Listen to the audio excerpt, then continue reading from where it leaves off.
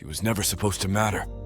But now, I'd burn the whole goddamn world before I let them take her. I had power. I had legacy. I had the system eating out of my hand. Then she walked into my office with a voice like fire and eyes that saw too much. She was hired to manage the scandal. Instead, she found the truth and stayed. They told me to throw her to the wolves. I made her my war. Now the knives are out. The headlines are bleeding, and the institutions I built are crumbling under the weight of what I'm about to do next. Because they came for her. And I don't negotiate with cowards. I destroy them. They can keep the crown. I'm keeping her. Stay tuned for obsession-fueled scandal, betrayal that bleeds, enemies who kissed like a threat, and a man who burned his empire to keep her name clean. Happily ever after guaranteed.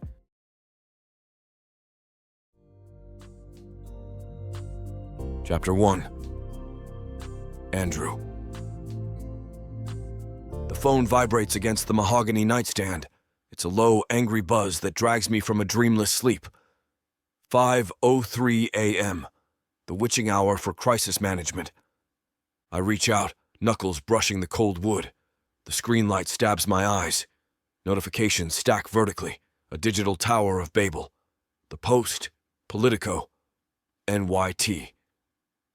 All flashing the same red alerts. Hail Mastermind's shadow donor network to smear opposition. I sit up. The duvet pools at my waist. The room is silent, air-conditioned to a precise 68 degrees, but the heat rises in my neck. I tap the lead article.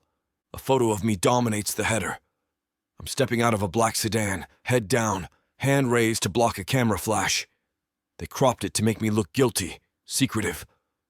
Below it, the allegations unravel in bullet points. Wire transfers, encrypted emails, a detailed map of a disinformation campaign aimed at Senator Vane's late wife. Filth. Absolute filth. I swipe to the email dump linked in the second paragraph. My name sits in the sender field. The syntax mimics mine. Short sentences, no pleasantries. But the content is alien. I don't bribe. I don't drag families into the mud. Someone didn't just forge a signature.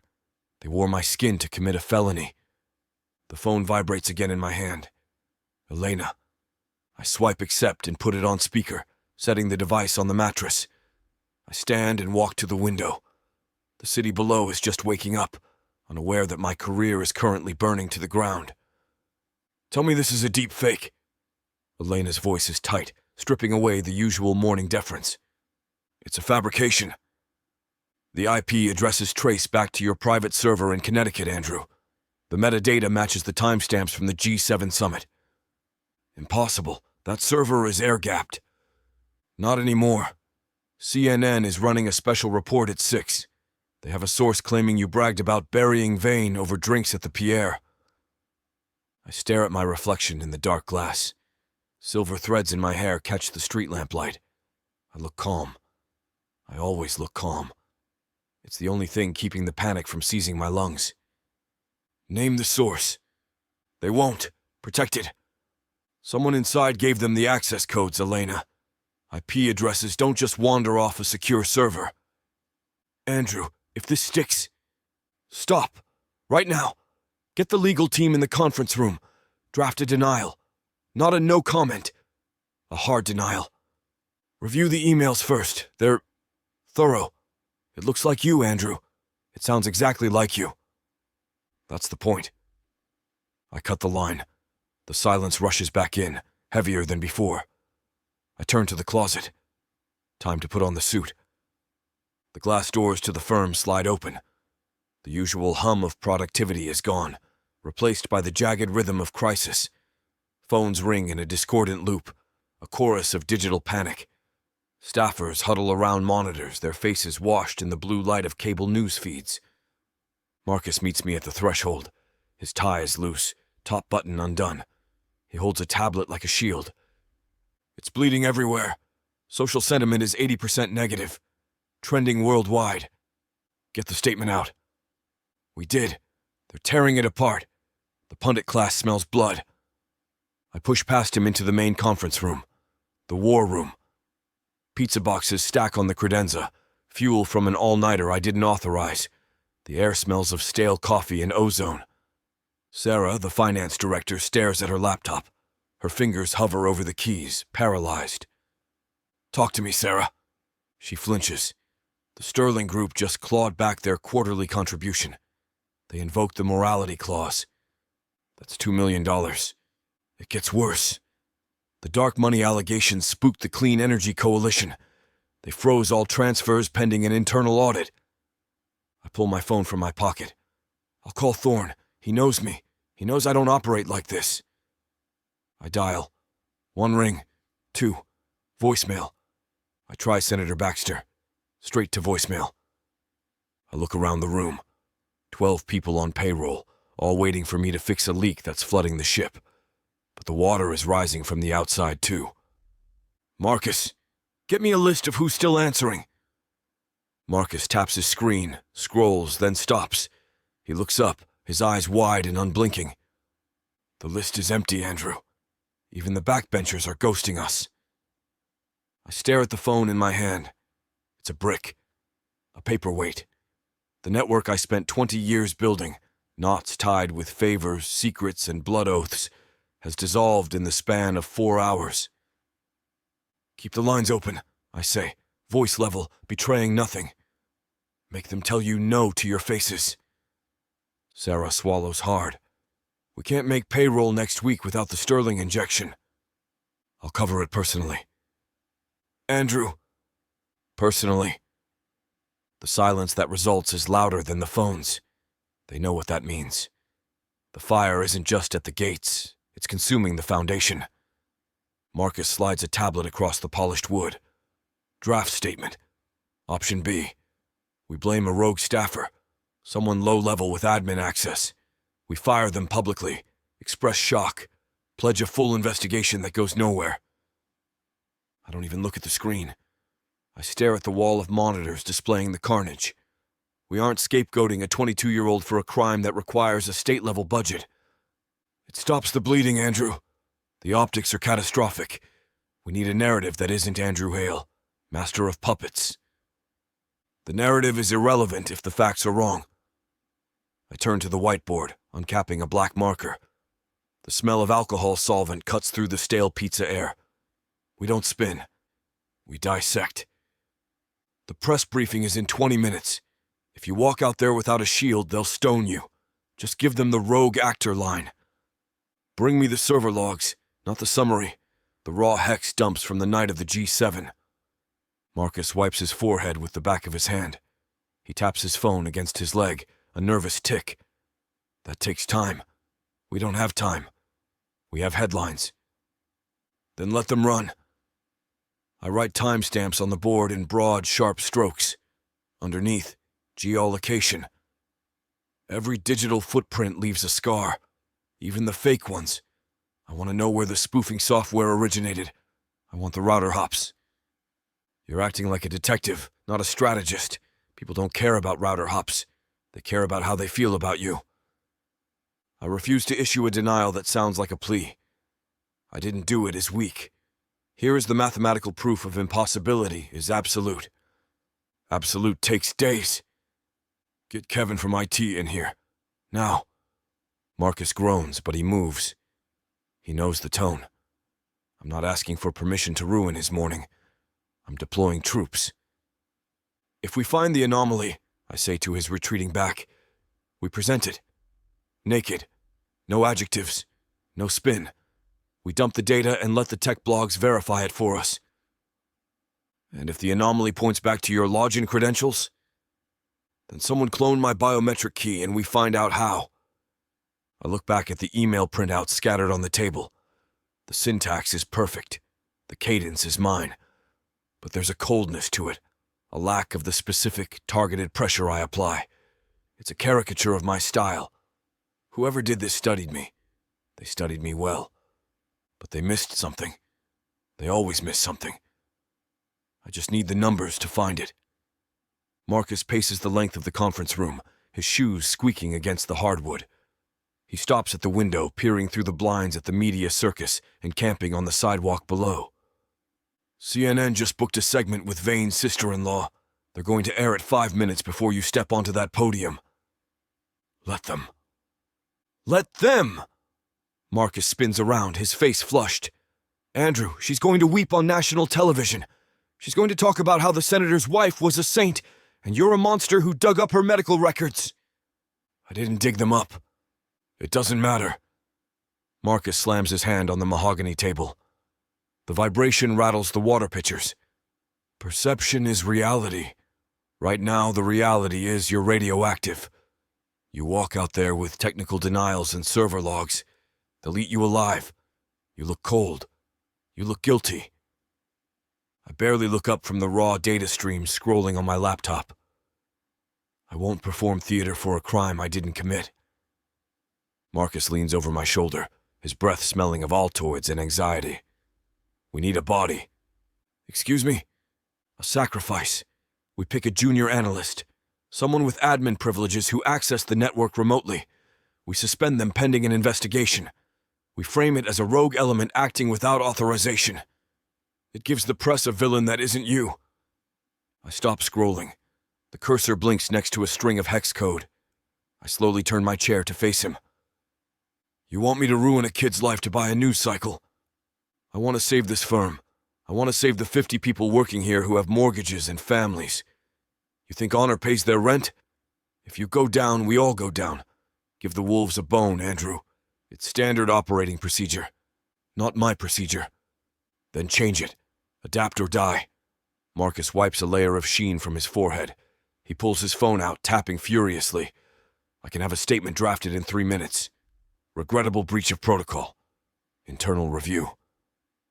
Ambiguous enough to be legal, specific enough to shift the blame.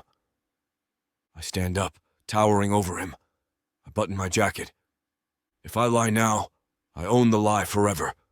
They'll find the holes in a fake cover-up faster than they found the holes in this server. They won't look if you give them a head on a platter. Get out of my way, Marcus. The press is waiting for a confession, Andrew. Don't give them a goddamn lecture. I walk past him to the door. I'm giving them the truth. If that's not enough, then we burn. Marcus stares at me, chest heaving, waiting for me to crack. He wants the easy out. He wants the lie. We aren't burning a junior analyst, I say, turning back to the whiteboard. We're bringing in a mechanic. Marcus blinks, the adrenaline shifting to confusion. We have legal. We have PR. We have a room full of people who are terrified of losing their paychecks. I need someone who doesn't care if I live or die, only that the equation balances. I cap the marker with a sharp click. Call Kiana regarding the retainer. Marcus stiffens. Kiana? She's not a crisis manager, she's a blunt instrument. And she hates you. She hates inefficiency. Different thing. She'll want full access. Keys to the kingdom. If she finds out we actually did this. We didn't. If she thinks we did, she'll hand the evidence to the DOJ herself. That's her brand. The cleaner who doesn't bleach the bones. You're inviting a prosecutor into the defense huddle. I'm inviting the only person in this city who can't be bought by the people framing me. I walk to the desk and pull the heavy checkbook from the top drawer. I write the figure, obscene enough to fund a small campaign, and rip the page out. Get her on the phone. Tell her the fee is doubled if she's here in an hour. Marcus takes the check like it's radioactive material. He shakes his head, muttering about suicide pacts, but he leaves the room. I'm alone again. Good. I sit at table head. The chaos of the morning, the pizza boxes, the coffee cups, the hysteria, offends me. I sweep a stack of printed tweets into the trash bin. I open my laptop and create a new directory. Counteroffensive. If they want a war of attrition, they chose the wrong target. They think scandal is a fire that burns hot and fast. I know it's a siege. I pull the hard drives from the safe. Financial records for the last decade. Every email I've sent since the Obama administration. Client lists. If Kiana is going to work, she needs the raw ore. I stack the drives in a precise pyramid on the center of the mahogany table. I straighten my tie in the reflection of the darkened TV screen. The fear is gone, replaced by a cold, familiar hum in my blood. I don't need them to like me. I just need to be right. I unlock the door to the outer office and look at the terrified staff. "Clear the floor," I say, voice carrying to the back wall. "Everyone go home. If you're not essential to the audit, you're a liability. Badge out." I step back inside and wait for the cavalry to arrive. Chapter 2. Kiana. 5 a.m. My internal clock beats the alarm by 90 seconds. I silence the phone before it has the chance to chirp, sliding out of bed and into the pre-dawn gray of my apartment. The floorboards are cool under my feet, the city outside a hum of static, not yet tuned to a frequency. In the kitchen, I work in silence. I place the ceramic dripper on the scale and tear it to 0. 22 grams of coffee beans, not a pinch more, not a bean less. The grinder screams for 10 seconds, shattering the quiet, and then I'm back to the stillness, pouring water in a slow concentric circle. While the coffee blooms, I unlock my tablet. The screen is awash of red banners and bold sans serif fonts. Andrew Hale, smear campaign, *, illegal surveillance allegations. I don't gasp, I don't grimace. I swipe up, scrolling past the hysteria to find the source documents. A leaked email chain, heavily redacted, but damning enough to the untrained eye. A quote from a nameless former associate. The timeline is sloppy, the evidence circumstantial, but the court of public opinion doesn't require beyond a reasonable doubt. It just requires a villain. Andrew Hale fits the casting call perfectly. Rich, private, seemingly untouchable. People love to see a statue topple. It makes a satisfying sound when it hits the pavement. I take my mug to the window, looking out at the DC skyline. The steam rises, twisting against the glass.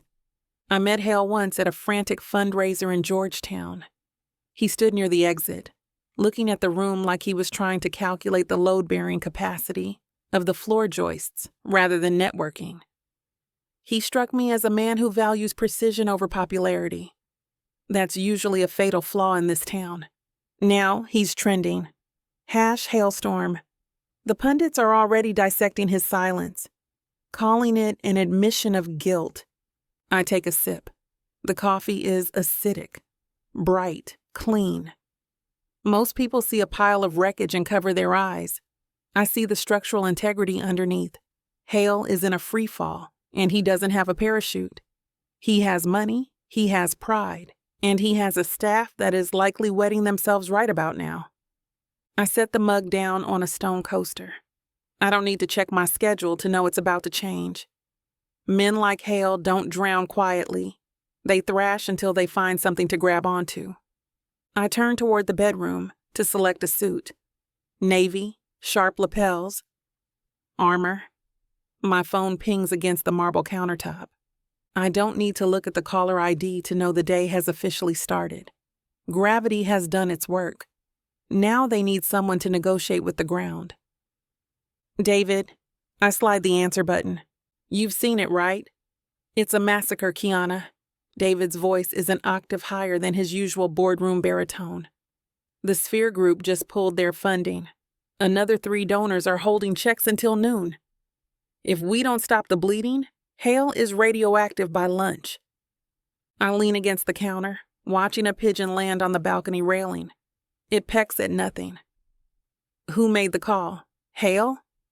Reed, his chief of staff. Guy sounds like he's watching a car crash in slow motion.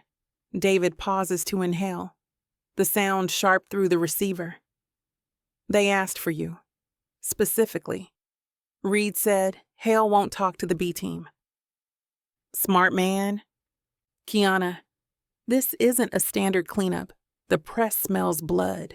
They're camping on his lawn. We need a statement that kills the story before the evening news cycle. Send the dossier. I'll be in within the hour. Don't let him sink us, Kiana.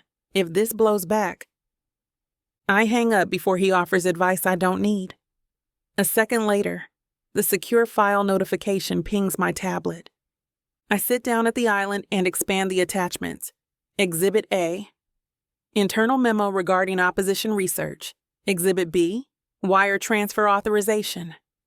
I zoom in on the text. Target the weak points, destroy credibility immediately. My frown deepens. Andrew Hale is a scalpel. This text is a sledgehammer. The formatting is inconsistent. Double spaces after periods in the first paragraph, single in the second. The language tries too hard to sound menacing. It reads like someone's idea of how a corrupt power broker speaks, drawn entirely from bad television. Hale doesn't use 3 exclamation points. Based on what I've seen of him, he probably barely uses adjectives.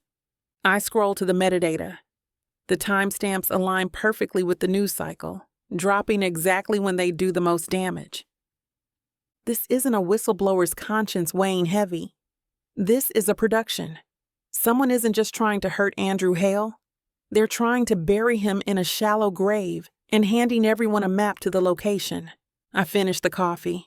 It's cold. Let the amateurs panic.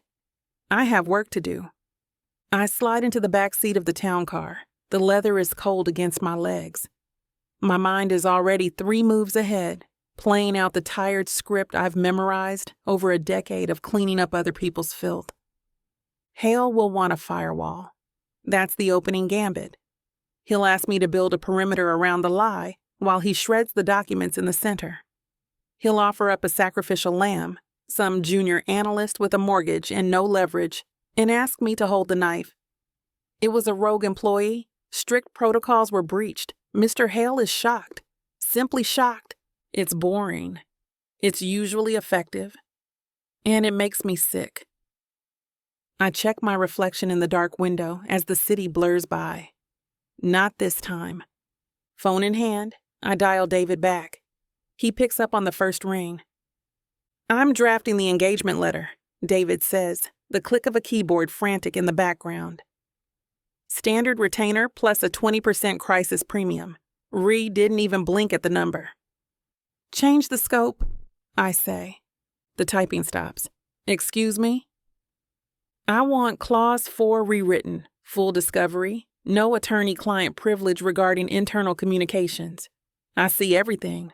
Emails, texts, handwritten notes on cocktail napkins. If he breathes, I want a transcript. Kiana, Hale is a privacy absolutist. He's not going to hand over the keys to the castle to an outsider on day 1. We're there to manage the press, not audit his entire operation. If I don't know where the bodies are, I can't stop people from digging them up. If he wants a spin doctor, tell him to hire a junior PR firm. If he wants to survive, he opens the books. He won't agree to that. Then we don't take the check. David makes a noise low in his throat. The sound of a man watching a yearly bonus evaporate. This is the biggest contract of the year. You really want to blow it on procedural purity? One more condition, I add, ignoring his panic. If I find out he's lying to me, if I find a smoking gun he forgot to mention, I walk immediately, and I keep a copy of everything I've found for my own legal protection. Jesus, Kiana, you sound like a prosecutor, not a consultant. You're scaring the money. The money is scared regardless. I'm just charging for the flashlight. Send the draft. If Reed balks, tell him to turn on the news and see how his current strategy is working out. I end the call. The car slows near K Street. The gathered press pack is a swarm of lenses and shouting mouths, blocking the sidewalk. I check my lipstick in the rearview mirror. Perfect. If Hale wants me to stand between him and the wolves, he's going to have to take off the armor. Security clears a path through the shouting mob, and I glide through the revolving doors into the sanitized hush of the lobby. The noise cuts off instantly, replaced by the hum of HVAC and the click of my heels on polished terrazzo. Marcus Reed is waiting by the elevators.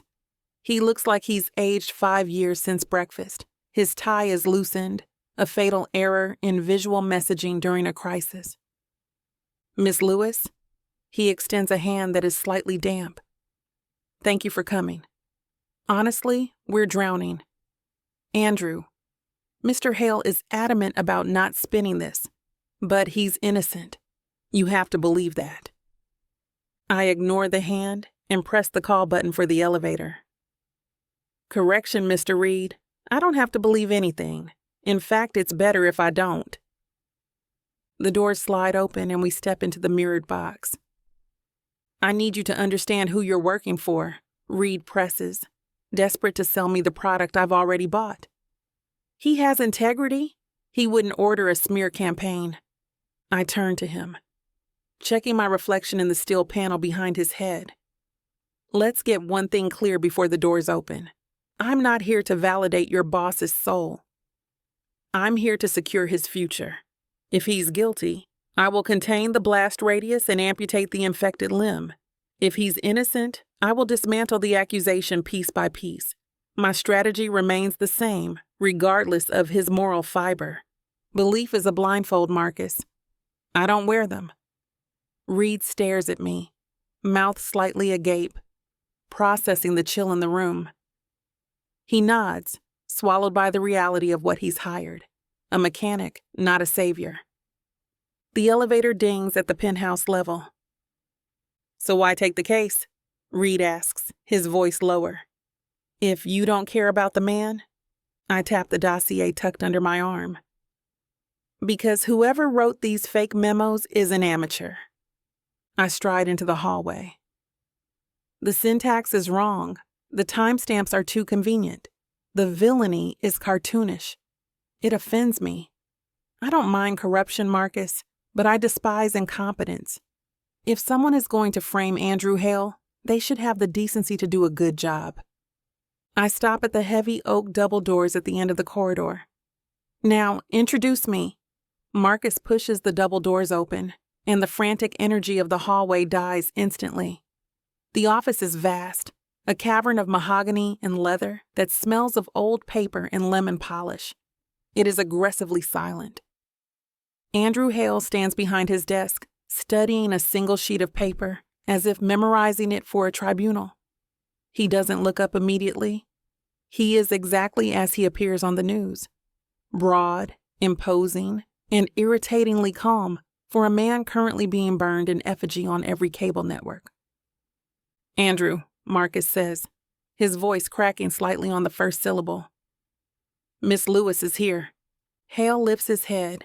His eyes are gray, steady, and completely unreadable. He doesn't offer a polite smile. He doesn't offer a hand. He just assesses me, taking in the suit, the posture, the lack of deference. The cleaner, he says. His voice is a low rumble, devoid of the panic that makes Marcus vibrate. Strategist, I correct, walking past the nervous chief of staff to stand directly in front of the desk. I don't sit. Cleaners come after the body is cold. I prefer to keep the patient alive. Marcus tells me you have conditions. Hale drops the paper he was holding, printouts of the leaked emails. He says you want the keys to the kingdom. Clause 4, I say, sliding the engagement letter across the polished surface of his desk. Total discovery. If you wrote a grocery list on the back of a receipt in 2012, I own it. If you have a secret, I know it before your mother does. If you lie to me once, I walk out that door and tell the press I couldn't ethically represent you. Marcus flinches in the periphery. Kiana, perhaps we can negotiate the... No negotiation, Hale interrupts. He hasn't broken eye contact with me. If I have nothing to hide, I have nothing to fear from the truth, correct? Incorrect, I say. The truth is often boring and complicated. The lie is simple and exciting. The truth needs a bodyguard. That's me. Hale picks up a heavy fountain pen. He doesn't read the contract. He signs the bottom line with a sharp, decisive scratch of nib against paper. I didn't authorize those memos, he says, capping the pen. I don't care about the polling numbers. I don't care about the optics. I care about the fact that my name is being used to peddle filth. I want it stopped. Not managed, stopped. He looks at me, searching for something. Camaraderie, maybe? A shared outrage? He mistakes my presence for an alliance. He thinks that because I am standing on his side of the desk, I am carrying his shield. I pick up the signed contract and slide it into my portfolio. This is business. This is math. Whatever Andrew Hale thinks he needs, redemption, absolution, loyalty, is not my concern. Chapter 3. Andrew. The air in the private conference room is recycled and cold, scrubbed of humidity to protect the electronics. I don't offer coffee. I don't offer pleasantries about the morning commute. I point the laser at the projection on the smart glass wall. 6:30, I say. Server logs show the first unauthorized handshake. It wasn't a brute force entry. They had credentials. By 8:30, the leaked memo regarding the zoning commission hit the post. By 9 o'clock, 3 of my top 5 donors went to voicemail. I advance the slide, a graph of donor hemorrhaging in real time. This is the reality, I tell the room. Marcus sits with his head in his hands. Kiana sits perfectly straight, her eyes tracking the jagged red lines on the chart. They didn't just fabricate a scandal, they wove it into my actual schedule. The dates match, the locations match. The only lie is the content of the conversation. I turn off the projector. The room plunges into gray semi-darkness before the blinds automatically adjust. I need the source, I say, tossing the clicker onto the mahogany table. I don't need a shield. I need a sword. Kiana taps a manicured fingernail against her leather notebook. The sound is rhythmic, irritatingly calm. The source is irrelevant right now, she says, her voice smooth, devoid of the panic infecting Marcus. By the time we track the IP, the narrative will have concrete around its feet. You need breathing room. She leans forward, elbows on the table. We release a statement acknowledging the breach. We flag it as corporate espionage. We admit you were at the locations. Denial makes you look guilty. But we claim the subject matter is privileged negotiation. We don't address the specific accusations of bribery. We just say, sensitive talks regarding district infrastructure. Omission, I say. Curation, she corrects. We don't lie. We just don't illuminate the parts that make you look like a criminal until we have the evidence to prove otherwise. It's standard containment. It shifts the headline from Hale bribes officials to Hale victim of cyber attack. No. The word hangs in the silence. Marcus flinches. Kiana pauses, her head tilting slightly to the side. Excuse me? I said no. I move to the window, looking out at the DC skyline, a landscape of gray stone and white marble. If I refuse to discuss the content, I validate the suspicion. I met with those developers. We talked about affordable housing density, not kickbacks. If I hide behind privileged negotiation, I am effectively taking the fifth. You are protecting your leverage, Kiana argues, the first hint of steel entering her tone. If you release the actual transcripts now, you look defensive. You need to control the aperture of the truth. I don't curate facts, Ms. Lewis. I turn back to face her. We release the full scheduling logs. We release the personal notes I took during those meetings. Unredacted. If the truth is boring, let it be boring. It's not boring, she says, closing her notebook with a sharp snap. It's suicide. Nobody reads the retraction, Andrew. They only remember the accusation. If you don't spin this, you drown. Then I drown, I say. But I do it standing up. I place my hands flat on the cold mahogany. The vibration of the HVAC system hums against my palms. Let's clarify the architecture of this defense, I say. There is no spin, there is no curation, and there are no casualties. I look at Marcus. He's sweating through his collar. Nobody gets fired to feed the beast. Not Marcus. Not the junior analyst who logged the server breach. If the public wants blood, they can come for mine. Marcus exhales a shaky breath, staring at his phone like it's a grenade. Kiana studies me. She doesn't look impressed. She looks like an engineer assessing a load-bearing wall she suspects is made of balsa wood. That's a lovely sentiment, she says. It's also terrible math. She stands, walking around the table until she's directly in my line of sight. Let's run the simulation. Scenario 1. The Sterling Group calls at noon. They insist their next quarter funding is contingent on immediate corrective action. They want a scalp. They specifically request a resignation to show you're taking the allegations seriously. You tell the biggest purse in the district no? I tell them loyalty isn't a line item in a budget. If they want a puppet who executes staff for optics, they backed the wrong horse. Bold. Her face remains a mask of professional detachment. Scenario 2. The forensic audit on your servers drags. 2 weeks, maybe 3. In that vacuum, the opposition runs ads linking you to every corrupt deal in the last decade. Silence is authorization. You sit on your hands and wait for a PDF from IT while your approval rating drops into the single digits. We don't sit. We release what we have. My notes. The raw audio. Nobody reads raw audio. They read headlines. If you refuse to give them a villain, they make you one. She steps closer, invading my personal space just enough to test my resolve. If you don't offer a narrative that explains why this happened, one that implies a rogue actor or a mistake, the silence destroys you. You effectively plead guilty by refusing to defend yourself in the language the public speaks. You're willing to incinerate your career to avoid firing a man who might actually remain employed if we just suspend him for a month? I'm willing to lose the election, I say, holding her gaze. I'm not willing to lose the man. She waits for the applause.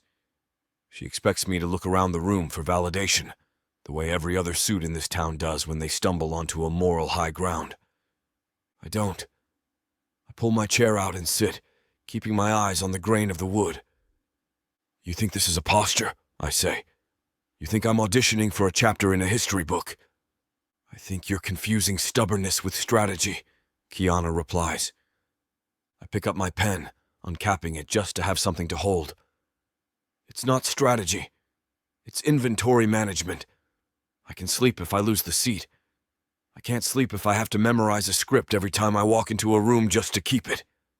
I look up at her. If this costs me everything, that's still cheaper than living inside a lie I didn't commit. The constant, subtle motion of the room stops. Marcus is still staring at his phone, but Kiana goes absolutely still. The rhythmic tapping of her fingernails ceases. She doesn't recoil, and she doesn't smile. She just stares at me, an unblinking, predatory focus that feels heavier than her previous skepticism. It's the look of a mechanic who just realized the engine noise isn't a loose belt, but something entirely foreign to the blueprint. She slowly lowers herself into the chair opposite me.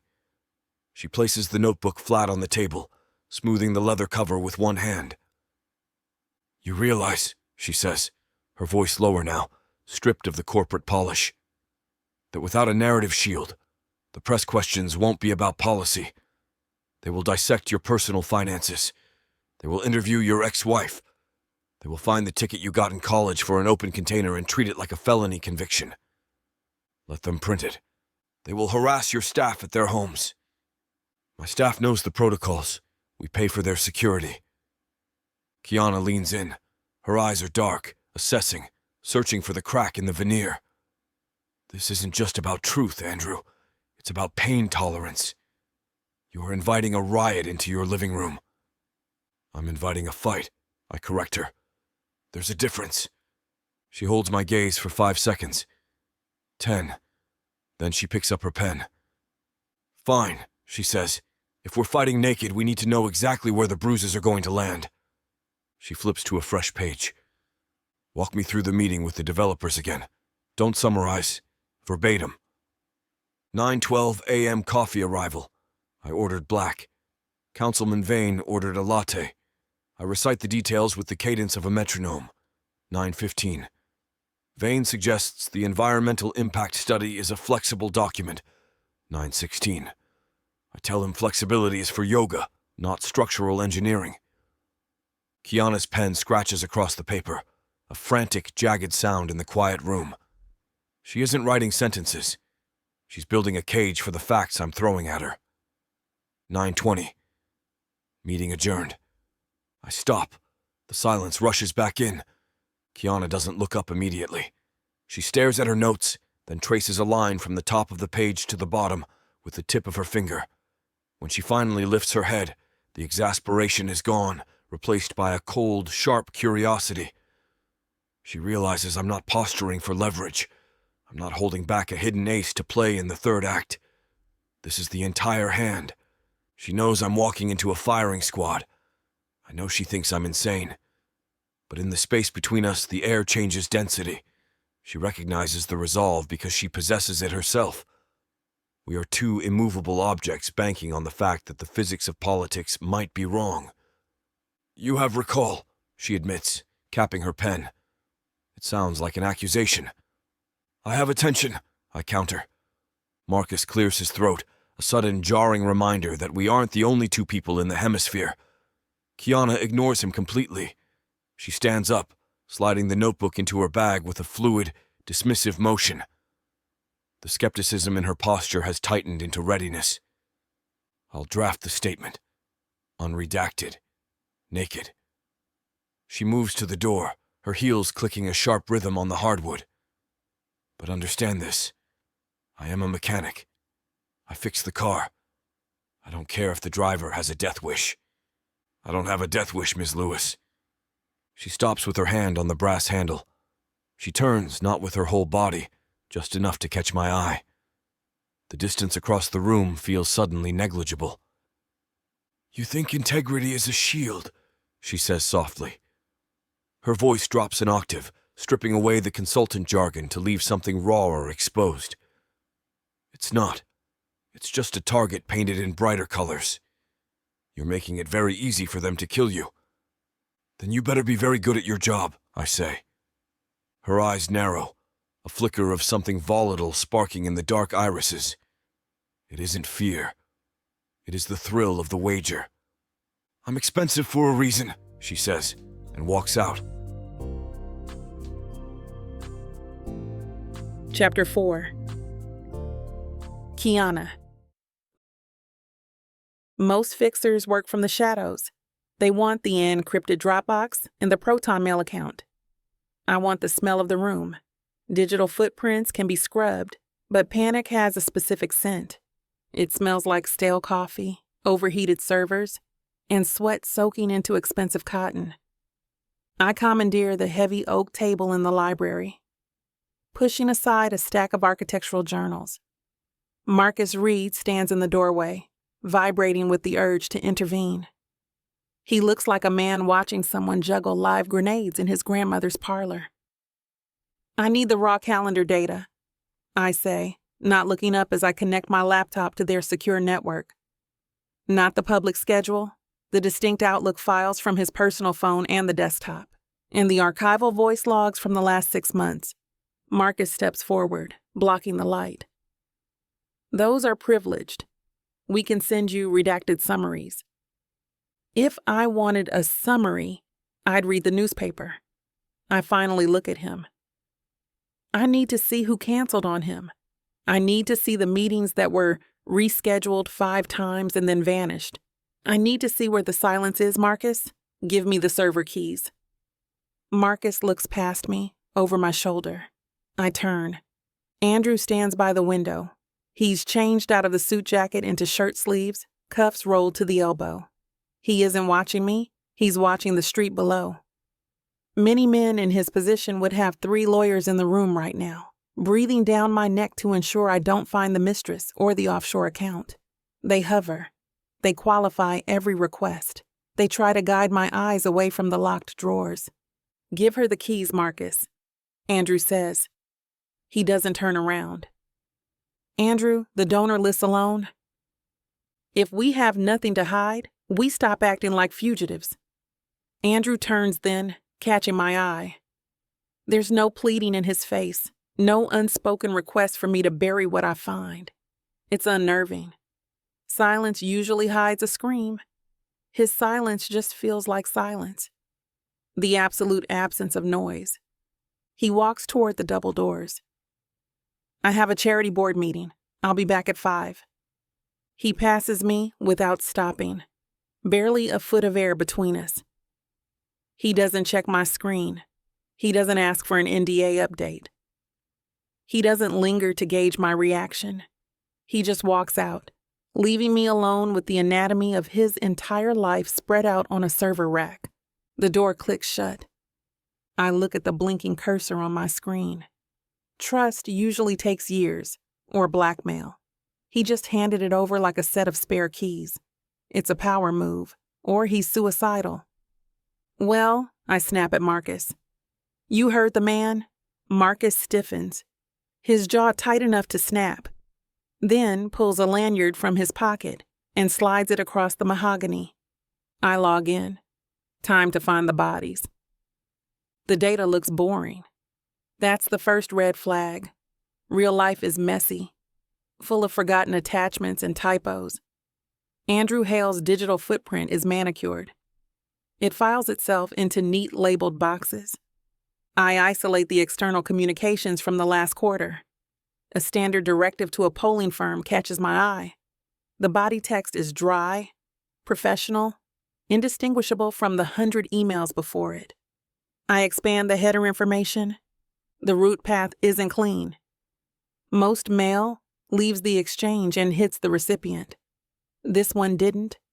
It bounced through a subdomain, admin_arch_04, before exiting the firewall. I checked the next 10 emails. 4 of them took the detour. It's a subtle hop. Invisible unless you're looking at the raw metadata. Someone is routing traffic through a blind spot. I switch tabs to the calendar. May 12th, lunch with Senator Davies. Status, confirmed. I right-click for properties. Last modified, May 15th. My finger hovers over the trackpad. Someone went back in time 3 days after the fact to change the venue from a downtown steakhouse to a private club in Georgetown. You don't update a calendar for historical accuracy. You update it to match an alibi. Marcus. He looks up from his phone in the hallway. Found something? I ignore him and pull up the access logs for October 4th. Where was Andrew on the afternoon of the 4th? Chicago.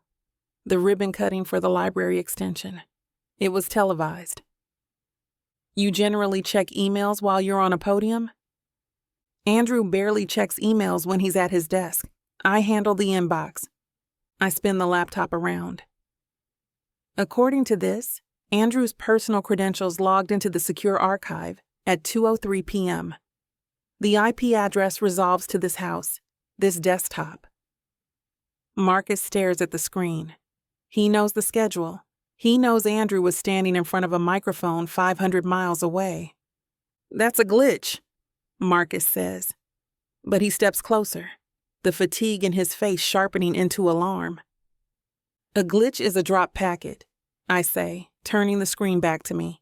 This is a login. Somebody used his keys while he was out of the state. Thomas Bell manifests in the room rather than entering it. One moment the doorway is empty.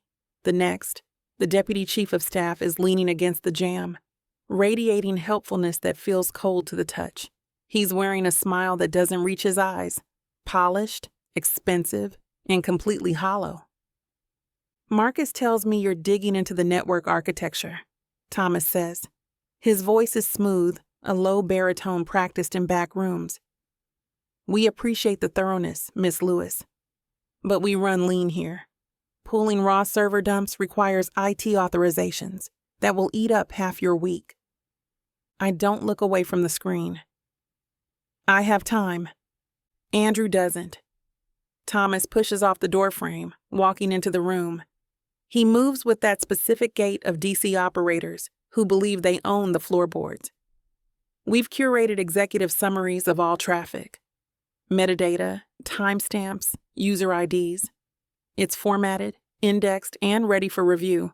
Efficiency is key if we're going to kill this story before the Sunday shows. He places a flash drive on the table. It clicks against the wood. Efficiency is how things get buried, I say, leaving the drive where it is. Summaries are narratives. I don't want a story, Thomas. I want the math.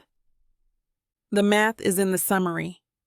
The math is edited in the summary. He exhales, a performative sign of patience for the difficult consultant. It's not obstruction, it's bandwidth. You want to chase ghosts in the raw code?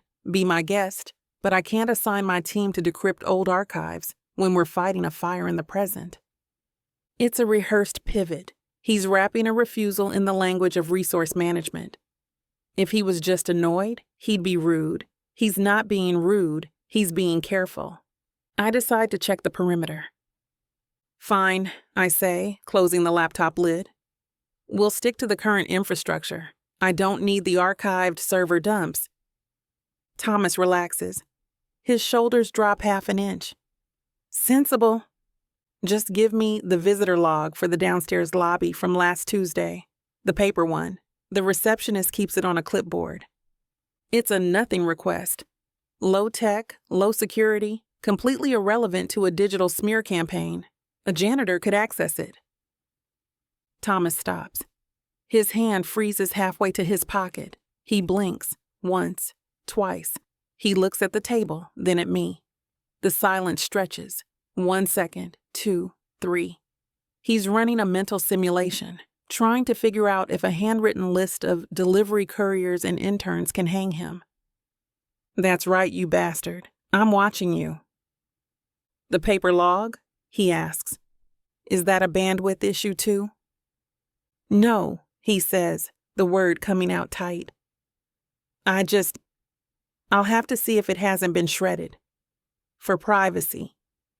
He doesn't know what I picked up on, but the hesitation was loud enough to shatter glass. Excuse me. A young aide squeezes past Marcus in the doorway, clutching a stack of files against his chest like he's bracing for impact. He looks about 22, wearing a suit that fits him like a hand-me-down and an expression of terrified helpfulness. He doesn't read the room. He doesn't see the tripwire Thomas is currently standing on. Mr. Bell? The aide holds out a gray folder. I finished cross-referencing the lobby sign-ins with the elevator keycard data you asked for. You were right. There's a discrepancy on the 4th. The entry for consultant doesn't match a badge swipe. Thomas closes his eyes for a fraction of a second. It's a micro-expression of pure defeat, gone before he opens them again to glare at the kid. Thank you, Jason. Leave it on my desk. But sir, you said it was urgent to reconcile My desk, Jason. Thomas's voice is a guillotine. The kid shrinks, nodding rapidly, and scurries out, dropping the folder on a side table as he flees. I look at the folder. Then I look at Thomas. The silence isn't empty anymore. It's screaming. Reconciling discrepancies. I say, testing the phrase. That's a hell of a weekend project for a deputy chief of staff. Thomas adjusts his cuffs. We're thorough. You're checking if the physical record matches the digital alibi. I correct him. And where it doesn't, you're fixing it. I turn back to my laptop. The chaotic picture starts to resolve into high definition. The bounced emails, the retrospective calendar edits, the desktop login from inside the house while Andrew was in Chicago, the sloppiness I noticed earlier, the routed traffic, the obvious metadata. It isn't because the attacker is stupid. It's because the attacker is rushing. They aren't hacking in, they are logging in. A smear campaign usually involves leaking documents to the press. This isn't a leak, it's an injection. Someone is planting evidence into the server architecture to be found later. They are building a history of corruption that Andrew Hale never lived, and they are doing it with administrative access. It's not a glitch, I say, my voice dropping, low and dangerous. And it's not an external hack. Someone is rewriting the past from a terminal down the hall. I look up at Thomas. He isn't looking at me. He's looking at Marcus and he looks afraid. "Get out," I say. Thomas bristles. "Excuse me?" "Get out of my war room, both of you." The silence they leave behind is heavy, but it's clean. No more hovering, no more performative helpfulness. I lock the library door. Then I drag a heavy leather chair under the handle. Paranoia is just professional diligence when the sharks are already in the tank with you. I go back to the timestamp on the screen. 2:03 p.m. A smear campaign is a shotgun blast. Loud, messy, designed to make the public look away in disgust. You leak a photo, a text chain, a rumor about a hush payment. The goal is noise. But this is silence. This is changing a calendar entry 3 days later. This is routing an email through a dummy port so it sits on a server, waiting like a landmine. They aren't trying to make Andrew look bad to the voters. Voters don't check server metadata. Voters don't care about the internal routing path of a polling directive. I pull up the organizational bylaws Andrew's team sent over in the initial packet. I skimmed them before, but now the legalese glows on the screen. Article 4, Section 2, Removal for Conduct. Immediate suspension of authority pending an internal review of fiscal mismanagement. My stomach drops. This isn't a scandal. It's an execution. If the press breaks a story, Andrew fights it. He goes on TV, he denies, he stands tall. But if the party finds this evidence during a routine audit, like the one Thomas was so eager to reconcile, Andrew doesn't get a microphone. He gets a closed-door meeting and a resignation letter he's forced to sign to save the party's face. Thomas isn't managing a crisis. He's manufacturing a succession plan. I scroll through the incriminating files again with the new eyes. The sloppiness I saw earlier. The obvious breadcrumbs, the clumsy digital footprints. It wasn't incompetence. It was a trail. A hacker tries to be invisible. A framer needs to be seen, but only by the right people. They left the door cracked open just enough for a frantic chief of staff or a hired auditor to peek inside and find the horror. The inconsistencies weren't mistakes. They were the hook. The story didn't add up because it wasn't written for the public to read. It was written for the prosecutors to find. The lie isn't sloppy. It's perfectly lethally curated. Chapter 5. Andrew. Lunch arrives like a logistics drop in a combat zone. An intern shoulders through the door with a stack of cardboard boxes, the smell of vinaigrette and roasted coffee cutting through the stale, recycled air of the war room. Marcus immediately reaches for the main conference table, attempting to sweep the spread of polling data and forensic timelines aside to create space for the food. "Leave it," I say without looking up from the opposition research file in my hand. Marcus pauses, a turkey wrap halfway out of the bag. "Andrew, people need 5 minutes." "People need a job on Monday," I counter. "We don't clear the board. Eat while you work. If you're chewing, you're listening." The team settles. No one argues. The room fills with the sharp snap of plastic lids and the rustle of paper, but the keyboards don't stop clacking. This isn't a break. It's active refueling. I observe them from one end of the table. They are tired, frayed at the edges, fueled by caffeine and the primal fear of professional extinction. I take a black coffee and keep the map of key districts spread out in front of me. The battle lines are shifting by the hour, and I won't be caught eating a sandwich while my flanks are exposed. The secure line on the center console blinks red. It's a silent, steady pulse, but it sucks the oxygen right out of the room. Marcus glances at the caller ID and pales. "It's Vance." "Put him on speaker." Marcus taps the glass. "Mr. Vance, we have Andrew." "Andrew." The voice requires no amplification. Elias Vance speaks with the heavy, relaxed cadence of a man who owns the building, the ground it sits on, and the debt of everyone inside. "We're seeing some troubling metrics in the midday tracking." "It's a temporary dip, Elias," I say, leaning forward, elbows on the table. Standard reaction to the noise. We're preparing the counter-narrative now. Narratives take time, Vance replies smoothly. Capital acts on instinct. My partners are concerned about the longevity of the exposure here. We need the bleeding to stop. The truth stops the bleeding. The truth is complicated. We prefer simplicity. The rustle of a stiff shirt cuff against a microphone filters through. We're looking for decisive corrective action, Andrew. Before the Sunday talk shows. Give the wolves a bone so the rest of the pack can keep moving.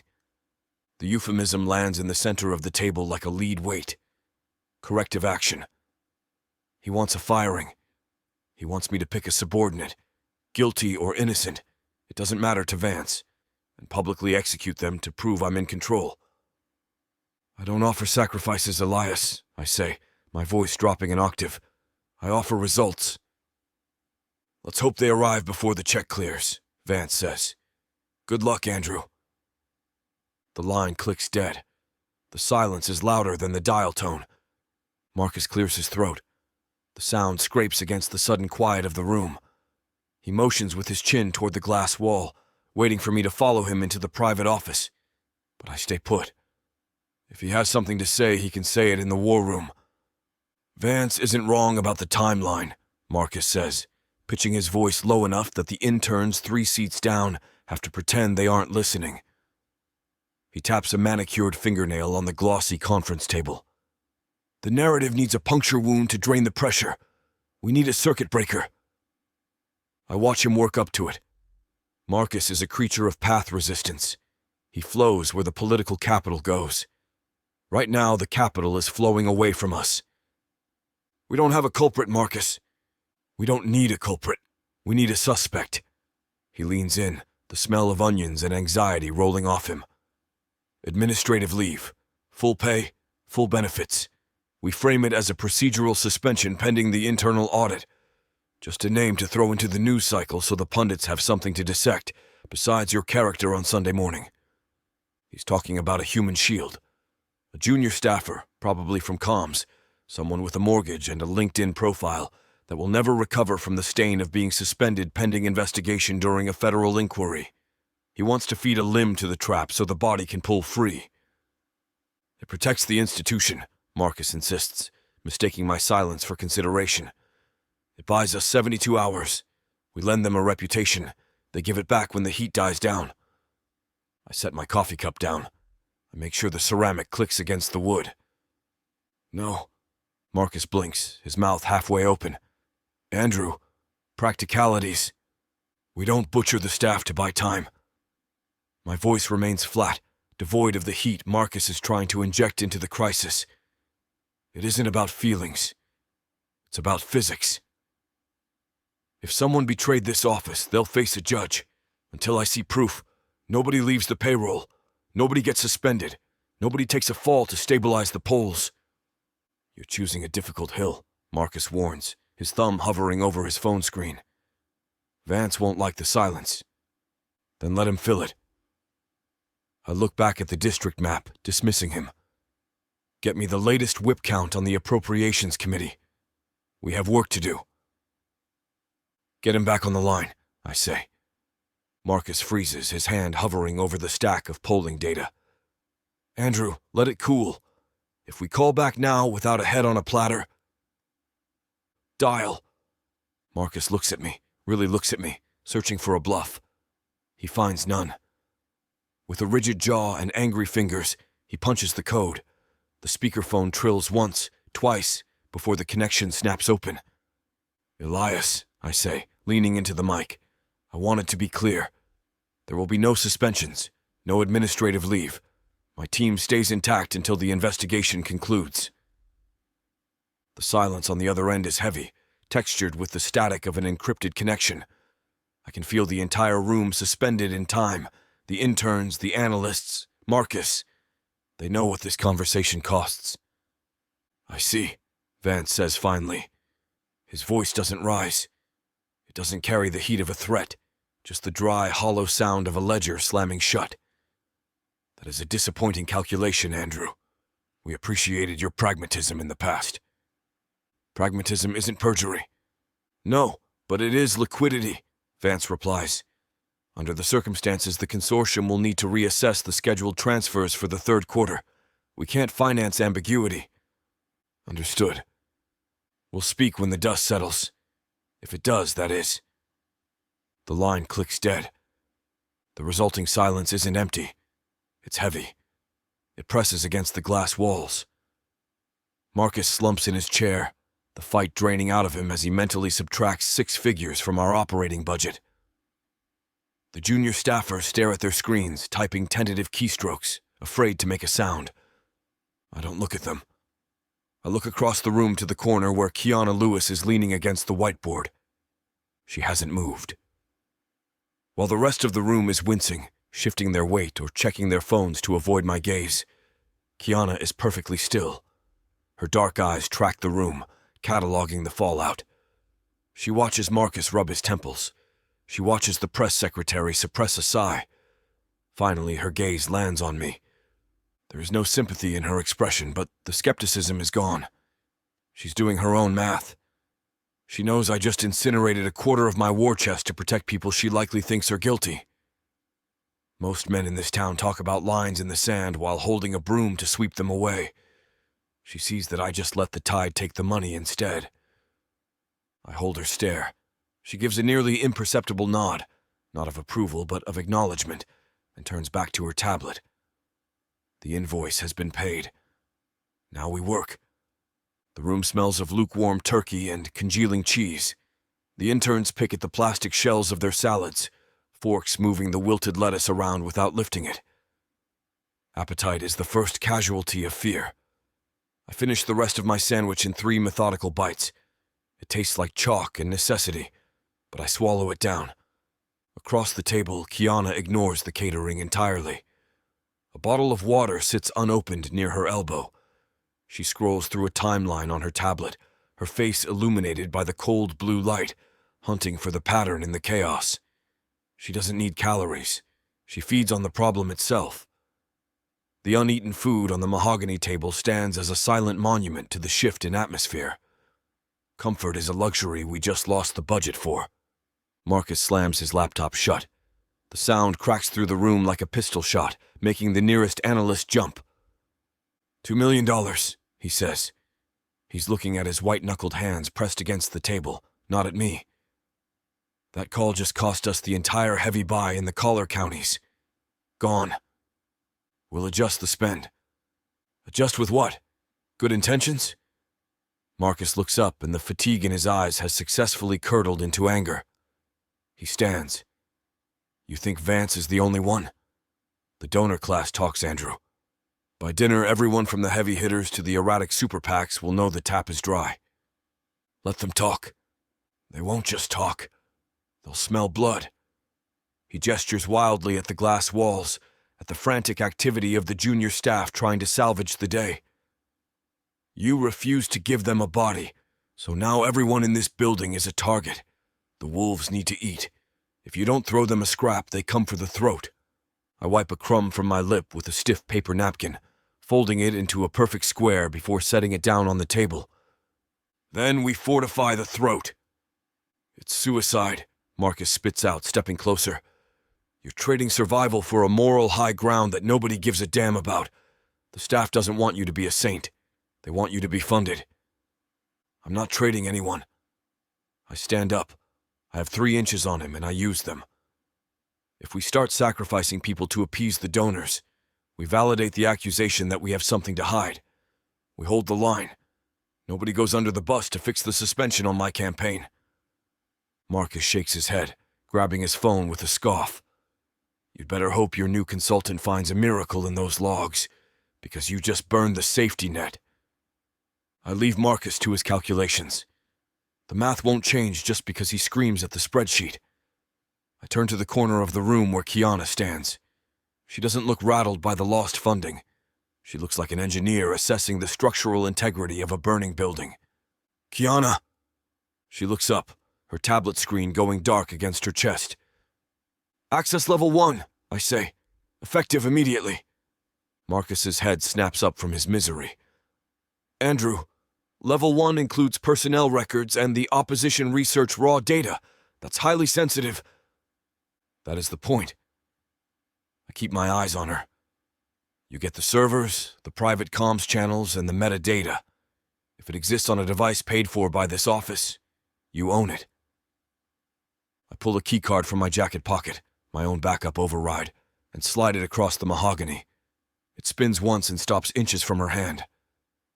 If anyone obstructs you, department heads, legal, even Marcus, you don't negotiate.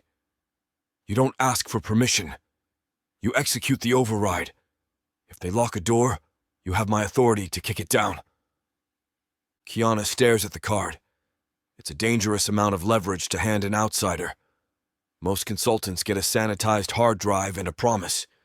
I'm giving her the nuclear codes to my entire operation. She picks it up. She doesn't fidget with it. She just tests the weight of the plastic in her palm. Her gaze lifts to mine. For 3 seconds, the room falls away. The air tightens, charged with something sharper than panic and heavier than adrenaline. She isn't looking at a client anymore. She's looking at the wreckage of the $2 million I just torched and realizing I lit the match myself just to see better in the dark.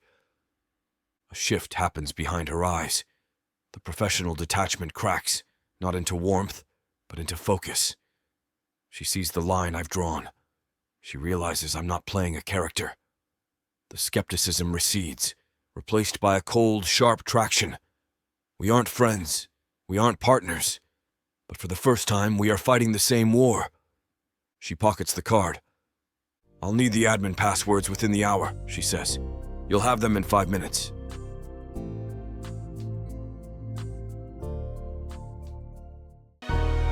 Oh, honey, subtle is not on the menu.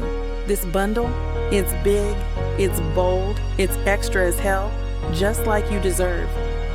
9 full-length audiobooks, 12-pack abs, billion-dollar bank accounts, and a whole lot of filthy, over-the-top love. We're talking possessive bad boys, jealous billionaires, growling alpha males who act like you hung the damn moon. And the steam? Baby, it's off the charts. These men don't flirt. They claim. And guess what? This beautifully chaotic romance buffet is already 70% off.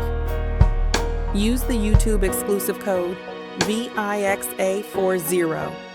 Click the link, use the code, and dive into the messy, crazy, all-consuming love you've always dreamed of. The over-the-top romance audiobook bundle, because too much is never enough. Vixa Vaughn Romance.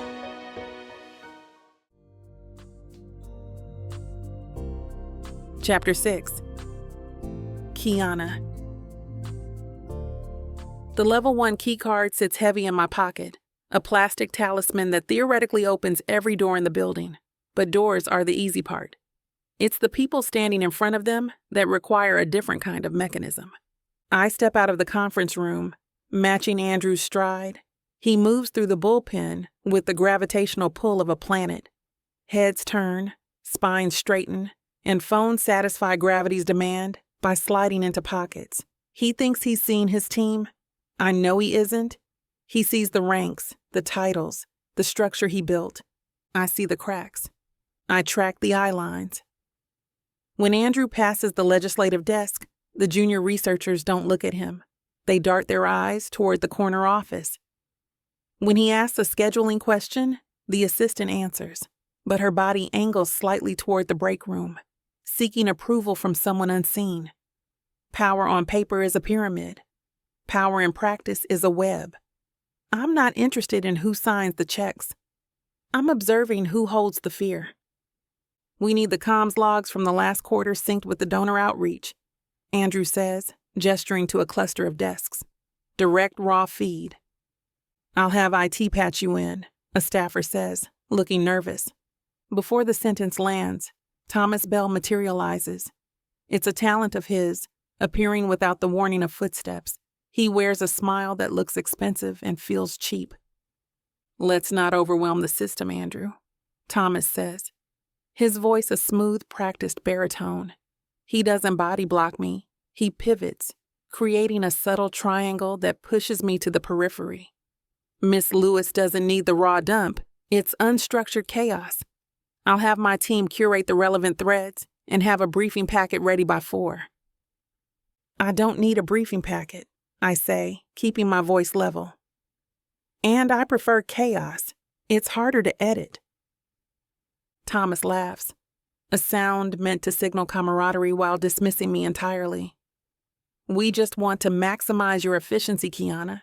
No need to wade through the noise. I can act as the filter. Anything you need, you come to me, and I translate it into language the department heads understand. He isn't offering to help. He's offering to curate. He wants to be the valve on the pipeline, controlling the pressure and the purity of what reaches my screen. It's not the defensive posture of a loyal deputy protecting his boss's time. It's the territorial pissing contest of a man who realizes someone else has been handed the keys to his kingdom. I speak the language just fine, I reply. Thomas smiles again, but the skin around his eyes doesn't move. Right, efficiency. I let the word hang there, inspecting it like chipped china.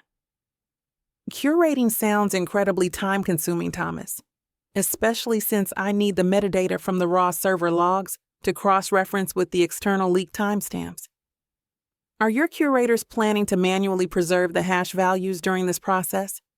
Or were you planning to strip those out in the name of clarity? Thomas blinks. The polish slips for a microsecond. We'll ensure the essential data is preserved, obviously, but there are internal privacy concerns regarding privacy concerns during a smear campaign investigation, I interrupt, keeping my tone light, almost bored. Interesting strategy. But if you're scrubbing the headers to protect privacy, you're also scrubbing the evidence trail. So are you offering me a forensic audit or a creative writing exercise? The bullpen has gone quiet. The typing stops. The low hum of political machinery grinds to a halt. Everyone is looking at Thomas now, waiting to see if he'll double down on the obstruction or fold. He shifts his weight, realizing he's walked into a corner painted with his own condescension. I'm simply trying to keep the team focused, Kiana, he says, his smile now looking more like a baring of teeth. We don't generally let consultants tear apart the filing system on a fishing expedition. It's not fishing if the boat is already sinking, Thomas. Andrew steps forward. He hasn't moved during our little volley, hasn't frowned, hasn't crossed his arms. He effectively occupies the space just by existing in it. Thomas, Andrew says. The name lands with the weight of a gavel. Thomas turns, mouth open to launch another defense, but Andrew cuts the air with a single flat look. There is no filter, Andrew says. He's not looking at Thomas anymore. He's looking at the IT lead hovering by a server rack. Grant Miss Lewis full administrative privileges, read-write access, all archives, all internal communications, all drafts. Andrew, that violates standard retention policy. Thomas presses, his voice tight. We have protocols. Then update them, Andrew replies. He finally turns back to his deputy, his expression unreadable but absolute. Kiana isn't a guest. She's the architect. Stop standing in the doorway. The air moving through the room changes instantly. The invisible threads connecting the staff to Thomas snap and retether to the man in the gray suit, and by extension, to me. Thomas nods, stiffly, and steps aside. The path to the digital archives is wide open. Access rights updated, the IT tech says into the silence. He types a final command, and the screen at the nearest terminal flashes green. He doesn't look at Thomas. He doesn't even blink. He looks at me. You're clear on all drives, Miss Lewis. Do you want the physical backups brought up from the basement? Yes, I say. And the off-site server logs? On it. The shift is immediate. It's like watching a flock of birds change direction in a single fluid ripple. The junior analyst, the one who was practically vibrating with anxiety a minute ago, exhales a breath she must have been holding since Tuesday. Her shoulders drop 2 inches. She pulls a tablet from her desk and steps into my personal space, bypassing the invisible boundary line Thomas had drawn on the carpet. "I have the preliminary donor comms flagged here," she says, tapping the screen. "There's a gap in the timestamp sequence on the 14th. I thought it was a glitch, but..." She trails off, eyes flicking to Andrew, then staying on me. She isn't checking for permission anymore. She's checking for competence. I take the tablet. Gaps aren't glitches, they're edits. Andrew watches the exchange without a flicker of triumph. That's the tell. Most people in his position would preen, puff out their chest to remind the room who holds the leash. Andrew just stands there, hands loose at his sides. He chose the ugly truth over the comfortable hierarchy in front of 20 witnesses. In my line of work, that's not just rare, it's an endangered species. I hand the tablet back. Pull the metadata for that gap. If someone deleted a file, the system recorded the keystroke. I want to know whose login was used. I stop being polite. The buffer is gone.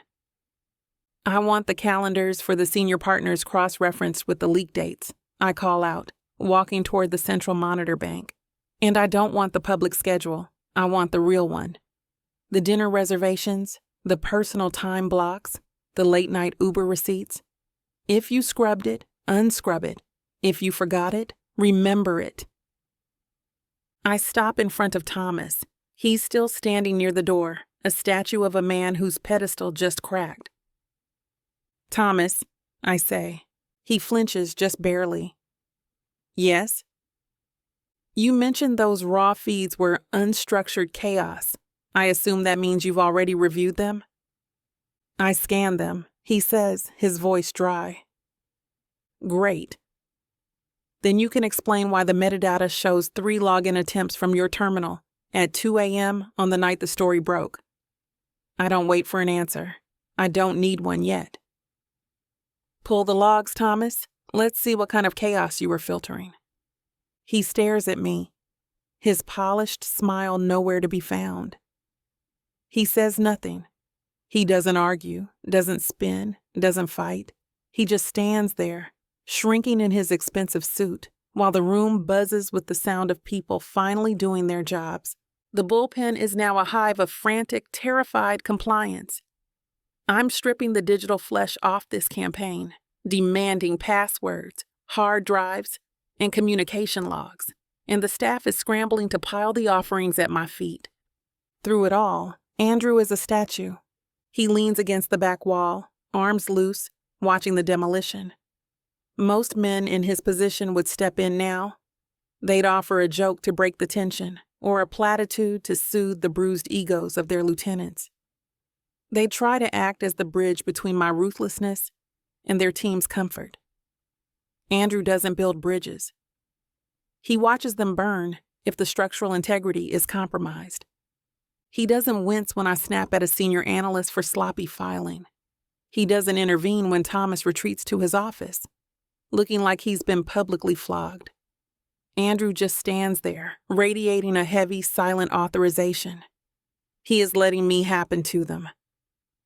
"We're done here for now," I say, grabbing my tablet. "I need fresh air and coffee before I dive into the raw data." Andrew nods once. Elevators. We walk to the bank in silence. The hallway feels different now, less like a corridor of power and more like a crime scene I've just taped off. When the steel doors slide shut, sealing us into the ascending box, I brace myself. This is usually when the reprimand comes. This is the moment the client says, "You were too hard on him," or "He's been with me for 10 years. You have to understand." I watch his reflection in the brushed metal doors. He stares straight ahead, jaw set but relaxed. "You aren't going to ask me to apologize to Thomas," I say. It's not really a question. Andrew doesn't look at me. "Did you lie about the logins?" "No." "Then there's nothing to apologize for."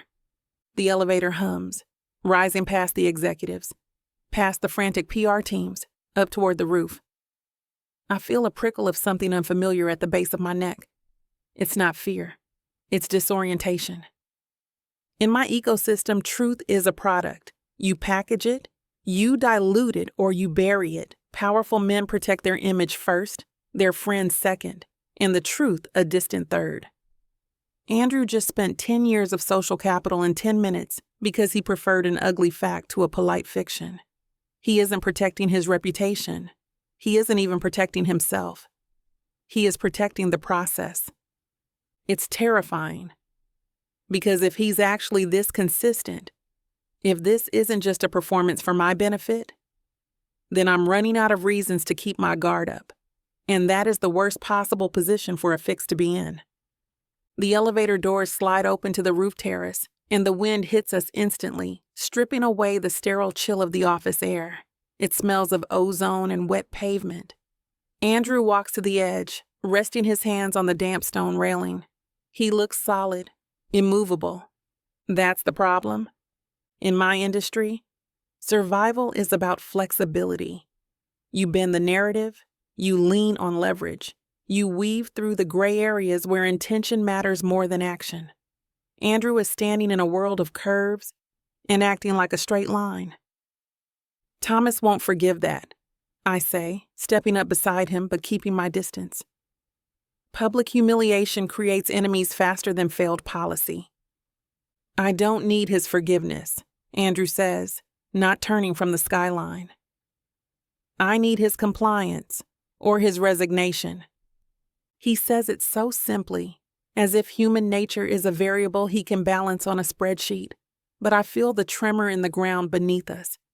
Thomas isn't just a disgruntled deputy, he's a symptom of the organism. The entire support structure of this campaign, the donors, the lobbyists, the staff, relies on the tacit agreement that everyone carries a shovel to bury the bodies. Andrew just announced that he's done digging. When you refuse to play the game doesn't just stop. It flips the board. I watch his profile against the gray sky. He thinks he's simply fighting a smear campaign. He thinks this is about clearing his name through transparency.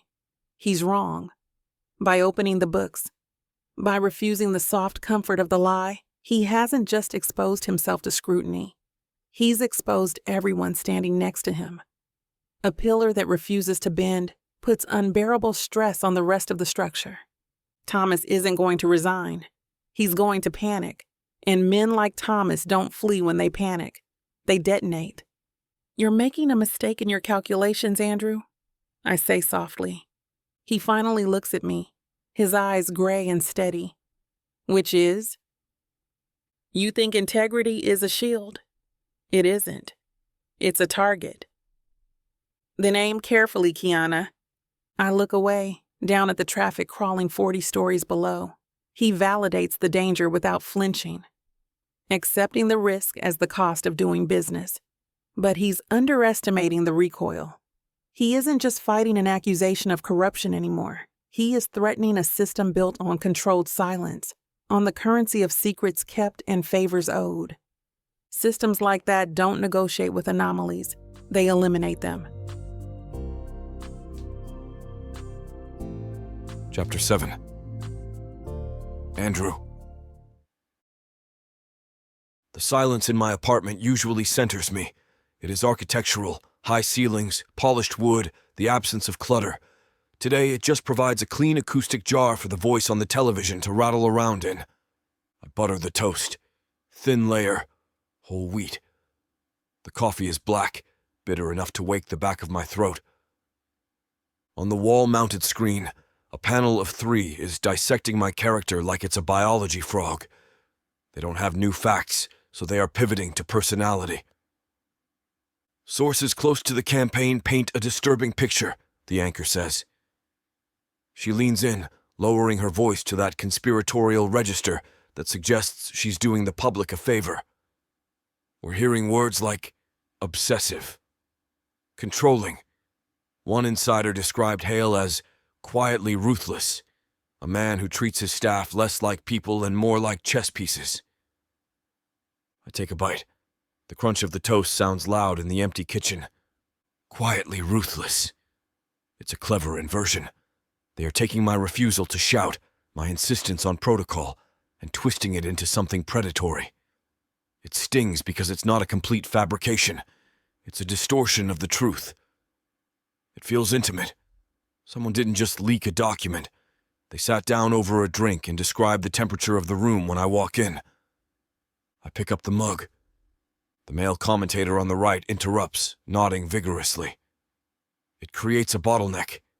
Hale doesn't delegate. As he reportedly puts it, he requires absolute fidelity to the narrative architecture. My hand stops halfway to my mouth. The coffee ripples in the mug, dark and unsteady. Narrative architecture. I lower the mug slowly to the granite counter. A ceramic click echoes in the room. That isn't a colloquialism. That isn't pundit speak. That is my handwriting. I wrote those exact words 3 days ago in a draft memo regarding the messaging for the infrastructure bill.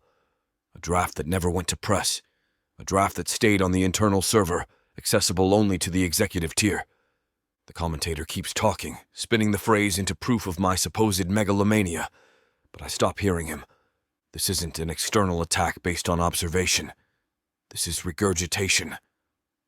Someone took my own voice, my specific cadence, and handed it to the press to use as a weapon. I stare at the steam rising from the coffee. The circle of people who read that memo consists of 5 names. One of them is lying to my face.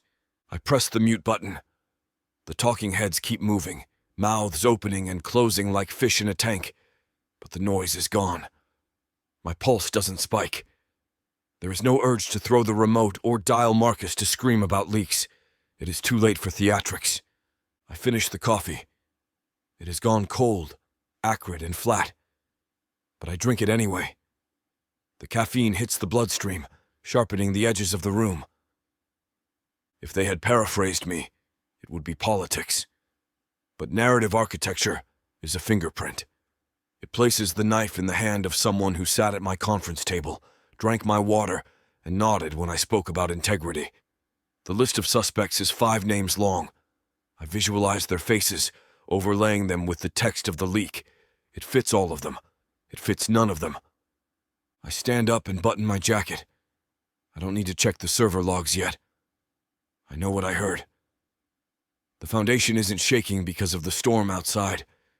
It's shaking because someone is removing the support beams from the basement. By the time the elevator doors part on the 14th floor of the Hale Group offices, the heat in my chest has crystallized. It's heavy, sitting at the bottom of my stomach like lead ballast. Stability. The outer office is a hive of performative anxiety. Interns speed walk with stacks of paper they don't need. Phones ring in a dissonant chorus. When I step through the glass doors, the volume drops. Heads duck. Eyes shift to screens. They are waiting for the explosion, for the panicked damage control. I walk past the bullpen without breaking stride. Marcus is waiting by my distinctively empty desk, a tablet clutched to his chest like a shield. He looks tired, his tie loosened. "Andrew, we have the Senator's Chief of Staff on line 1, and the donor committee is threatening to pull the—" "Cancel them," I say. I place my briefcase on the desk. Marcus freezes. "Cancel the donors? Andrew, they're the only thing keeping the lights on right now. Cancel the lunch. Cancel the briefing. Clear the schedule entirely." I don't look at him. I look at the skyline through the floor-to-ceiling glass. The city looks gray and indifferent. If they want to leave, let them. I'm done chasing ghosts. "Then what are we doing?" Marcus asks, his voice rising, cracking slightly on the edge of panic. I turn to face him. I keep my face blank, my voice level. "Get Kiana Lewis in here. Not on the phone. In the room.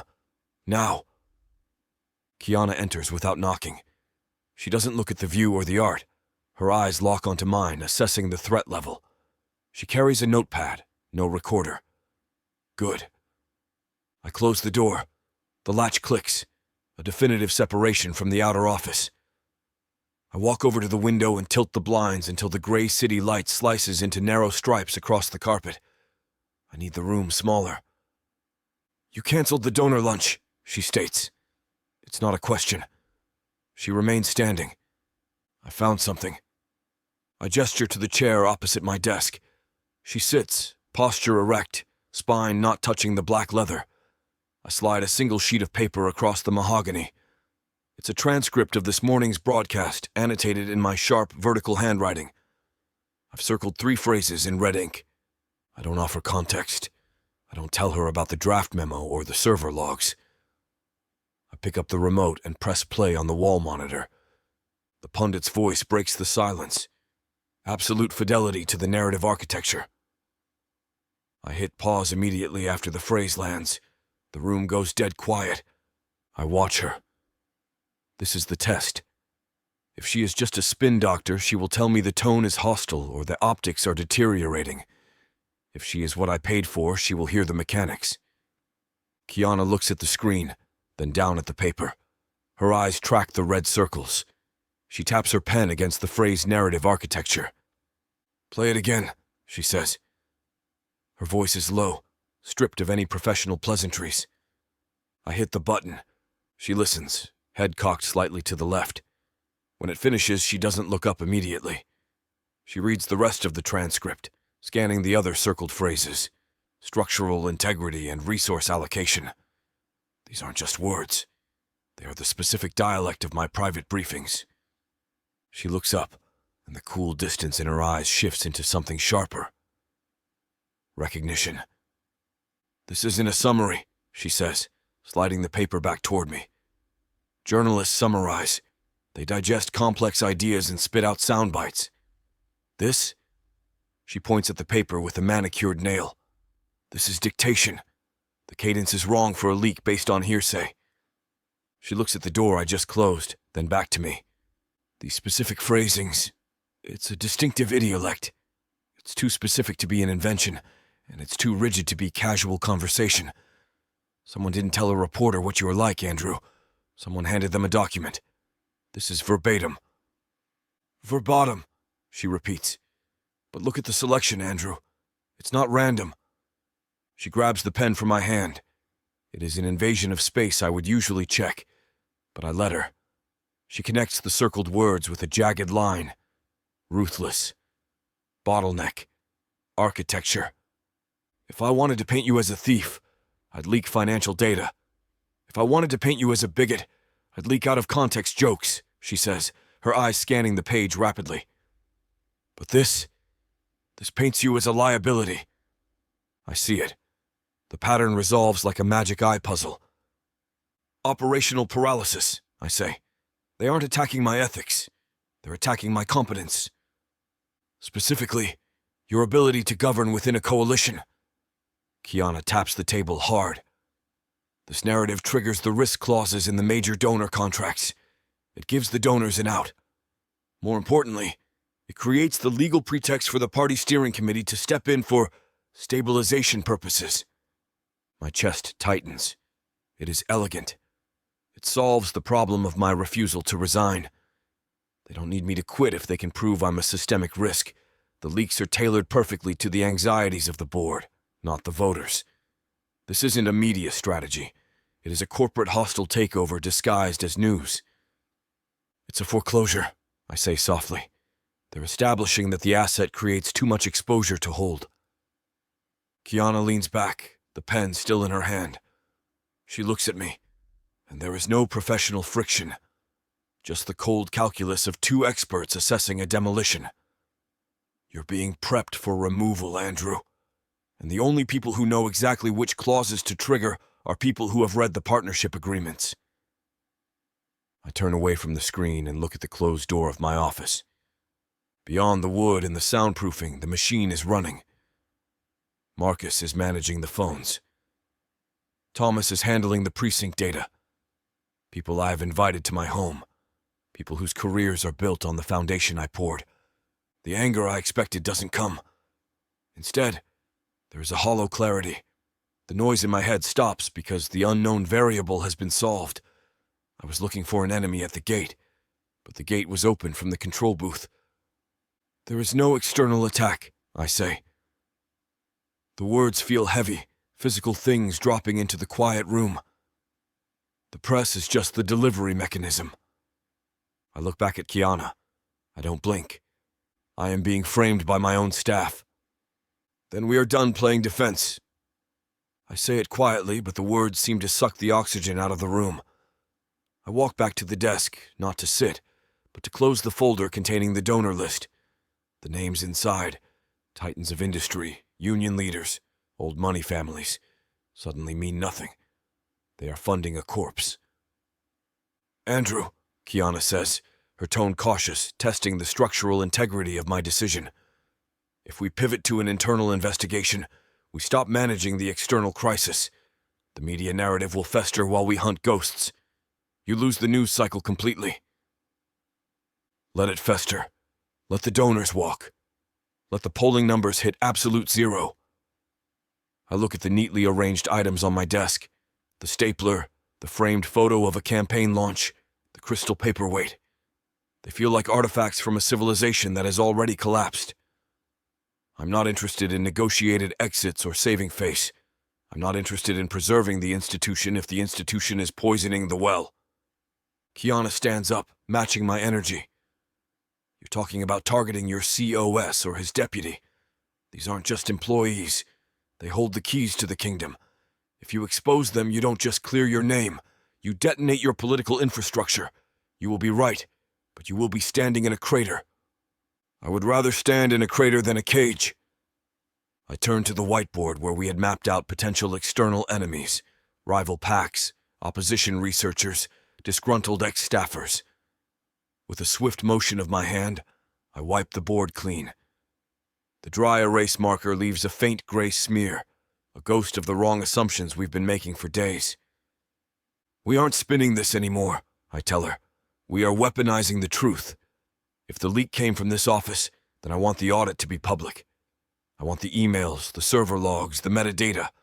I want it all on the table. Kiana studies me, looking for the crack in the veneer, the moment where self-preservation kicks in. She doesn't find it. She closes her notebook. You realize there is no coming back from this? Once we turn the lights on, the cockroaches scatter. But the house is condemned. You will never hold office again. I look through the glass wall of my office. Out in the bullpen, Marcus is pacing, phone pressed to his ear, laughing at something Thomas just said. They look comfortable. Safe. They think they are watching a man drown from the safety of the shore, unaware that I am about to pull the plug on the ocean. I didn't hire you to save my career, Kiana.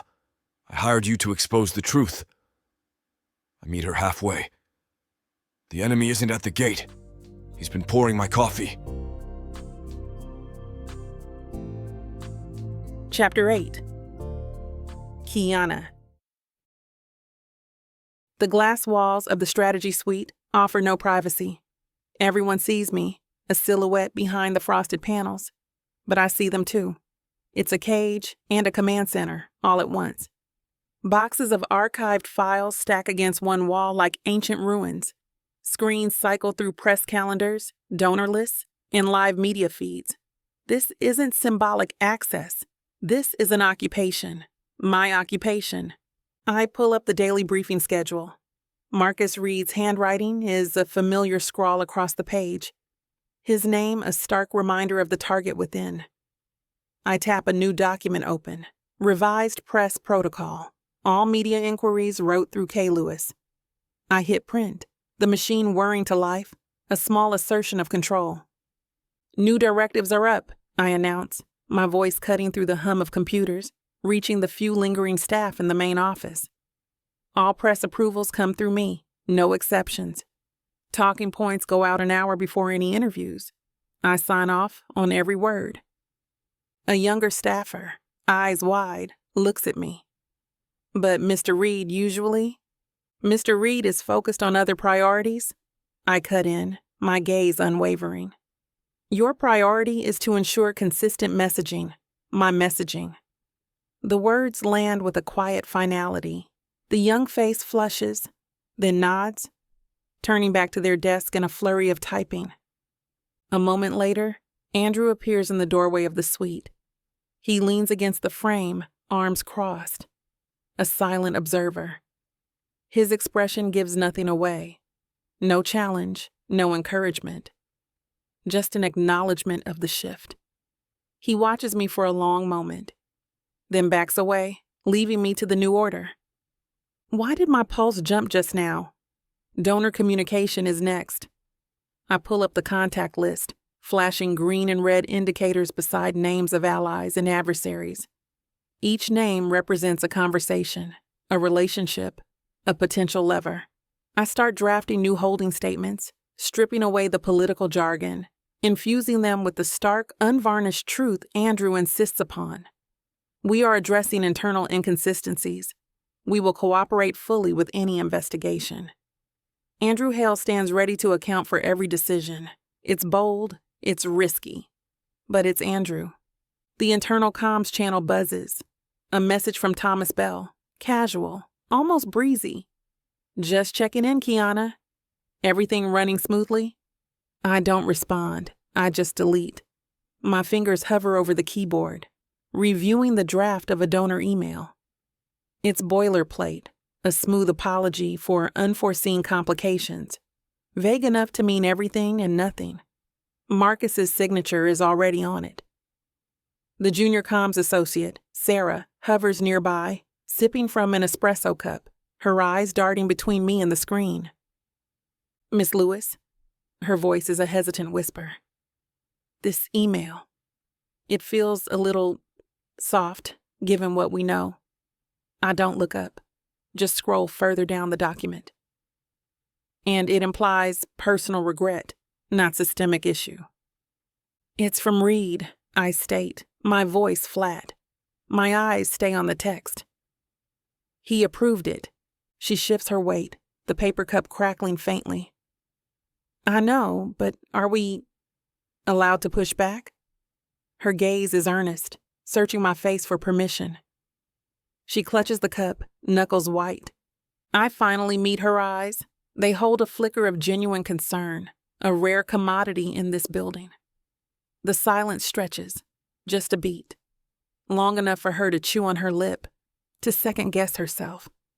Allowed is irrelevant, I tell her, my voice low, deliberate.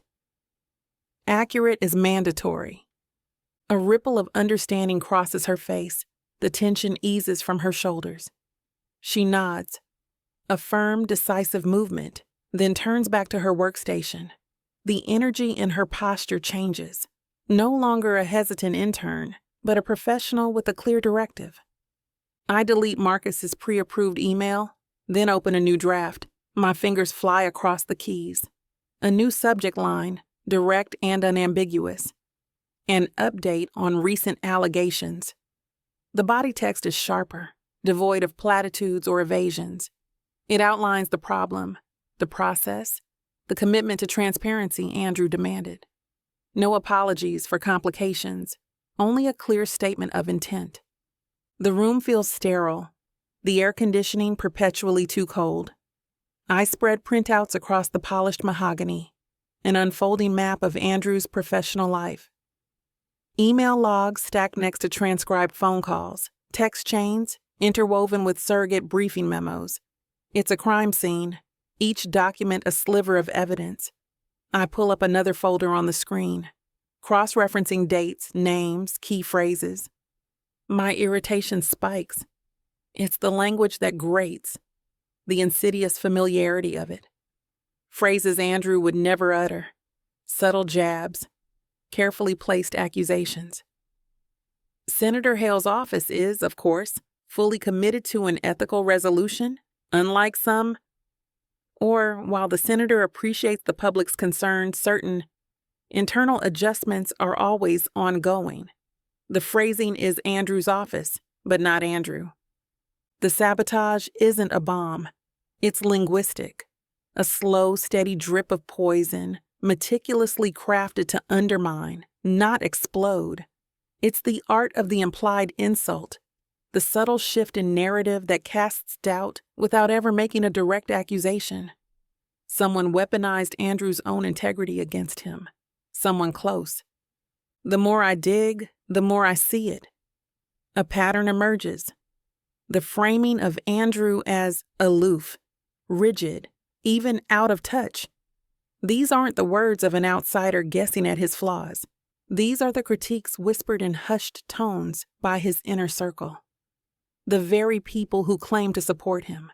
It's a surgical strike designed to exploit existing vulnerabilities. I tap a finger on a particularly damning quote attributed to an unnamed senior aide. It discusses Andrew's stubborn refusal to compromise, even for the greater good. The phrasing is a dead giveaway. I trace it back through an email chain, then a shared document, then a briefing schedule. Thomas, that snake. Thomas Bell's name appears on all of them. Again. The pieces snap together, cold, clear, undeniable. It isn't just resistance. It's active, calculated destruction. From within. A warm mug settles beside my laptop. I glance up, fingers frozen mid-keystroke. Andrew stands there, a quiet sentinel, coffee in hand. Black, no sugar, just how I take it. How does he know? My usual order, delivered without a word. He doesn't offer it, just places it. Our fingers graze as I reach for the mug, a spark of static electricity catching in the air. We both pretend it doesn't happen. No acknowledgement, but the awareness lands, a soft thrum beneath my skin. An electrical misfire with nowhere to go. He walks away as silently as he arrived, leaving the faint scent of coffee and something else in his wake, musk, the unique tang of a man who lives intentionally in every way. I turn back to the monitor, the coffee a sudden, unwelcome warmth in my hands. The work demands my focus, but the small gesture, the unexpected intimacy of it, throws me off balance. I push the thought away, deep into the recesses of my mind. This is business. I dive back into my digital forensics, tagging phrases. The senator hopes to achieve consensus instead of the senator will achieve consensus. The language is a tell, softened absolutes, designed to dilute Andrew's directness. Injected urgency. Critical stakeholders demand immediate action, where Andrew would say, "We consider the perspectives of our colleagues." Passive constructions replace his active voice. Decisions were made with the best interests. Instead of, "I made decisions because," it's subtle, surgical, a slow systemic bleeding out of Andrew's identity. The manipulation isn't just framing him, it's reshaping the entire operation, retraining the machine itself. They're making it sound less like Andrew and more like a committee preparing to replace him. Someone is teaching the machine how to live without its architect. This isn't just about taking him down. It's about dismantling his legacy, erasing his very voice from the political landscape. The conference room door opens, breaking my concentration. Thomas Bell stands there, a sickening smile stretched across his face. He carries a slim leather-bound portfolio, a prop in his carefully constructed persona. "Kiana," he begins, his voice smooth, warm, almost purring. "Just checking in on the workflow? Seamless, I trust." He glides further into the room, his eyes sweeping across my meticulously organized chaos. The stacks of documents, the glowing screens, the web of connections I've been untangling. His gaze lingers a moment too long on the donor report, a small, knowing glint in his eyes. He sets his portfolio down on the corner of the table, directly on top of a printout mapping Andrew's internal communications. I'm instantly annoyed. You know, Andrew's time is, shall we say, a precious commodity. All these access requests, they can create bottlenecks. We're all on the same team, of course, just trying to streamline for maximum efficiency. He places a hand on the portfolio, a subtle barrier between me and the information beneath. Perhaps for now, if you routed all your requests through me, just to ensure nothing gets lost in the shuffle. Saves Andrew the headache, keeps the chain of command clear. He gestures around the room, a practiced sweep of his hand, indicating the sheer volume of material. We wouldn't want to cause any undue confusion, would we? Especially with such sensitive information circulating, He smiles. A perfectly bland expression of genial concern. The throttle. Applied. He leans back slightly, waiting for my response. His eyes fixed on me, a hunter sizing up its prey. He expects agreement, or at least a polite demurral. A challenge, something he can deflect. I offer him an equally serene smile. Thomas, that's incredibly thoughtful of you. I lean forward, plucking a pen from a holder. I agree completely. Clarity and efficiency are paramount. I meet his gaze, holding it. To that end, could you just put that new directive in writing for me? A simple memo documenting the revised protocol for information access. My compliance obligations, you understand. Standard procedure, just for the files. The air thickens. A beat. Just one. But it stretches, taut and humming with unspoken tension. His smile falters, just a fraction. His eyes dart, caught in the sudden spotlight.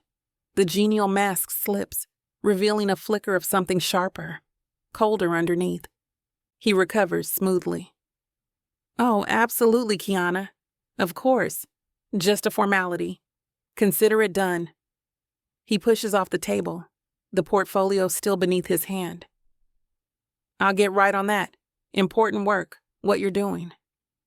He backs away, his smile regaining its practiced warmth. But his eyes still hold that flicker of irritation. He backs out of the room, closing the door softly behind him, leaving me in the silence. The game continues. And I just raised the stakes. I lean back against my chair, exhaling slowly. The scent of his too strong cologne lingers, an unwelcome intruder. I pull out my phone, tapping into a secure internal log.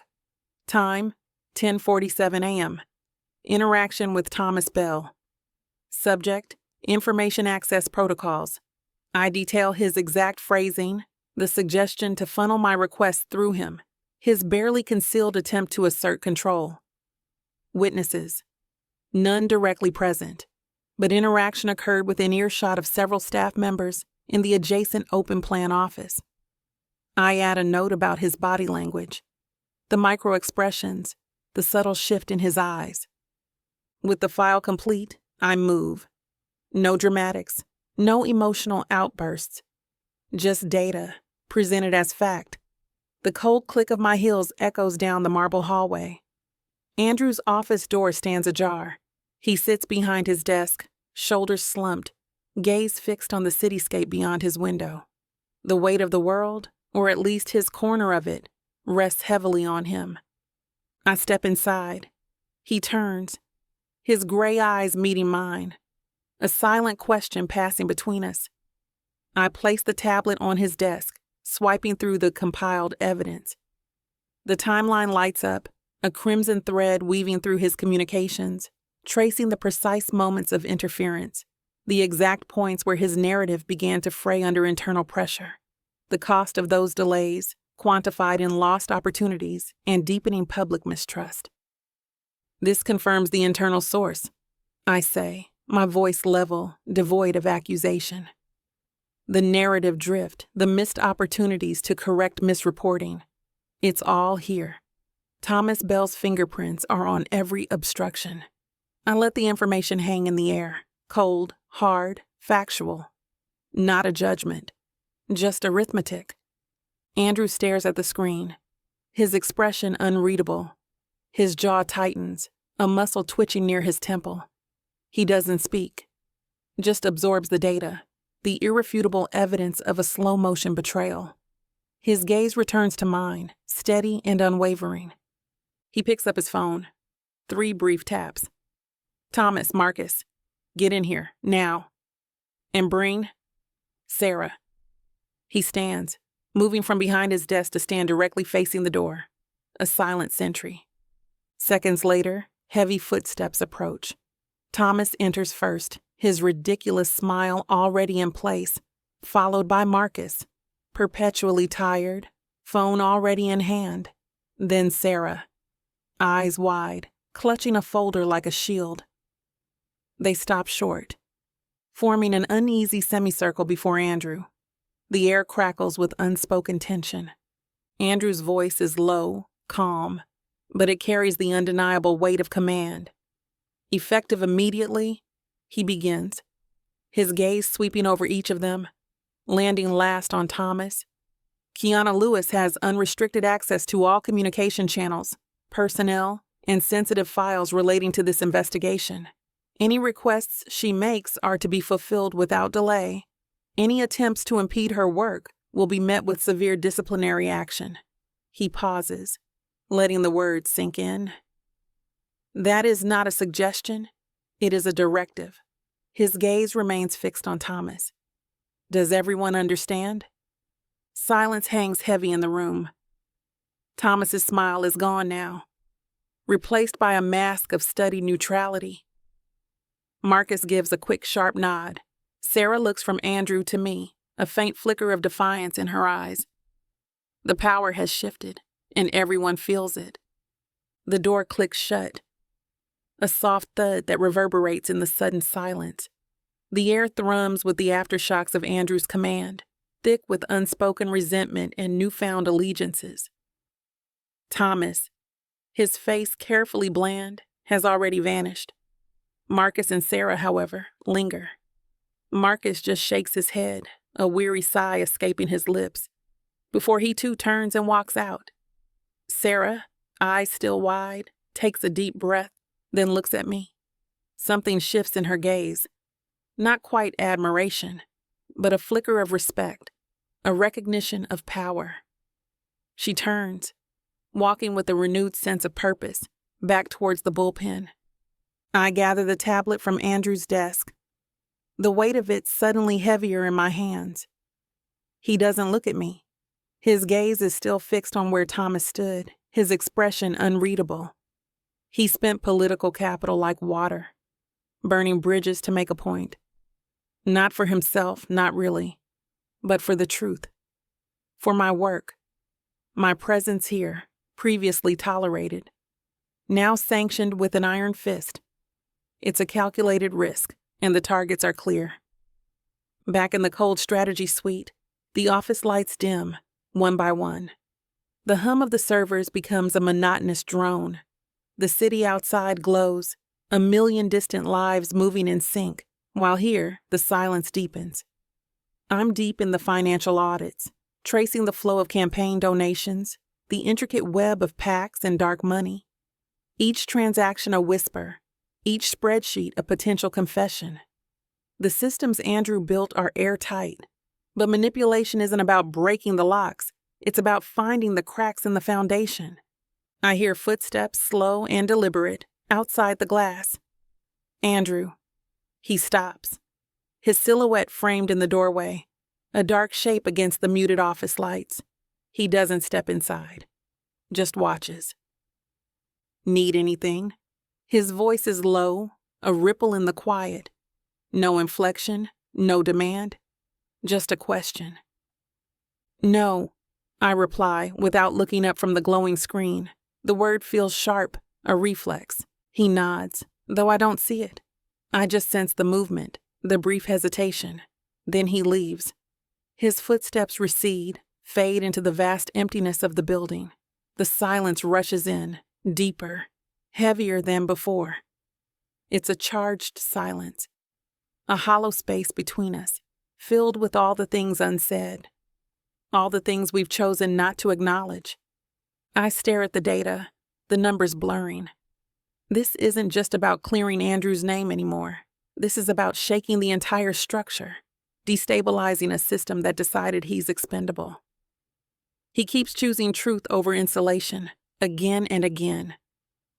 That consistency, once admirable, now feels dangerous. For him, and for me. Chapter 9. Andrew. The city is quieter before sunrise, like it's holding its breath. I take advantage of that. My shoes hit the park path in a steady rhythm, each footfall a blunt argument against the noise in my head. The air is cool enough to sting the back of my throat, sharp enough to keep me honest. I run past the same landmarks I always do. The bent street lamp, the dog park fence, the stretch of river that smells faintly metallic. But this morning I don't linger on them. I don't let myself drift. I push harder instead. The first mile burns off irritation.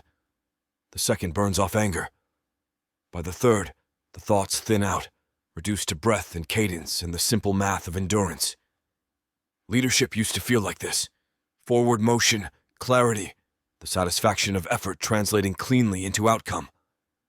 Lately, it's been something else entirely. Stillness, restraint. The unnatural discipline of not correcting every lie, not confronting every provocation, not dominating the space just because I can.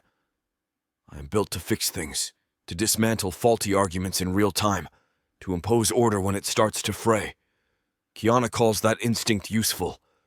She also calls it dangerous. She's right. And I'm not sure I'm comfortable with that. I crest the small rise near the bridge and slow to a jog, lungs pulling in the damp air. Sweat runs down my spine, grounding me in something uncomplicated. No donors, no press, no allies angling for leverage. Just the quiet reality of effort and consequence. Control without an audience. By the time I stop, hands braced on my knees, the urge to react has dulled into something manageable.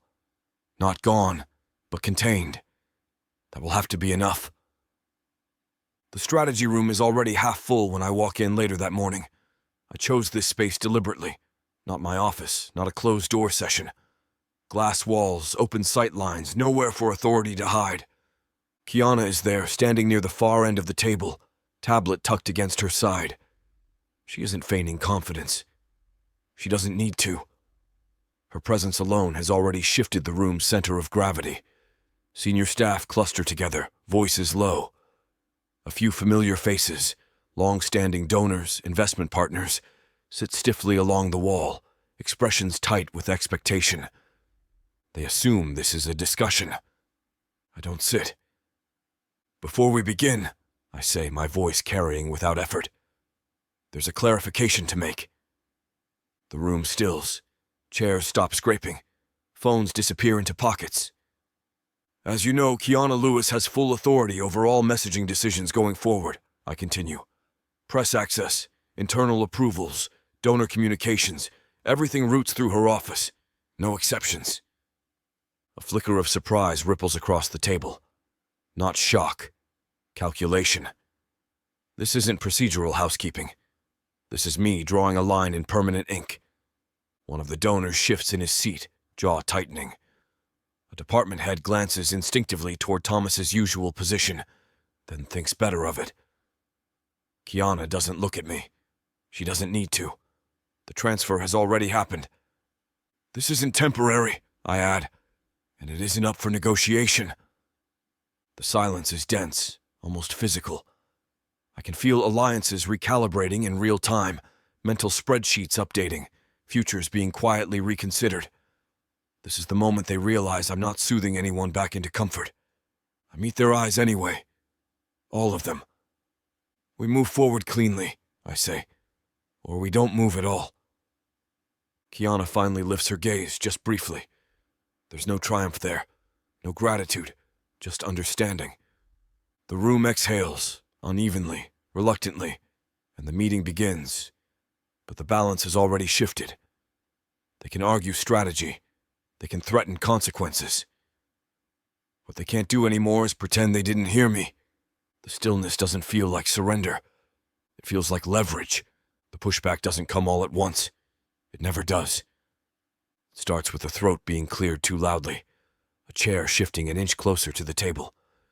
Then Elias Vance leans forward, fingers steepled, wearing the expression he reserves for situations he considers beneath him but temporarily unavoidable. This level of consolidation, he says, carefully neutral, creates instability. Another voice joins him before I can respond. Margaret Holt, whose checks have funded more field offices than I can count. We're concerned about optics, Andrew. Miss Lewis may be effective, but this reads as reactive, heavy-handed. Reactive, heavy-handed, destabilizing. They trade the words back and forth like polite weapons, never raising their voices, never accusing me directly. That's the trick. They They aren't challenging my authority. They're questioning my judgment. I listen without interrupting, tracking not what they say, but what they avoid. No one mentions the leaks. No one mentions the forged cadence, the manipulated language, the internal sabotage. They aren't worried about whether the accusations are true. They're worried about what happens when the machine stops smoothing itself over automatically. Vance continues, warming to his point. You've built this operation on trust, familiar channels, people who know how you work. Introducing an external choke point right now, especially one this uncompromising, risks alienating support we can't afford to lose. There it is. Control slipping out of hands that have grown accustomed to holding it. I glance around the table. The department heads are silent, eyes down. They understand the subtext. This isn't about Kiana's competence. It's about the discomfort of not being able to make a phone call and quietly fix things anymore. I nod once as if I'm considering the argument. Then I straighten. Let me be very clear, I say. The room stills again, sharper this time. Kiana isn't destabilizing this operation. She's exposing where it was already unstable. I let that land before continuing. If transparency makes you uncomfortable, that discomfort isn't a flaw in the strategy. It's the point. Holt opens her mouth, probably to offer a softer version of the same warning, but I don't give her the space. There will be no reassurances, I say. No compromise language. No side conversations meant to smooth this over later. I look directly at Vance now, and there will be no backroom promises made to keep anyone comfortable. A murmur ripples along the wall. This is where most men hedge. This is where they say for now, or we'll revisit, or let's see how it plays. I don't. Transparency is non-negotiable, I continue. If that costs me support, then it costs me support. Anyone who feels they can't operate under those conditions is free to step away. The words hit with a dull, final weight. Vance's expression tightens. Holt's lips press into a thin line. They aren't used to being released from obligations they assumed were mutual. Power rarely expects to be told it's optional. No one speaks immediately. A few people look at Kiana, not accusingly, not quite, but she doesn't react. She remains exactly where she is, spine straight, expression unreadable, letting the pressure collect where it belongs. If they leave, they leave. If they stay, it will be on terms they didn't get to write. I feel the meeting tilt, not toward survival, but toward truth. The press is already restless when we step outside. Cameras crowd the steps, microphones bobbing like spears, voices overlapping in an eager, predatory chorus. The late afternoon light flattens everything, washing the building's stone facade into something pale and unforgiving. Kiana walks beside me until the last possible moment, then stops just short of the frame. She doesn't look at the cameras. She looks at me. Short answers, she says quietly. No corrections, no explanations. If they push, you don't fill the space. Silence is the signal. I nod once. Every muscle in my body rebels against the instruction. Silence feels like surrender. It feels like letting bad math stand unchallenged. But I trust her.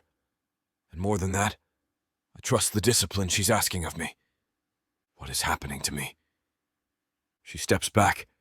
I step forward. The noise surges instantly. Andrew, are you denying the allegations outright?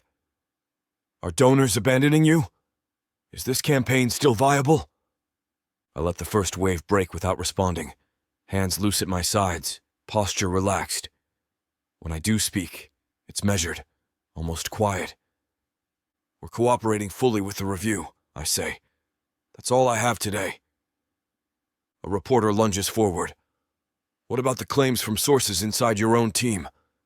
I meet her eyes. I don't flinch. I don't defend myself. I'm not commenting on anonymous speculation, I say. Then I stop. The silence stretches, awkward and exposed. Someone clears their throat. Another question comes, sharper, baited. Are you saying the media has it wrong? I almost smile. Almost.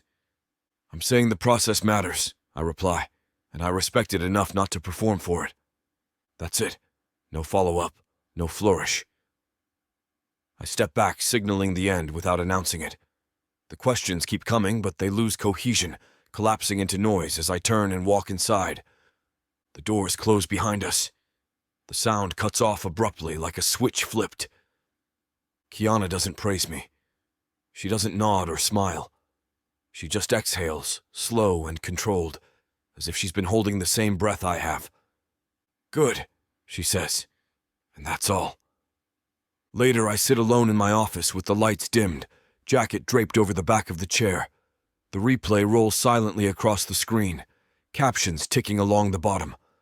I watch my own face, calm, unreadable, refusing the bait. The tone hasn't changed dramatically. No one is declaring victory. But the language has shifted, subtly, almost imperceptibly. Measured, controlled, unflinching, not ruthless, not spiraling, not desperate. I lean back, letting the silence settle. The story didn't move because I shoved it. It moved because I didn't. Trusting Kiana didn't weaken me. It didn't dilute my authority or blunt my edge. It changed the terrain. And somewhere beneath the calm, beneath the discipline, I feel the faintest click of something locking into place, an understanding that this fight will not be won by force, but by endurance. Chapter 10. Kiana. The late afternoon light filters through the glass walls of the newsroom, painting the space in a diffuse glow. I step into my position just off camera, visible, but not intrusive. It's deliberate, this dance of shadows and light. In this world, appearance is currency. I offer credibility without overshadowing Andrew. And in the back of my mind, I'm aware that every move we make now insulates us from claims of manipulation. Andrew sits poised, tie knotted precisely, expression set in that indelible calm he's mastered. The interviewer, a seasoned anchor with sharp eyes and a voice like polished granite, leans in. "Andrew Hale, thank you for joining us today," she begins, the practiced ease underlined with unmistakable tension. "Thank you for having me," Andrew replies, his voice steady and even. Questions roll off as expected, policy stances, campaign strategy, and watching from the side, I almost breathe easier. But it's never that simple. An interview like this is a battlefield, and I position myself as a sentinel. The anchor's tone shifts. "Mr. Hale," she cuts in smoothly, "we've recently acquired some internal communications from your team." Her words slide seamlessly, transforming the space. Cameras tighten their focus. The air sharpens. My pulse keeps a steady rhythm, trained for unpredictability. Preparation is habit, but so is improvisation. "Your email," the anchor continues, adjusting her posture, angling for the strike, describes donor leverage and legislative pressure in rather blunt terms. She pauses, eyes meeting Andrew's like a challenge issued. Here it comes. Andrew remains unfazed, gray eyes unwavering. "Could you clarify?" His voice remains calm, his tone unflinching. The anchor doesn't miss a beat. "In your own words, you wrote, 'Any leverage is only as good as our willingness to wield it.' Can you explain that sentiment for us?" The extracted phrase hangs in the air, raw, stripped of context. The studio feels smaller, each breath accounted for. This wasn't criminal. It was transactional, designed to slice cleanly, leaving a stark image behind. Andrew responds with deliberate poise. "Politics is often spoken in layers. That email refers to strategic alignment, not unethical force. Leverage in policy is about shaping conversations, not wielding power unchecked." His emphasis is controlled, almost neutral, refusing the bait. No defense, just clarification. I watch the reaction closely. A ripple of consideration, calculation. The battle has shifted course, and Andrew's steadiness holds the lines. In my peripheral vision, the anchor nods, acknowledging the answer if not accepting it. And there's my signal, that slight pause indicating the storm has crested. In this war of perception, sometimes inertia is its own victory. The glare from the studio lights catches my natural hair, casting a dull halo as I subtly step into the viewer's periphery. Andrew's initial instinct stands clear in his clenched jaw and piercing eyes, a defensive posture that won't play well on camera. The anchor's words hang, tension straining the air like an overtuned wire. I lift my chin slightly, a signal only Andrew and I understand, our silent lexicon of control and composure, then direct my gaze to the anchor, which temporarily draws their attention. It's important to address policy discussions in their proper context. I interject smoothly, my voice sliding in like a calm tide, soothing jagged rocks. What may appear as hold words in an email, viewed isolated, often shape broader strategy discussions. Governance balances dialogue with various stakeholders. I never deny the email's existence. I allow its legitimacy to rest quietly in the background of excused understanding. Instead, I offer the narrative a wider lens, encapsulating our conversation with layers previously unseen. Andrew absorbs the fabric I've spun, his tense features softening, not capitulating. It becomes a shared canvas of redirected focus. The anchor, momentarily upended, doesn't loosen her grip. She leans forward, insistent eyes meeting Andrew's. Mr. Hale, those words are potent. Don't you think constituents deserve clearer explanations? The challenge flares between them like a poker hot and ready, meant to push him toward that cusp of oversharing. I feel Andrew's gaze slide toward me, not for permission, but for resonance, a wordless conversation taking place in that expanse of silence. He doesn't flinch. Despite her intent nudging him toward narrative pitfalls, Andrew chooses the potent weight of silence as his reply. It's a careful pause, unyielding yet unprovoked, filling the studio with intent lines and breathing unspoken integrity into the moment. Each ticking second stretches, a cosmic lesson in shared understanding. Andrew remains static, eyes calm, not retreating, not bending against the pressure. The red light on the camera blinks off, and the air in the studio loses its charged current. The host gives a practiced smile. Thank you both for joining us on such short notice, especially given the sensitive nature of today's discussion. Andrew stands first, nodding with the kind of controlled politeness that borders on cold. I follow, smooth and measured, but my mind races like silent lightning, dissecting every exchanged word, every pause. We step into the muted hallway behind the studio. No cameras, no witnesses, and Andrew exhales, a sharp, quiet release.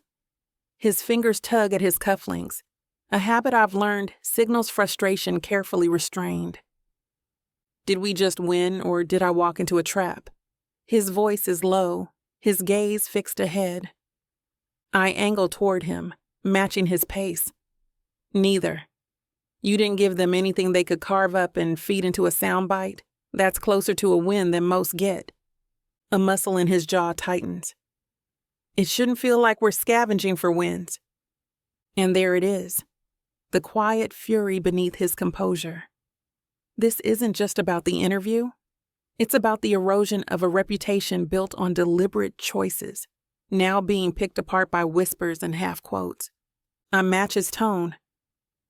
Politics isn't about fairness. It's about containment. You contained. He stops, turning to face me fully for the very first time since the camera's cut. His eyes hold that unsettling clarity again, the kind that doesn't let you hide. Did we? I meet it, unflinching. Depends on what happens next. Because that's the truth. No move is ever final. Spin doesn't stop the moment the mic goes off. It just shifts shape. The green room hums with the residual energy of production, now empty save for us.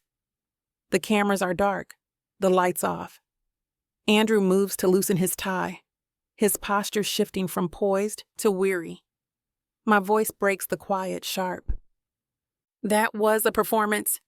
I walk past him, hands clasped behind my back, a practiced distance forming between us. You looked controlled, yes, poised, but silence doesn't erase what they did. Andrew stops, his fingers still at his throat. He turns, his gray eyes fixed on me. What do you mean? You normalized it, I state, the words biting.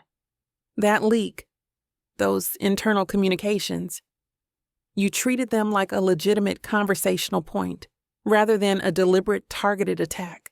You gave it space in the discourse, allowed it to breathe. I turned to face him directly. Visibility without boundaries, Andrew.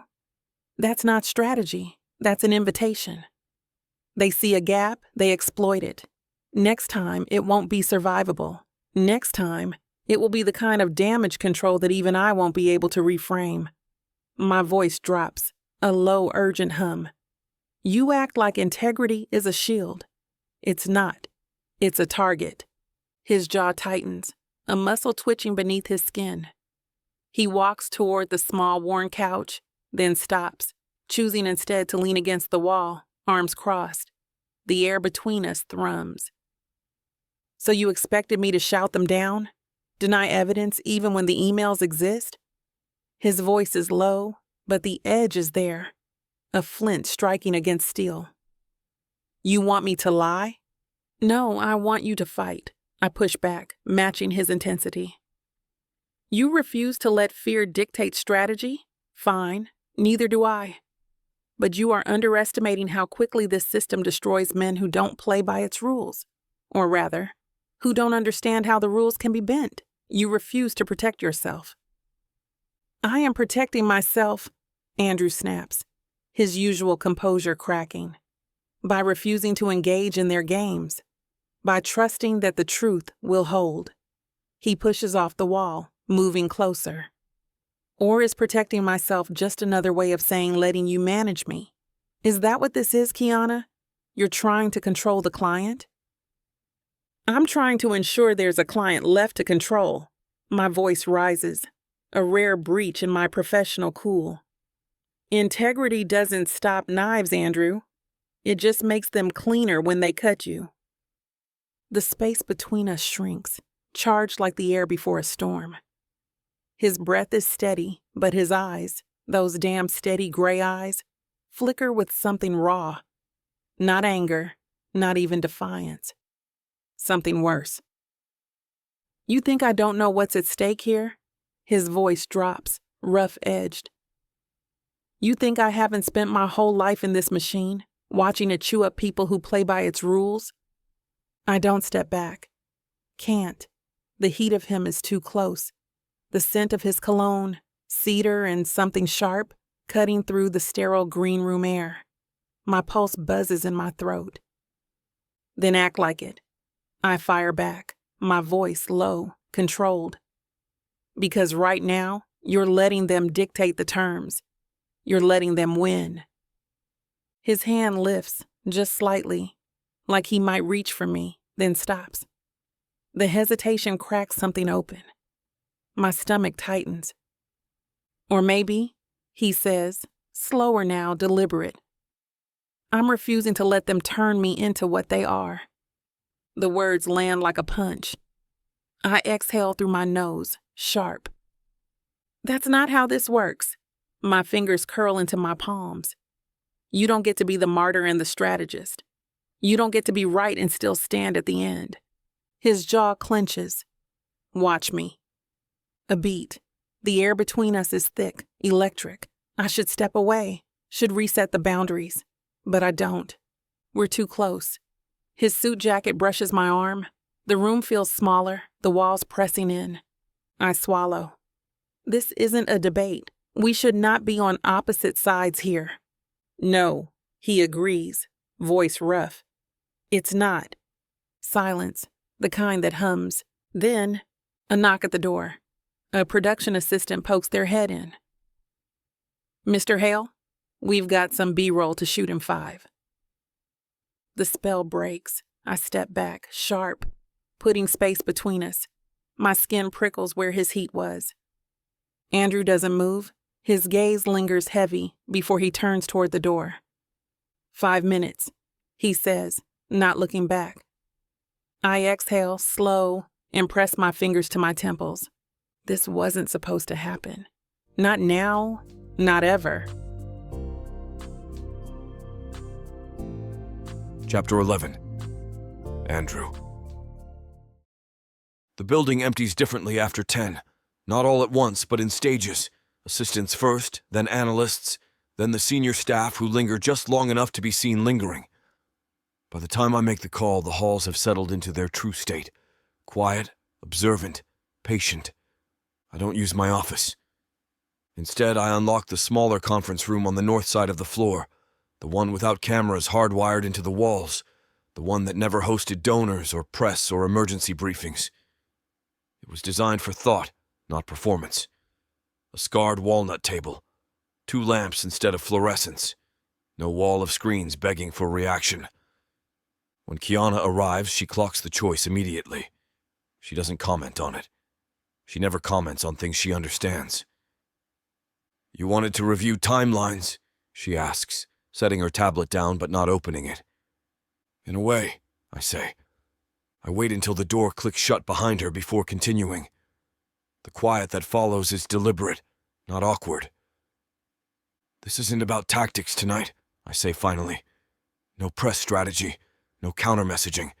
I need clarity, not leverage." Her gaze sharpens, but she doesn't interrupt. She moves to the chair directly opposite me, sitting straight, hands folded loosely on the table. There is a distance in her posture that reads as professionalism, but I've been watching her long enough to recognize restraint when I see it. "Then talk," she says. I rest my forearms on the table. The wood is cool beneath my skin. "I've been accused, accurately in some cases, of being rigid," I begin. "Of treating loyalty like currency instead of sentiment. People assume that's arrogance or control. It isn't." She waits. She always waits. "Early in my career, I worked for a man who built his reputation on being principled," I say. "He mentored me, pulled me into meetings I had no business being in, asked for my input when others were still fetching coffee. I believed in him. I believed that integrity was something you practiced when it mattered." Kiana's expression doesn't soften, but it changes. Attention replaces assessment. "When the investigation came," I continue, "he didn't panic. He didn't deny, he simply curated." I let out a breath that still tastes faintly of disbelief, even now. He handed over my internal memos, not altered, not falsified, just selectively framed. I look at the grain of the table, tracing a familiar knot in the wood. "They used my words to demonstrate his ignorance," I say. "My honesty to prove his distance from the decisions. I wasn't accused of wrongdoing. I wasn't defended either. I was simply removed from relevance." Silence settles again, heavier this time. "No calls returned," I add. "No meetings canceled explicitly, just postponed indefinitely. I went from rising asset to professional liability without ever being named as such." Kiana doesn't say I'm sorry. She doesn't offer a counter-narrative or attempt to contextualize it. She understands that this isn't a story that needs resolution. It's one that explains architecture.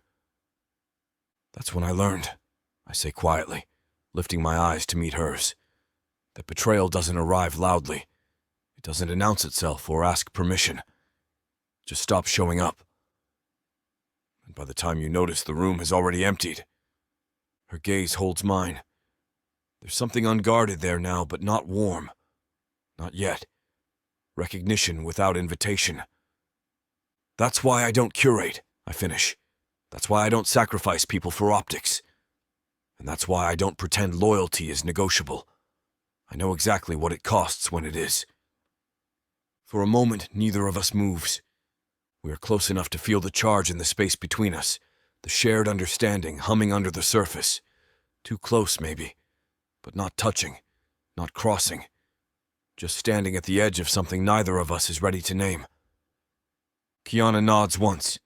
Not approval, not comfort, just acknowledgement. Now, she says calmly, I understand what you're protecting.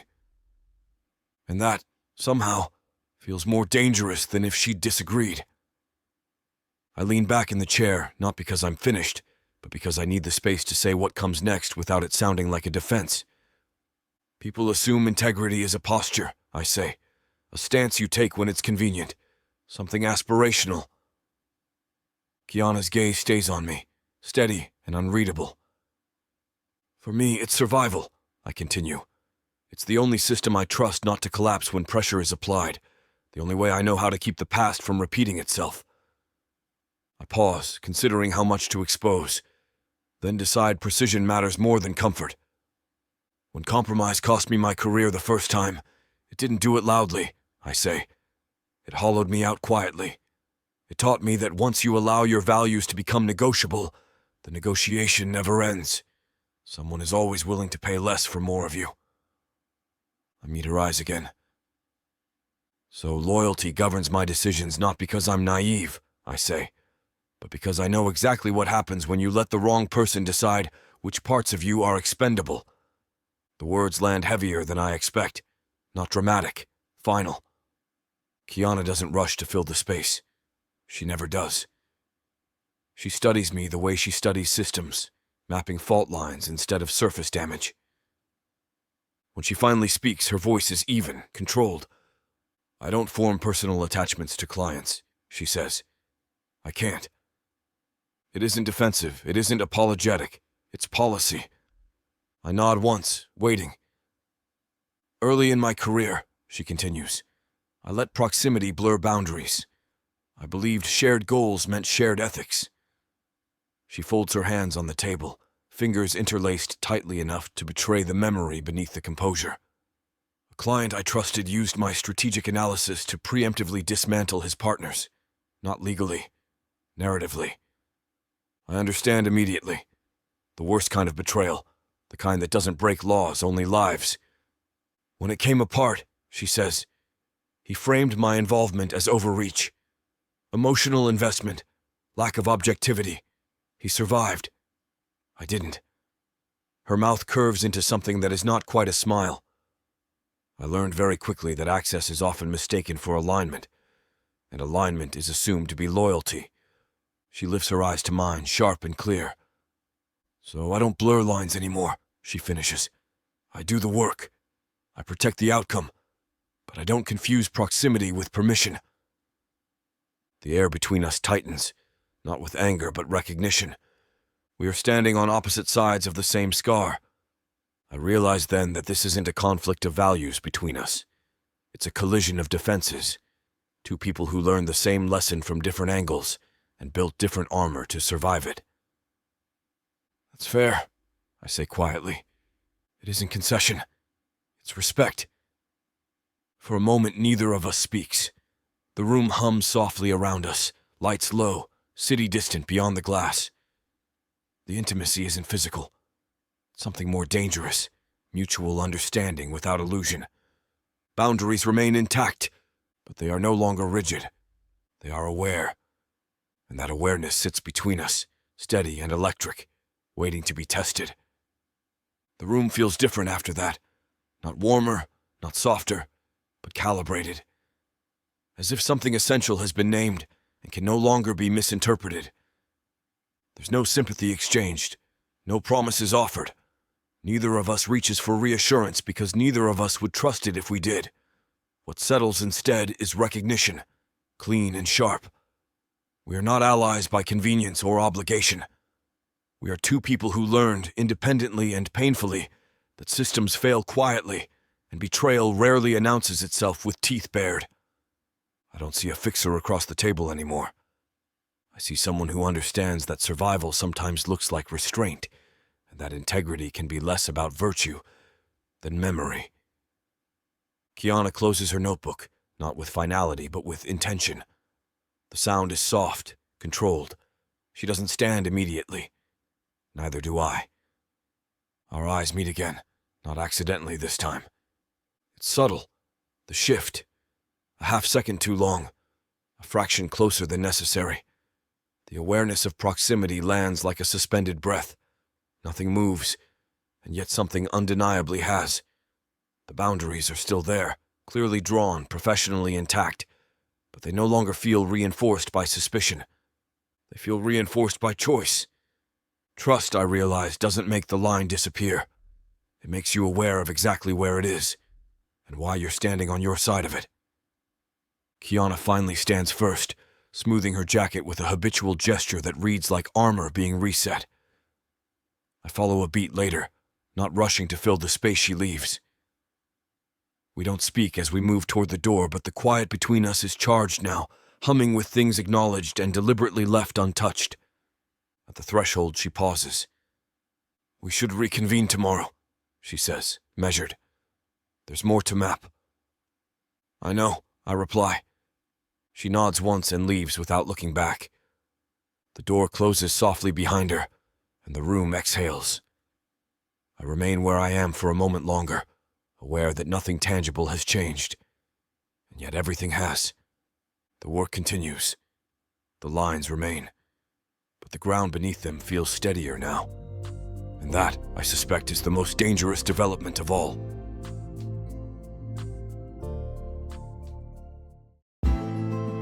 You ever think about that one person? Yeah, that one. The one that got away. Or maybe the one who never really left your heart. They broke it once, but what if they're the only one who can fix it? Who, baby? Now we're talking second chances. 8 full-length audiobooks, dozens of hours of longing, regret, and the kind of love that refuses to stay buried. And because healing your heart shouldn't break the bank, you get all of this for 70% off. Use the YouTube exclusive code VIXA40 and get an additional 40% off. The Second Chance Romance Audiobook Bundle. It's not too late. Vixa Vaughn Romance.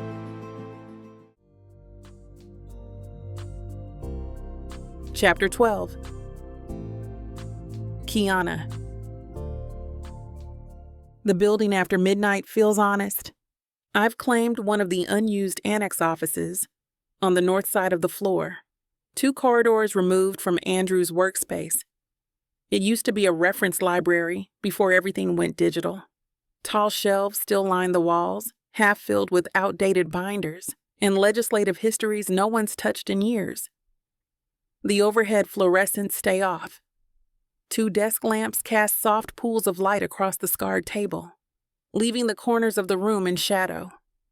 The city presses against the glass, distant and glittering, like a reminder of how much of this machine exists beyond the walls. I work best like this. 4 screens are open in front of me. Financial records, communication logs, donor disclosures, internal calendars. Printed timelines are taped to the wall in uneven rows, color-coded in a system only I understand. Names recur, dates stack, patterns start to breathe. Thomas Bell's fingerprints aren't obvious. That's incredibly frustrating. Nothing here screams guilt. No cartoon villain moves. No dramatic misstep. But the same access points repeat. The same consultant shells appear in transactions they have no business touching. Message timestamps align just a fraction too cleanly with leak windows. It's not chaos. It's choreography.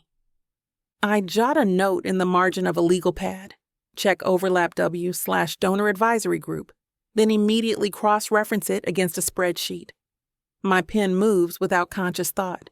This is the work I trust. No audience, no spin, just signals resolving themselves if you're patient enough to let them.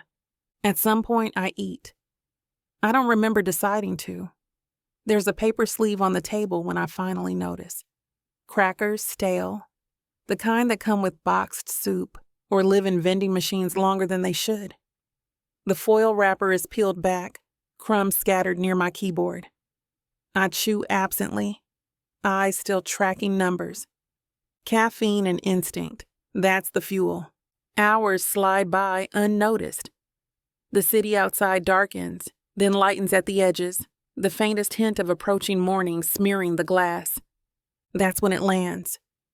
I isolate a thread I've been circling all night, a consulting payment routed through a donor-adjacent nonprofit, approved just early enough to avoid scrutiny, just late enough to align with a key internal memo revision.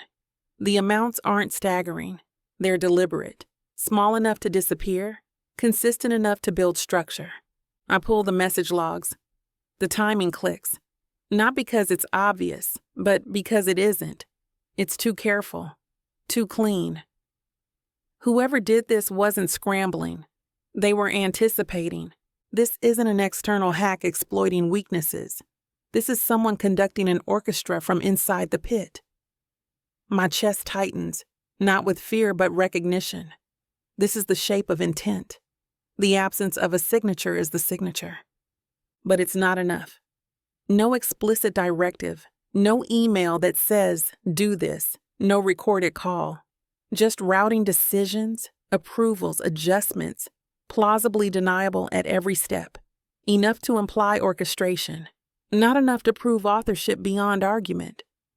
I know exactly what this kind of evidence can do. Handled well, it exposes a system. Mishandled, it destroys a person and teaches everyone else how to hide better. Rushed, it becomes noise. Dismissed, buried, weaponized against the investigator instead of the guilty. For the first time all night, I stop typing. I save the file. The cursor blinks, waiting for the next command. Normally, this is where I escalate, flag the finding, loop in Andrew, lock the data into motion. Tonight, I don't. I label the folder precisely. I back it up twice. Then I sit back in the chair and look at the wall of timelines like they might argue with me. This isn't hesitation born of doubt. It's hesitation born of consequence. And I don't immediately move forward. I let the evidence sit just long enough to feel the weight of what it's asking me to do next. Morning arrives without ceremony. The city outside the glass has shifted from charcoal to slate, light creeping in around the edges of buildings like it's unsure it's welcome. I haven't slept. I don't need to check the clock to know that. I can feel it in the slight lag between thought and motion, the way my coffee tastes sharper than usual, less like comfort and more like instruction. I've moved only enough to reset the room. Screens dimmed, notes stacked, evidence preserved exactly where I left it. Waiting. Nothing has changed, which is its own kind of pressure. My phone vibrates once against the desk. I already know who it is. I slide on my headphones and accept the call without pleasantries. The screen resolves into two familiar faces, Elaine Porter centered, immaculate as ever, and one of the firm's senior partners flanking her, expression carefully neutral. Their backgrounds are curated, bookshelves, soft lighting, success without fingerprints. "Kiana," Elaine says warmly, "we just wanted to check in." "Of course you did." "I'm fine," I reply, keeping my voice even. "What's going on?" Elaine smiles, the kind that never quite reaches the eyes. "We've been reviewing the situation from a distance, monitoring coverage, donor sentiment, legal exposure. It's volatile, really volatile." "That's the nature of crises," I say. "Yes," the other partner adds smoothly. "And that's why timing is everything." They don't mention Thomas Bell by name. They don't reference specifics. They talk around the issue with surgical precision. Phrases like reputational blowback, stakeholder confidence, secondary exposure. The language is polished enough to pass for concern. "We're not saying stop," Elaine clarifies gently, as if reading my mind. "Absolutely not. We trust your judgment. We just think it would be wise to slow down. Let the environment stabilize before you introduce findings that could complicate matters." "What matters?" I ask. Elaine tilts her head slightly. "Donor relationships, institutional trust. your own positioning. There it is. They aren't asking me to protect Thomas. They're asking me to protect the firm from proximity, from fallout, from being seen as the architects of a detonation rather than its chroniclers.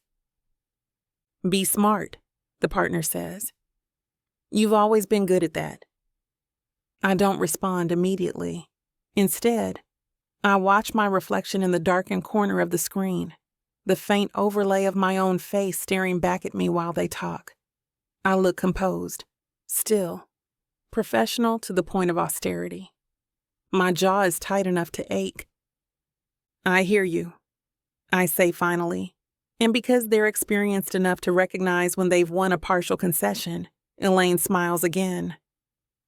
That's all we wanted. The call ends cleanly. No threats, no ultimatums, just implication and expectation, wrapped in silk. I remove the headphones and set them on the desk. The room is quiet again, but it's a different kind of quiet now. The kind that presses inward. I open my files. I document everything. Timestamps, metadata, cross-references. I annotate where the evidence is strong and where it thins. I preserve the chain of custody meticulously, building a record that could withstand scrutiny from people far less patient than Andrew Hale. I tell myself I need one more confirmation, one more clean line that turns implication into inevitability. That rushing this helps no one, not Andrew, not the truth, not the integrity of the case I'm building. I open a new message window addressed to Andrew. I type carefully. I've identified additional financial and communication overlaps tied to Bell. The pattern suggests orchestration, but I'm missing a final confirmation point. I recommend. I stop. I reread the sentence. It's accurate, professional, measured. I delete it. The cursor blinks again, patient, accusing. I draft another version, shorter, clearer, delete. I close the window entirely. The decision settles in my chest with a weight I don't enjoy. This isn't secrecy. It isn't betrayal. It's timing, precision, the discipline of waiting until the ground won't collapse under the truth. That's what I'm telling myself at this point. As I shut down one of the screens and gather my notes, I can't shake the awareness that Andrew will notice the pause. He always does. And when he asks, I will have to explain not just what I found, but why I chose not to act on it yet. That explanation may cost more than the evidence itself. I don't hear Andrew arrive at first. That isn't unusual. He moves through space without announcement, without the small noises most people make when they want to be noticed. It's one of the reasons people underestimate him. I realize he's there only when the air in the room changes. Pressure redistributing, attention recalibrating. He doesn't speak immediately. I stay where I am, seated at the desk, hands resting on the edge, as if I've paused mid-thought rather than mid-decision. The coffee beside me has gone untouched long enough to leave a faint skin on the surface. Andrew studies the room, the way he studies systems. Not what's present, but what's been left unfinished. You've been here all night, he says finally, not as an accusation. An observation. I don't turn around. I lost track of time. He moves farther in, stopping a few feet behind me. Close enough that I'm aware of him, not close enough to be intrusive. What did you find? He asks. I swivel my chair halfway, enough to meet his gaze without fully facing him. It's a concession I don't consciously decide to make. Patterns, I say. More financial overlaps, consultant payments that don't line up with deliverables, communication timestamps that cluster too neatly around leak events. His eyes sharpen, but his posture doesn't change. And, he prompts, and nothing that signs Thomas's name in ink, I add. No directive, no explicit instruction, just orchestration, the same access points, the same intermediaries, the same timing. It's all true, it's also incomplete. Andrew nods once, absorbing it. He glances at the notes, the screen still open. The untouched coffee. You would normally escalate this, he says. There's no judgment in his voice, just familiarity. I've given him enough truth to satisfy a status update, not enough to expose the decision I made after the call this morning. He notices anyway, because he's lived in that gap before, the space between knowing something and choosing when to let it detonate. He looks back at me. You haven't, he says quietly. The room doesn't tighten. It stills. I don't deflect. There's no point. Not yet, I say. I documented everything, preserved the chain. I need one more corroborating point before I put this in motion. That's not why you paused, he says. It isn't a challenge. It's recognition. I exhale slowly and turn the chair fully now, meeting him head on. This is the moment I could still redirect, offer process, offer caution, offer the version of myself my firm prefers. Instead, I tell him the truth. Because if I escalate this now, I say, it won't just expose Thomas. It will pull donor-adjacent entities into the light. It will implicate institutional actors who didn't touch the files, but benefited from the outcome. It will collapse alliances you can't rebuild once they're gone. Andrew listens without interruption, his face unreadable but intent. It could end everything before the proof is airtight, I continue. And if that happens, the truth won't matter. It will get buried under the wreckage. The words feel heavier once spoken aloud. Less abstract, more real. That's the risk, I finish. This isn't a scandal, it's a structural failure. And once it's exposed, there's no version of this where things go back to normal. Andrew holds my gaze. I expect anger or disappointment, or the tightening withdrawal I've seen from men who realize control has slipped out of their hands. Instead, he nods slowly. I know, he says. That stops me. I swallow. You asked me to tell the truth. I did, he says. And you are? There's a pause, not uncomfortable, but charged. The kind that comes when two people acknowledge the same cliff edge from opposite sides. This may be irreversible, I say, quieter now. Not as strategy, as fact. Once we move, there is no containment protocol big enough to put this back in the box. Andrew doesn't look away. Then we move when you're certain, he replies. Not when they're ready. The trust in that statement lands harder than any pressure could have. It doesn't absolve the risk. It shares it. He glances once more at the notes, then back to me. Tell me when you have the last piece. I will, I say. I gather the files into a neat stack, not because they need organizing, but because my hands need something to do. The city outside the glass has shifted into its daytime rhythm. Traffic, motion, the illusion of continuity. Inside this room, everything feels paused, balanced on a decision that hasn't been made yet. There's something else, I say. Andrew doesn't prompt me. He waits, giving the silence the respect it's earned. When this goes public, I continue, choosing precision over softness. There is no clean ending, not for you, not for my firm, not for me. I keep my voice level, factual. There is no version where reputations are preserved by proximity or intent. Institutions will fracture. Funding networks will implode. My firm will lose clients who believe silence is strategy. I finally look at him. And I won't be able to pretend I didn't know what it would cost. Andrew doesn't react. He doesn't interrupt or reassure, or reach for the kind of language people use when they want to soften a blow that shouldn't be softened. He simply absorbs it, the way he absorbs everything that matters. This could end my career, I add, because omission would be dishonest now. Not dramatically, not all at once.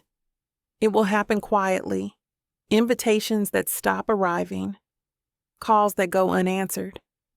The same way it happens every time someone refuses to manage the fallout instead of the truth. The words sit between us, heavy but clean. Andrew nods once. I know, he says. There is no bravado in it, no martyrdom, just understanding. This isn't fear, it's foresight. And the reason it makes everything harder is the same reason it makes it unavoidable. Andrew understands that exactly. I can see it in the stillness of him, in the way he doesn't look for an exit or a workaround, or a compromise that would let us pretend this ends cleanly. Some truths don't ask whether you're ready. They ask whether you're willing to live with the cost of knowing them. I close my notebook. When I tell you it's time, I say, there won't be a way to contain it. Andrew meets my gaze, steady as stone. Then we don't contain it, he replies. We finish it. The decision doesn't feel triumphant. It feels final. And that, more than anything, tells me we are already past the point of turning back. We're in this together, no matter how it ends. Chapter 13. Andrew. The notification arrives during my quarterly donor briefing. I'm mid-sentence, explaining infrastructure investment timelines to 12 carefully selected financial backers when Marcus appears in my peripheral vision. He doesn't interrupt. He knows better. But his presence shifts the room's energy like a sudden drop in barometric pressure. I finish the thought without breaking rhythm. The timeline allows for environmental review without compromising the fiscal year targets. Mrs. Pemberton nods approvingly from the head of the table. Sensible approach, Andrew. No unnecessary delays. Marcus clears his throat softly. Sir, I need a moment. The phrase is innocuous. The tone isn't. I excuse myself, stepping into the adjacent corridor where Marcus waits with his phone extended toward me. The screen shows a breaking news alert, but it's the text preview that makes my chest tighten. Sources close to Andrew Hale's operation confirm orchestrated campaign of intimidation targeting opposition researchers. Internal communications detail systematic targeting of... I don't need to read further. The language pattern hits me immediately. Not the accusations themselves, but the specific phrasing. Systematic targeting. Orchestrated campaign. These aren't journalist constructions. They're lifted directly from internal strategy memos. Memos only 5 people have access to. How long ago? I ask, handing the phone back. 17 minutes. It's already trending. The calculation is automatic. 17 minutes means the story has legs. It means coordination. It means whoever leaked this timed it precisely for maximum disruption, right when I'm locked in a room with people whose continued support depends on pristine optics. Kiana? I ask. En route.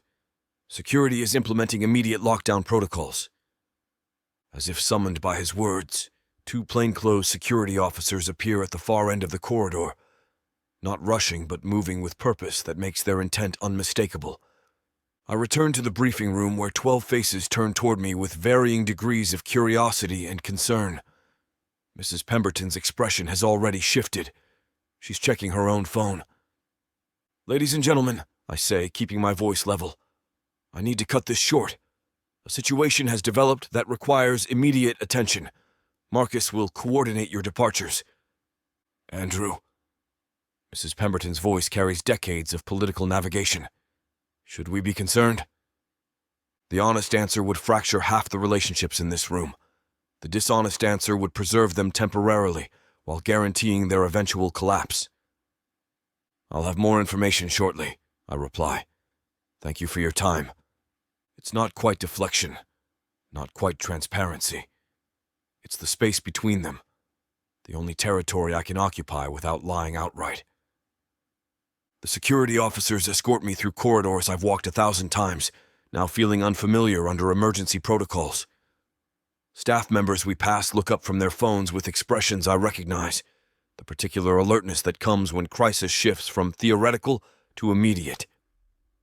We reach the secured suite on the building's east wing.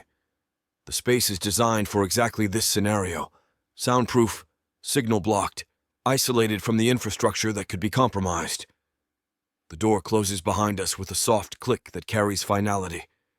Kiana arrives 3 minutes later, escorted by her own security detail. Her expression is controlled, but I catch the slight tightness around her eyes that signals controlled fury. "How bad?" she asks without preamble. "Bad enough for lockdown, strategic enough to be intentional." She moves to the conference table and opens her laptop, fingers flying across the keyboard as she pulls up the leaked material. This isn't accidental spillage. Someone fed this to 3 outlets simultaneously. Same talking points. Same timeline. Same...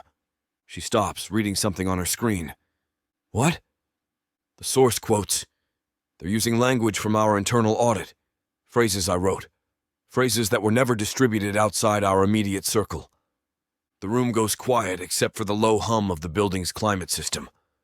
Outside, I can hear the distant sound of traffic, the city continuing its rhythm while we sit in manufactured isolation.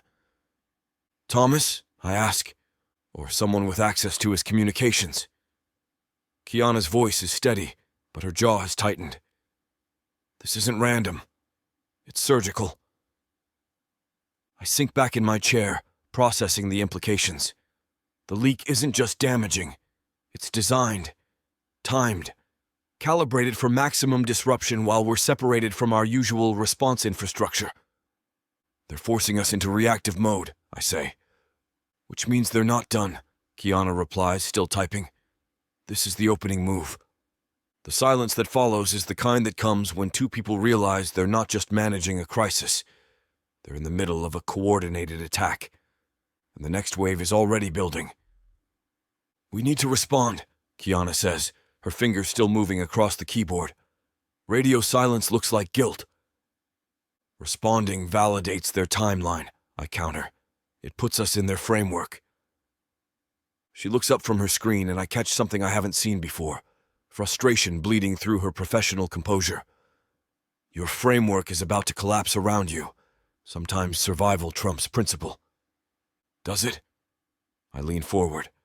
"Because the moment we start playing their game, we lose the only advantage we have." "Which is what exactly? Your moral high ground?" Her voice sharpens. "That's not going to matter when you're unemployable. It's the only thing that will matter when this is over." Kiana closes her laptop with more force than necessary. "You're being naive, Andrew. This isn't about truth anymore. It's about narrative control." "Then we've already lost." "No," she stands, pacing to the window.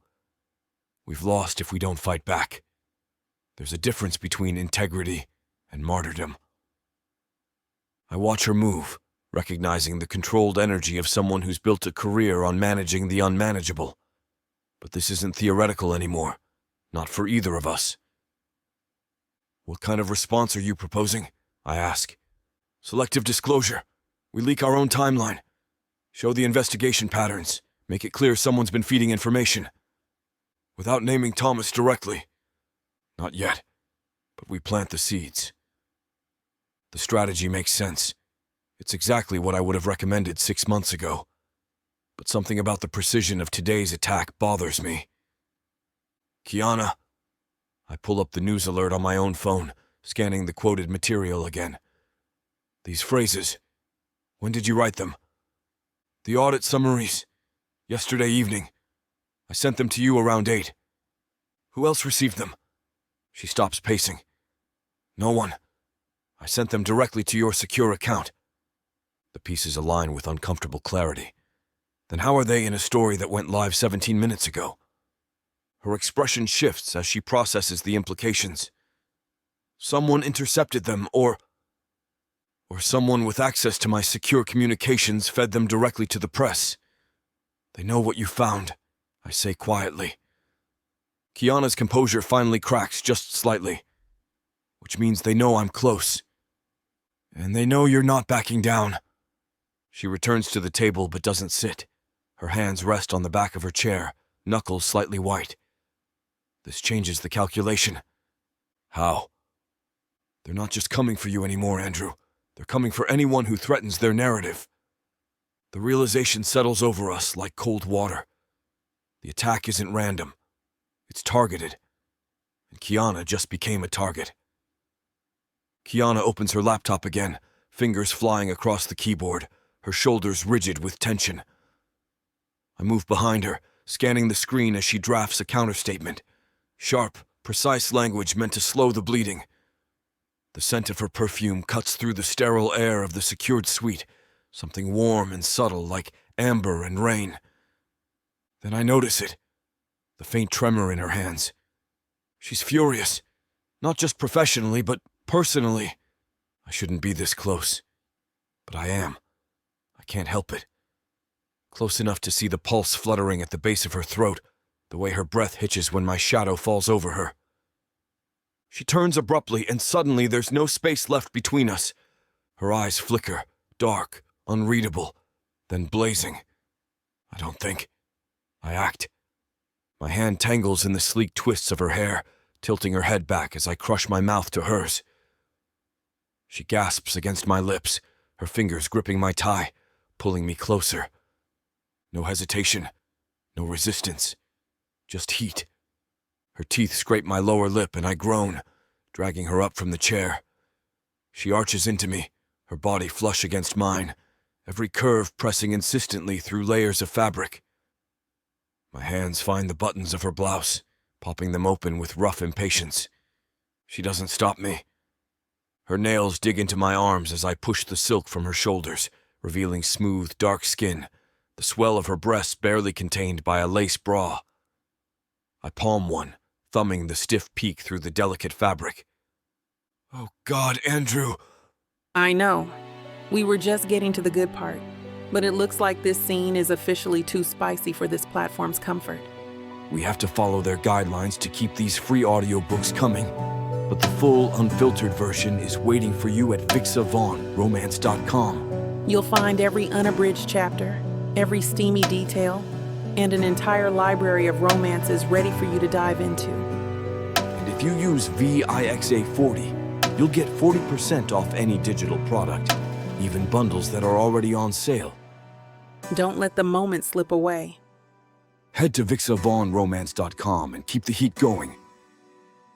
Kiana exhales sharply, a sound that might be a laugh or a curse, and pushes against my chest. I let her go, stepping back to give her space as she slides off the desk with unsteady grace. She doesn't look at me as she gathers her clothes, her movements precise, deliberate. Neither of us speaks. What the hell was that? Control isn't something I lose. Ever. Not in backroom negotiations, not in boardroom bloodlettings, not when my career was detonating in front of me. Until now. Until her. Kiana fastens her blouse with steady fingers, tucking it neatly into her skirt like it's just another Tuesday.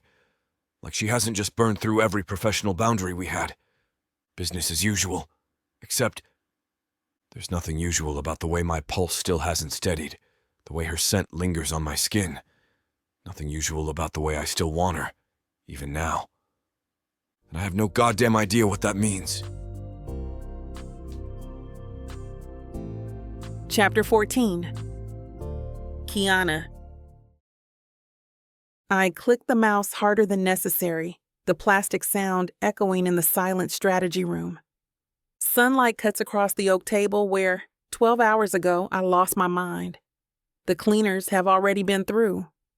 The surface is polished to a high sheen, smelling of lemon and chemical sterilizers. It looks like a boardroom again. It looks innocent. I hate it. Andrew walks in. I don't flinch, though the hairs on my arms stand up like static electricity. I keep my eyes glued to the spreadsheet on my laptop screen. Coffee, he says, placing a steaming paper cup near my elbow. Black, 1 sugar, precisely how I take it. I hate that he knows that. Thanks. I don't look at him. I can't. If I look at him, I'll see the man who wrecked me, not the client I'm being paid to save. I've cross-referenced the server access logs with Bell's travel itinerary. He pulls out the chair opposite me, not the one next to me, and sits. The leather creaks. The sound hits me in the chest, a phantom memory of weight and heat. I shove it down, locking it in a mental box welded shut with steel. Facts. Only facts. And? Andrew asks. His voice is gravel rough but steady. He's playing the game too. Good. And he wasn't in D.C. when the initial leak supposedly originated from his IP address. I spin the laptop around to face him. Someone spoofed his location, but they did it using a remote login that requires a physical key fob, a fob assigned to his assistant. Andrew leans in, studying the screen. He's close enough that I catch the faint scent of sandalwood and starch. It makes my stomach flip in delicious ways. I retreat physically, rolling my chair back an inch under the guise of reaching for a notepad. You think the assistant is the leak? I think the assistant is a pawn, I say, my voice clipped. Bell is sloppy, but he's not stupid enough to use his own login. He used hers to create a trail leading away from himself, but he messed up the timeline. I type furiously, opening a new window. Work is the antidote. Work is the bleach that scrubs the stain out. If I solve this, the contract ends. If the contract ends, I leave. I need to leave. I'm pulling the assistant's financial records now, I tell him, staring at the progress bar like it's a lifeline. If Bell paid her off, we catch him. If he threatened her, we squeeze her until she breaks. Kiana, the use of my name stops my fingers. I hover over the keys, trembling slightly. We need to find the money trail, I interrupt, cutting him off before he can say anything about us. There is no us. There is a crisis manager and a liability. Everything else is noise. Andrew doesn't flinch at the terse response. He just leans back, folding his hands on the table. The movement is graceful, deliberate. He's respecting the line I just drew in the sand with the subtlety of a sledgehammer. But his eyes never leave my face. It's unnerving. Usually when I shut a client down, they get defensive or retreat into their ego. Andrew just waits. It feels less like I'm managing him and more like he's assessing the structural integrity of a bridge before he drives a tank over it. Financials, he agrees, his voice devoid of the husky timbre from last night. Pull them. I work. The silence stretches, heavy and thick. Every time I reach for my coffee, I feel his gaze tracking the movement of my hand. He's not checking the screen. He's taking my temperature. He's looking for the shake in my fingers or the flush in my neck. It takes everything I have not to shatter under that gray-eyed scrutiny. He hasn't moved from his chair, hasn't tried to touch me, but his presence fills the room like smoke. My phone buzzes against the mahogany. Then again.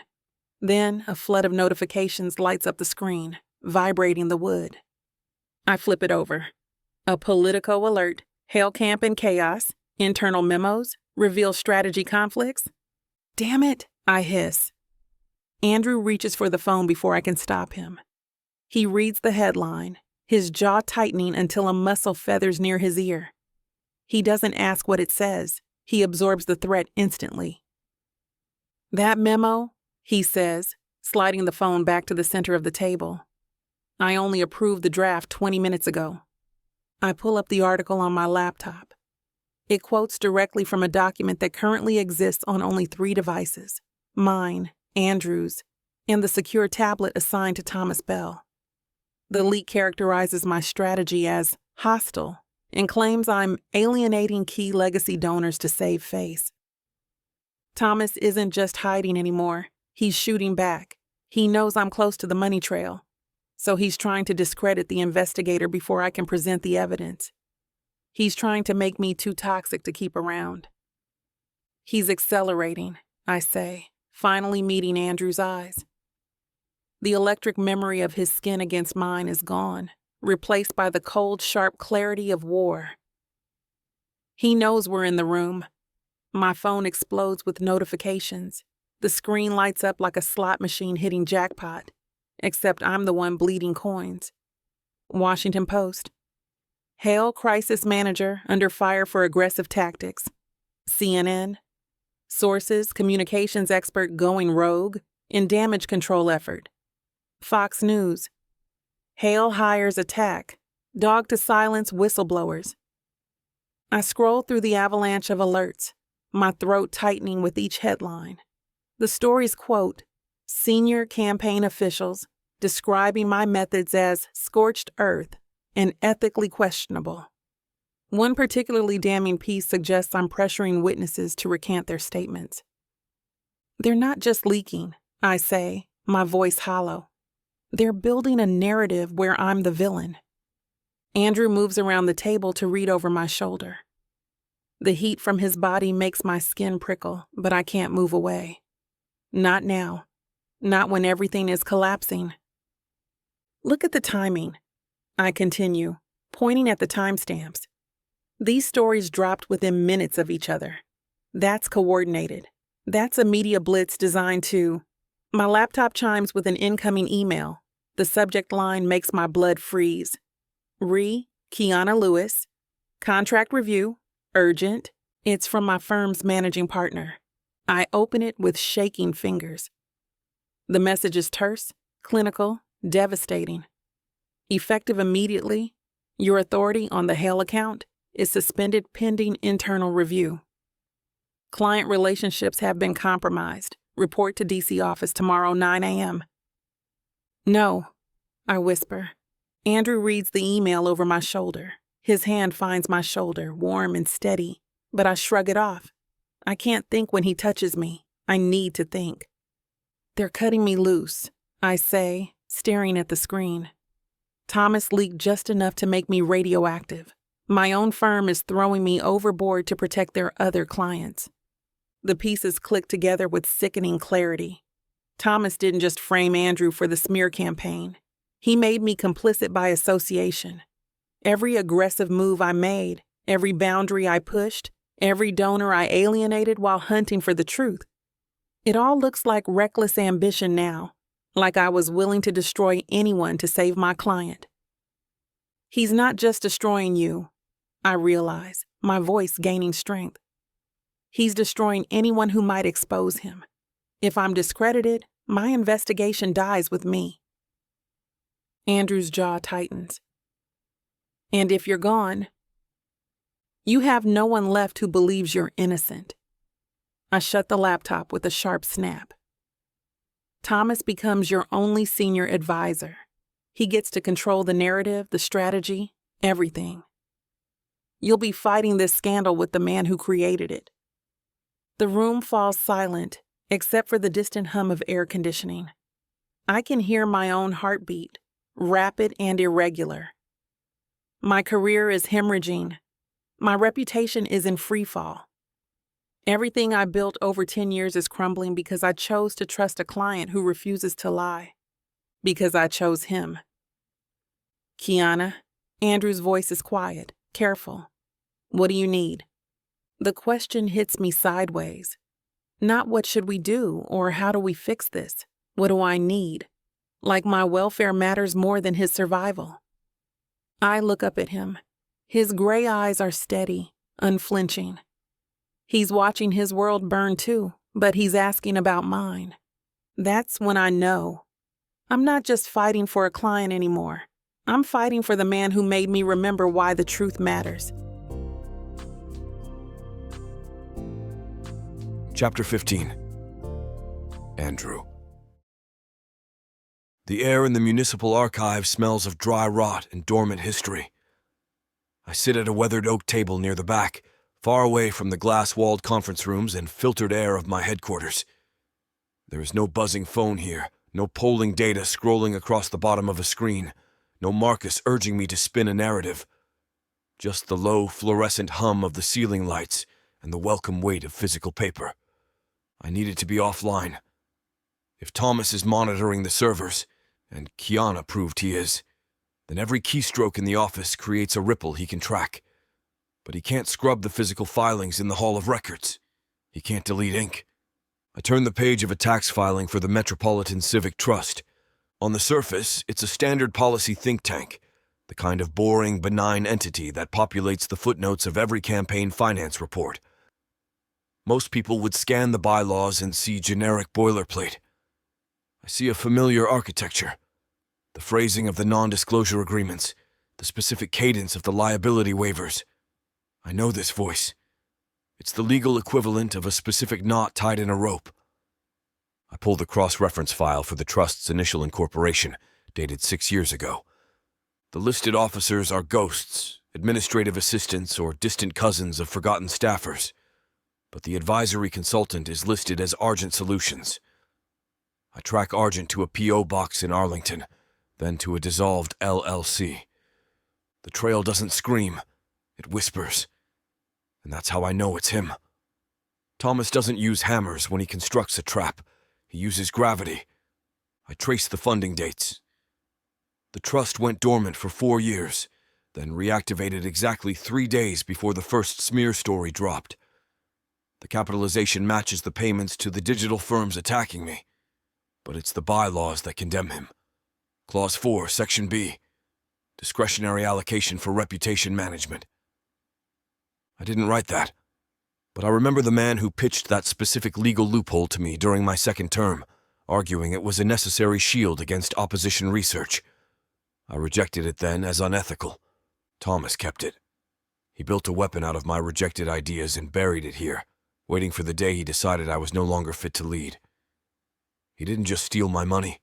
He stole the darker parts of my strategy that I refused to use, and he turned them against me. I pull my tablet from my briefcase, the screen glowing harsh blue against the dim library light. I open the encrypted dossier Kiana compiled 3 days ago. She called it a pattern of anomalies. She was being polite. It was a map, but she didn't have the legend. I have the legend now. I lay the physical ledger next to the digital timeline she constructed. Kiana flagged a series of unauthorized server access points, logins that bypassed the primary firewall using an old admin override code. She traced the IP addresses to a routing center in Northern Virginia, but the trail went cold there. My finger traces the paper record. On October 12th at 4:15, the Metropolitan Civic Trust authorized a wire transfer of $50,000 to a shell company in the Caymans. I look at the tablet. On October 12th at 4:12, the admin override code was used to authorize a vendor payment exception on my internal system. 3 minutes, the time it takes to log out of one secure portal and log into another. I keep going. Kiana highlighted specific phrases in the leaked emails: structural integrity of the base and optics recalibration. She noted they sounded like me but lacked my rhythm. She thought it was a clumsy impersonator. I flipped the page of the trust's meeting minutes from last month. There it is in black and white, dictated during a board meeting I didn't know existed. Objective: optics recalibration regarding the Hale account. Thomas didn't just leak information. He was running a parallel administration. Kiana's data provides the how. My archives provide the how. Separately, these documents are just irregularities. A clever lawyer could argue coincidence. A loyalist like Marcus would call it a clerical error. But when you overlay them, the friction disappears. The gears lock into place. There is no dramatic gasp, no sudden adrenaline spike. The silence in the archives remains heavy and dry. I just feel a sudden, cold clarity. The man who stood at my right hand for 15 years didn't stumble into betrayal. He clocked in early to do it. I closed the folder. The weight of it feels heavier now. It's no longer evidence. It's a weapon, and thanks to Kiana, it's loaded.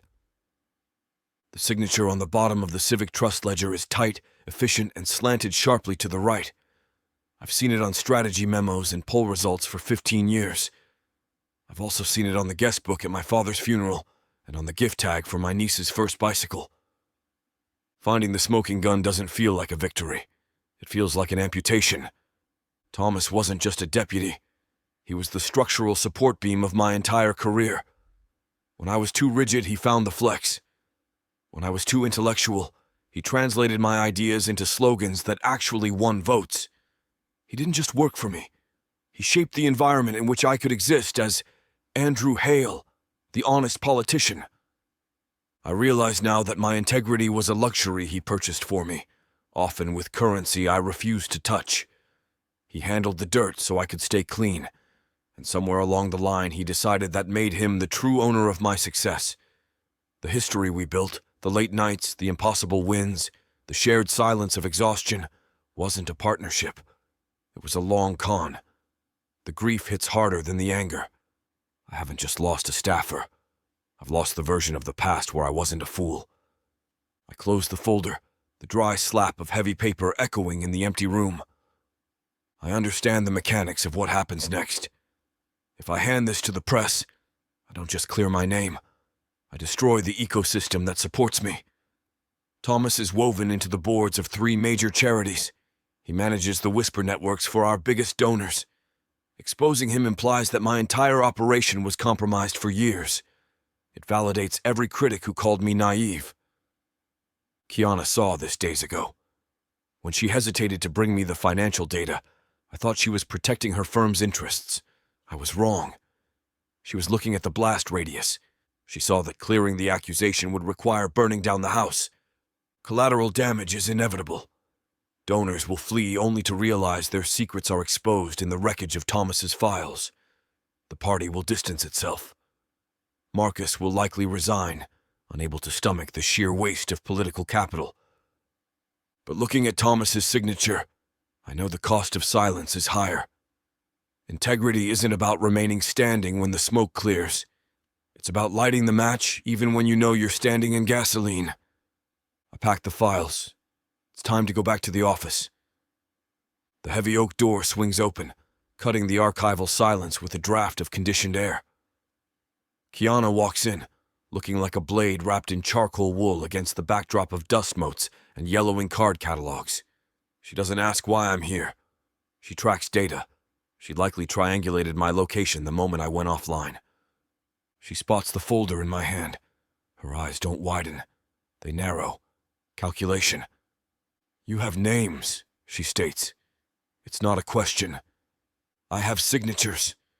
She steps closer, invading the solitary fortress I've built at this back table. Then the clock just started. Thomas isn't stupid, Andrew. He knows you've gone dark. Every hour we sit on this is an hour he spends building a firewall or shredding the rest of the paper trail. I run a thumb over the leather grain of the folio. If we release this, we decapitate the administration. The fallout hits everyone. If we don't, the fallout hits only you. Her voice is low, stripped of sympathy, but dense with fact. The narrative is hardening. Right now, the public sees smoke. By tomorrow, the media cements it as fire. If you want to define the truth, you have to speak before the concrete sets. We control the timeline, or he does. She places a hand on the table, not touching me, but close enough that I can feel the radiating intensity of her focus. She isn't pushing because she craves the win. She's pushing because she knows exactly how this game ends for men who treat war like a debate. I look down at the documents. 15 years of shared coffees, private jokes, and political victories are pressed between these pages. Releasing this isn't just strategy, it's an execution. For a heartbeat, the air feels too thin. I can see Thomas grinning at my victory party 3 years ago, holding up a glass of cheap scotch, exhausted and triumphant. Destroying him feels like tearing out a lung. But that version of Thomas, the one I trusted, died months ago. The man who signed these checks is a stranger who sold me out for leverage. Mercy for him is just cruelty to the truth. I draw a breath. It tastes like dust and old ink. Integrity isn't a shield. It's a scalpel. Sometimes you have to cut the rod out yourself, even if you bleed. I close the briefcase, the latch snapping shut like a gunshot in the quiet room. "Call the press pool," I say, standing up. "We're going on the record."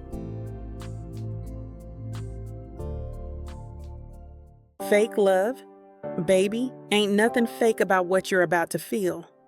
9 full-length audiobooks, dozens of hours of passion, drama, and the kind of chemistry you can't fake. Oh, these couples swear it's just for show. Fake fiancés, pretend dates, contracts and schemes. But baby, when the sparks start flying, somebody's catching feelings. Enemies turned lovers, friends turned more. And listen here, this ain't no skimpy sample pack. You're getting the whole buffet. And right now, It's already sitting pretty at 70% off. Take a look at vixavonromance.com.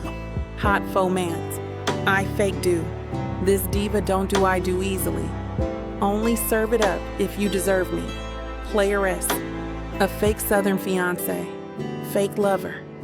Faux love. Wife for hire. The Fake Love Romance Audiobook Bundle. It's time to play pretend and never look back. Vixa Vaughn Romance.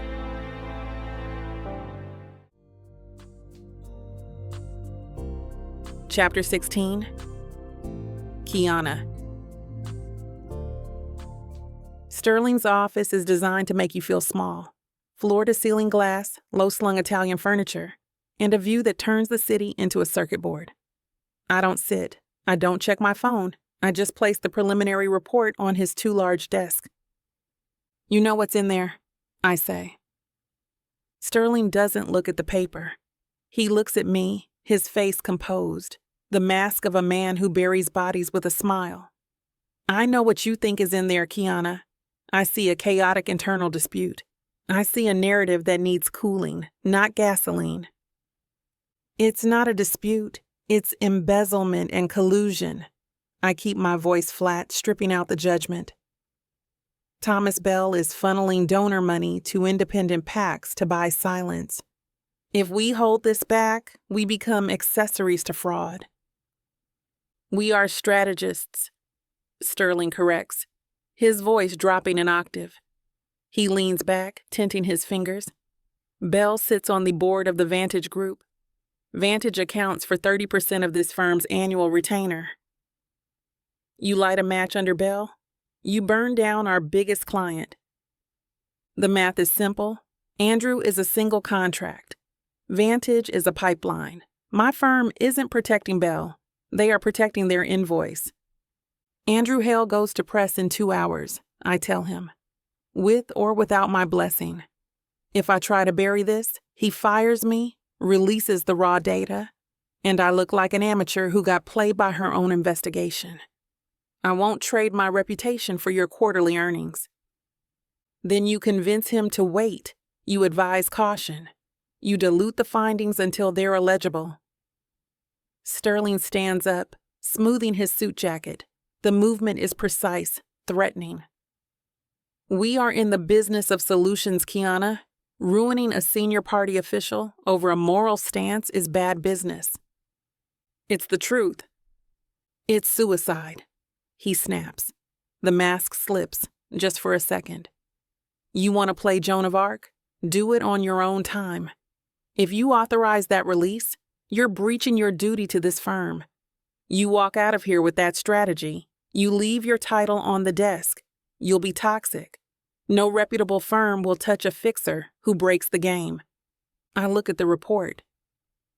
Then I look at the man who taught me how to spin disasters into gold. He thinks he's offering me a choice. He's actually giving me clarity. Andrew Hale is the only client I've ever had who wants the one thing this building can't sell. I don't break the game, Sterling, I say, pivoting toward the exit. I win it. Kiana, he warns, his voice sharp enough to cut glass. If you walk out, you're done. I don't pause. The door shuts behind me with a heavy final click. The elevator down feels longer than the elevator up. 43 floors of watching numbers descend while my career implodes in real time. The lobby is marble and steel, designed to make you feel important on your way in and disposable on your way out. I text Andrew. Coffee, now. Around the corner. His response comes back before I reach the street. On my way. The walk to Gramercy grounds takes 12 minutes. Enough time for the reality to settle. I just torched 8 years of reputation management for a man I've known 6 weeks. The rational part of my brain, the part that built my career on calculated neutrality, is screaming. The rest of me feels oddly light. Andrew's already claimed a corner table when I arrive. He's nursing black coffee, jacket draped over the chair back, sleeves rolled to his forearms. The posture is casual, but his shoulders carry tension, like a man braced for impact. "You look like someone who just burned down a building," he says without looking up. "Close. I just burned down my office."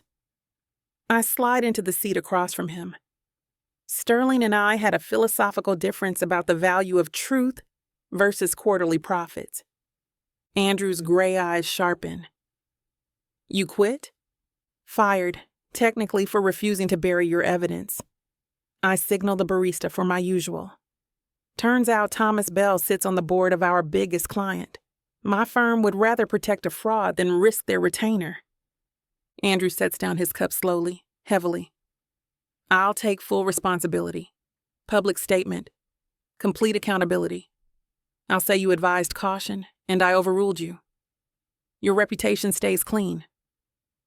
"No, Kiana, absolutely not." The coffee arrives, and I wrap my hands around the mug.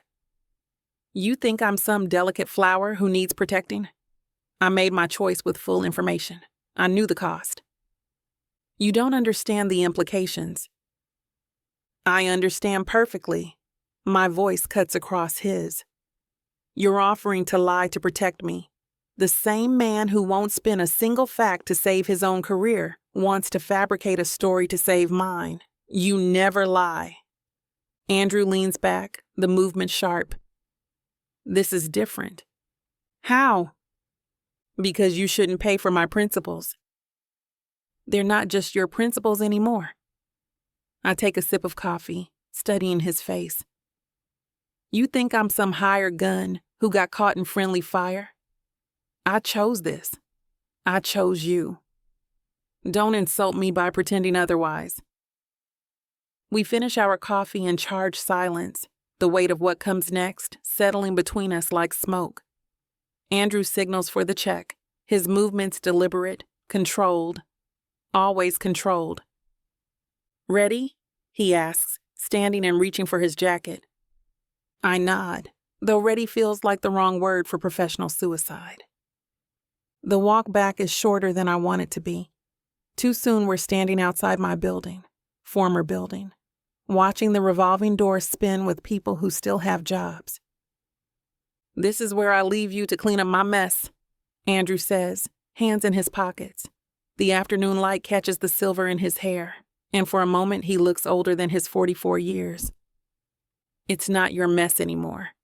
It's ours." "Kiana." He turns to face me fully, and something in his expression shifts. Softer, more exposed than I've seen him. "What you did today, I don't have words for it, but I want you to know. Whatever happens next, I won't forget." The tenderness in his voice catches me off guard. This isn't the political strategist or the calculated power broker. This is the man who refuses to lie, even when it would save him. "Don't get sentimental on me, Hale. We still have work to do." "We do." He steps close enough so that I catch his cologne mixed with coffee and something uniquely him. "But first, thank you." He doesn't wait for my response. Just turns and walks toward his car, leaving me standing on the sidewalk with the strangest feeling that something fundamental just shifted between us. I ride the elevator to the 38th floor for what might be the last time. My office is exactly as I left it this morning. Laptop open, coffee cup half empty, files spread across my desk like evidence of a life I'm about to abandon. I close the door and lean against it. The city sprawls below my window, indifferent to my crisis. Somewhere out there, Thomas Bell thinks he's won. Somewhere else, reporters are sharpening their knives for tomorrow's stories. I open my laptop and stare at the cursor blinking in an empty document. How do you expose a decades-long political operator without destroying the man he betrayed? How do you frame fraud as justice without looking like revenge? The answer isn't in my usual playbook. This isn't about spinning facts or managing narratives. This is about building a case so airtight that truth becomes undeniable. I pull up Bell's financial records again, cross-referencing donor lists with PAC expenditures. The pattern emerges slowly. Money flowing through obscure companies, payments disguised as consulting fees, a web of transactions designed to look legitimate until you map them end to end. But evidence isn't strategy. Evidence without context is just data. I need to frame this story in a way that protects Andrew while exposing Bell's manipulation. My phone buzzes. Text from my former assistant. Sterling wants your client files by end of day. I delete the message without responding. Sterling can wait. The question that's been lurking at the edges of my mind finally surfaces, sharp and unforgiving. Is Andrew worth this? Worth torching 8 years of careful reputation building? Worth becoming unemployable in an industry that rewards loyalty above truth? Worth risking everything I've built for a man I've known 6 weeks? I think about his refusal to sacrifice a staffer to save himself. His insistence on facts over spin. The way he backed my authority, even when it cost him allies. The way he looked at me outside the building, like I mattered beyond my professional utility. I start typing. Chapter 17. Andrew. The fluorescent tube above the heavy oak desk flickers, casting a strobe light spasm over the stacked cardboard boxes. This field office was supposed to be shuttered months ago. Now it's a holding cell for dead files and campaign memorabilia. I run a thumb over the edge of a poster peeling from the drywall. Hail for Senate. The corner curls down, brittle and yellowed, revealing the cheap gray paint underneath. We pasted these up ourselves 12 years ago. Thomas held the ladder.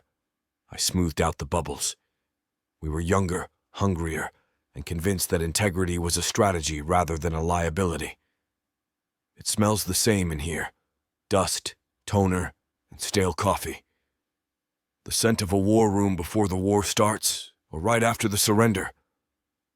The front door groans open. Heavy footsteps echo on the linoleum. Thomas breezes in, scanning the room with a bemused smirk. He wears his Italian suit like armor, a sharp contrast to the decay around us. He doesn't look like a man worried about accusations or audits.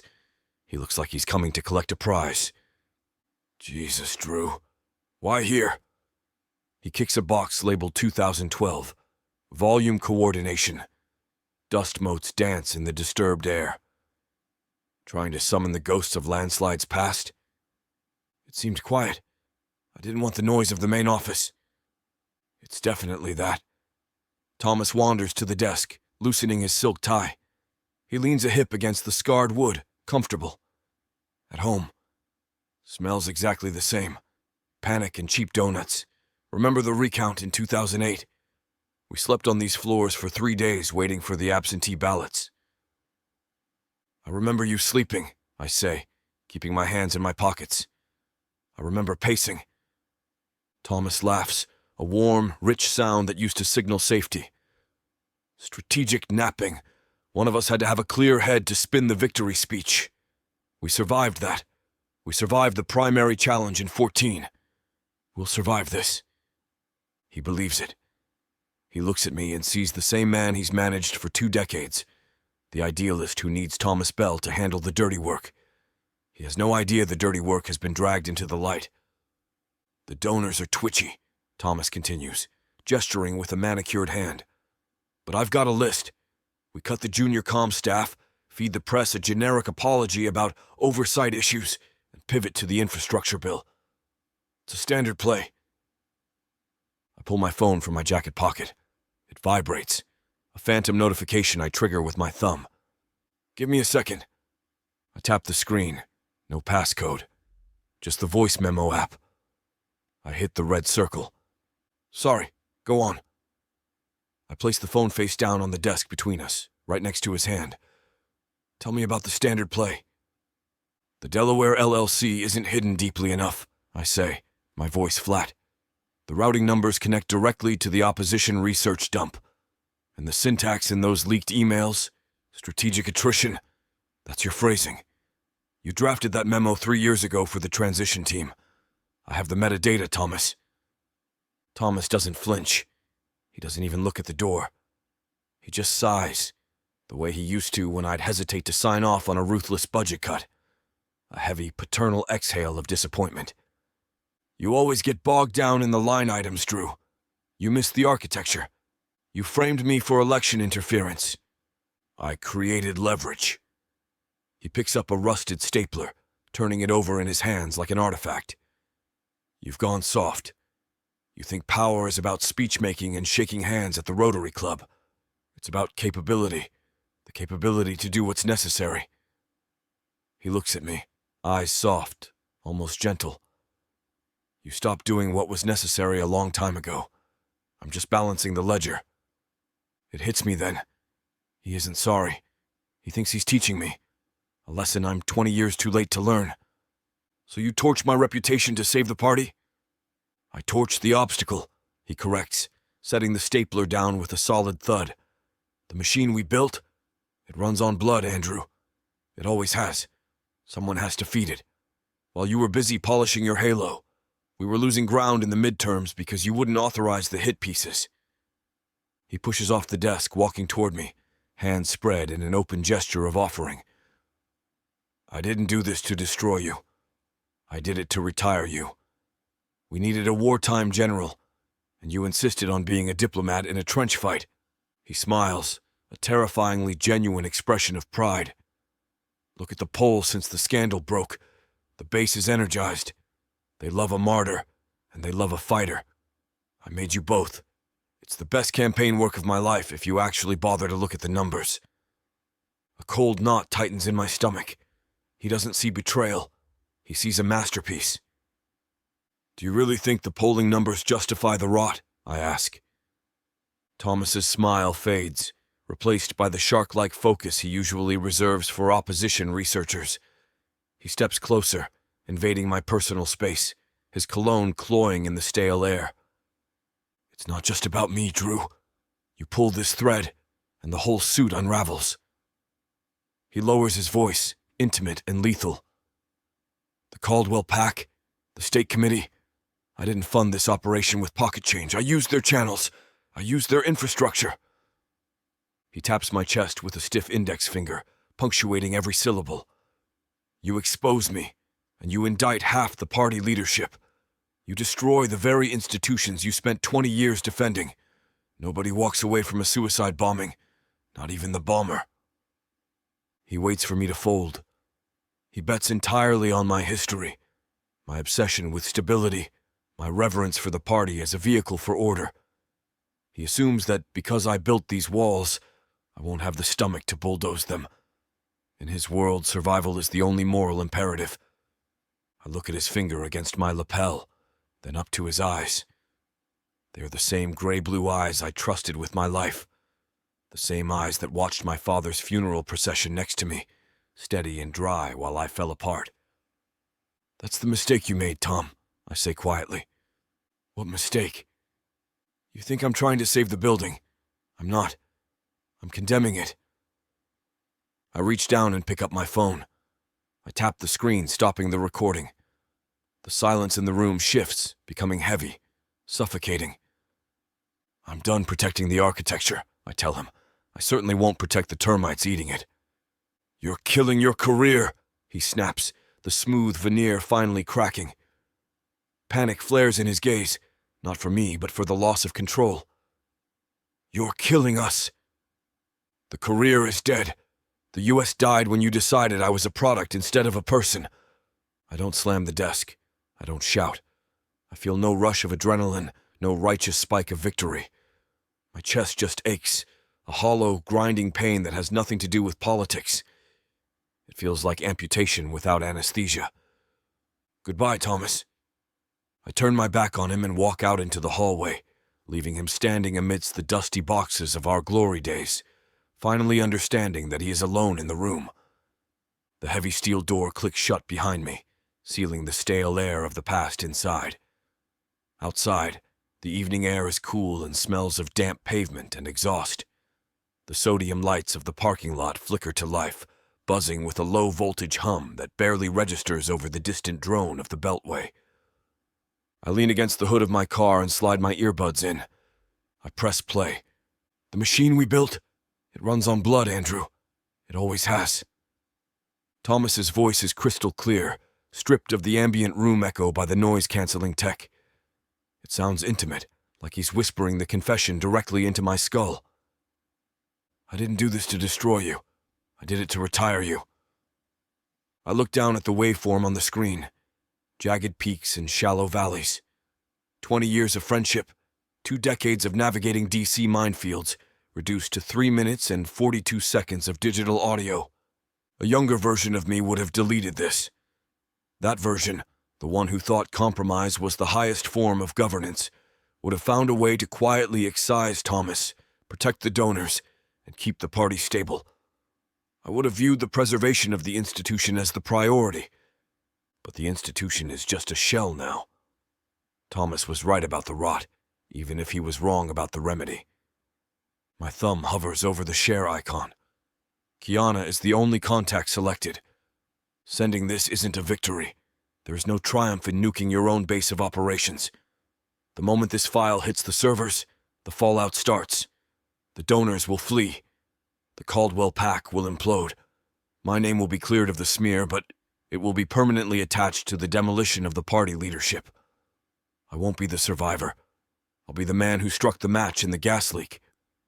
I watched the cars streaming by on the overpass, red taillights bleeding into long streaks of light. People going home to dinner, to families, to lives that rely on the stability men like me are supposed to guarantee. I'm not saving them. I'm not saving myself. I'm simply balancing the ledger, just like Thomas wanted. I tap send. The progress bar fills. Delivered. I take the earbuds out and pocket the phone. The quiet returns, heavier than before. It's done. The countdown has started, and I'm not going anywhere. I'll be right here when the sky falls. Chapter 18. Kiana. The text message, audio file attached, was the only warning. I expected a war room when I keyed in the code to his townhome. I expected to find Marcus screaming into a cell phone, lawyers pacing holes in the rugs, and whiteboards covered in fallout projections. Instead, the hallway is empty. The silence hits me like a physical drop in pressure. Andrew meets me in the foyer. No tie. Sleeves rolled up past his elbows, revealing forearms corded with tension he can't shed. He doesn't ask if I listen to the file. He knows. He reaches out and takes my trench coat, his knuckles grazing my shoulder. A brief, heavy contact. He hangs the coat over the banister rail rather than putting it in the closet. I look down. His shoes are kicked off near the runner, not aligned, not placed on the rack, just left where he stepped out of them. It's a small, violent act of disorder from a man who typically treats geometry like a religion. Outside, the DC sirens wail a few blocks over. But in here, the city sounds are muffled, like we're underwater. Quiet night, I say, the irony thick enough to choke on. The loudest ones usually start that way. He doesn't gesture for me to follow. He just turns and walks toward the kitchen. We don't fill the space with chatter. For the first time since I took this contract, the silence isn't a vacuum waiting to be filled with spin. It's just air. Breathable, finally. In the kitchen, a pan sizzles on the back burner. The smell of butter and cracked pepper is disarming, domestic in a way that feels dangerous. There's a bottle of sparkling water on the counter, moisture beading on the glass, but no scotch, no wine. The crystal decanters on the sideboard remain strictly ornamental tonight.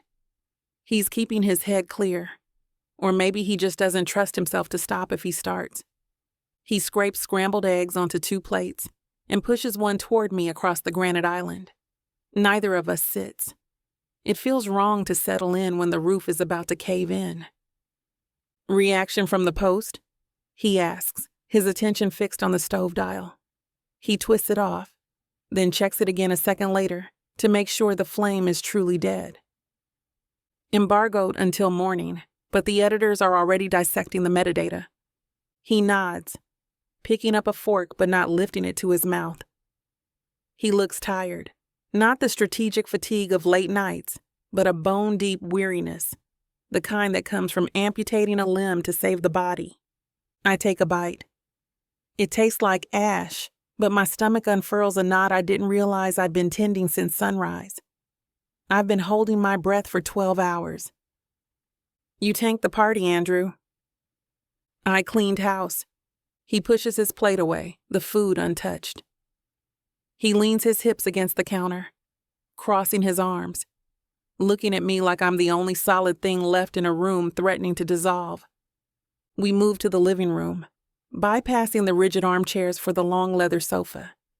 We sit on opposite ends, leaving an expanse of dark upholstery between us like a demilitarized zone. The file is out. The email is sent. The countdown isn't ticking anymore. It hit 0 while we were eating cold eggs. Belle isn't the only one who burns for this, Andrew says. He stares at the unlit fireplace, his voice lacking its usual resonance. The party pulls the funding by morning. The coalition fractures by noon. I burned the crops to kill the weeds. I know. You didn't have to hit send on the press release, Kiana. You could have let the journalists find the recording on their own. Plausible deniability. My partners gave me a choice, I interrupt, keeping my eyes on the coffee table. Bury the evidence to save the firm's donor relationships, or clear my desk. Andrew turns his head slowly. You walked? I ran, left my badge on the reception counter. I say it flatly, stripping the nobility out of the act. It wasn't noble, it was a reflex. I just torched 15 years of networking for a single news cycle. So we're both arsonists. He doesn't offer gratitude. I don't want it. Thank yous are for people who do favors, not people who pull the pin on a grenade together. The silence stretches, heavy and thick. Andrew lifts his left hand, his thumb digging into the inside of his wrist, rubbing the skin there raw, as if trying to locate a pulse he's not sure is still beating. It's a rhythmic, unconscious motion that betrays the terrified boy inside the statesman. I'm not afraid of the scandal, he says quietly. I'm comfortable in a fight. I know the mechanics of war. He stops, pressing harder on his wrist. It's the quiet after. I've spent 2 decades surrounded by people who were paid to be there. When the payroll stops, the room empties. I find a loose thread on the cushion seam next to my thigh. I wrap it around my index finger, pulling it taut until the circulation cuts off, turning the tip of my finger purple. I don't know who I am without the shield, I admit. The words taste metallic. I am Kiana Lewis of the Sterling Group. That name opens doors. It stops shouting matches. Without it, I'm just a woman who knows too many secrets and has nowhere to keep them. You're Kiana Lewis.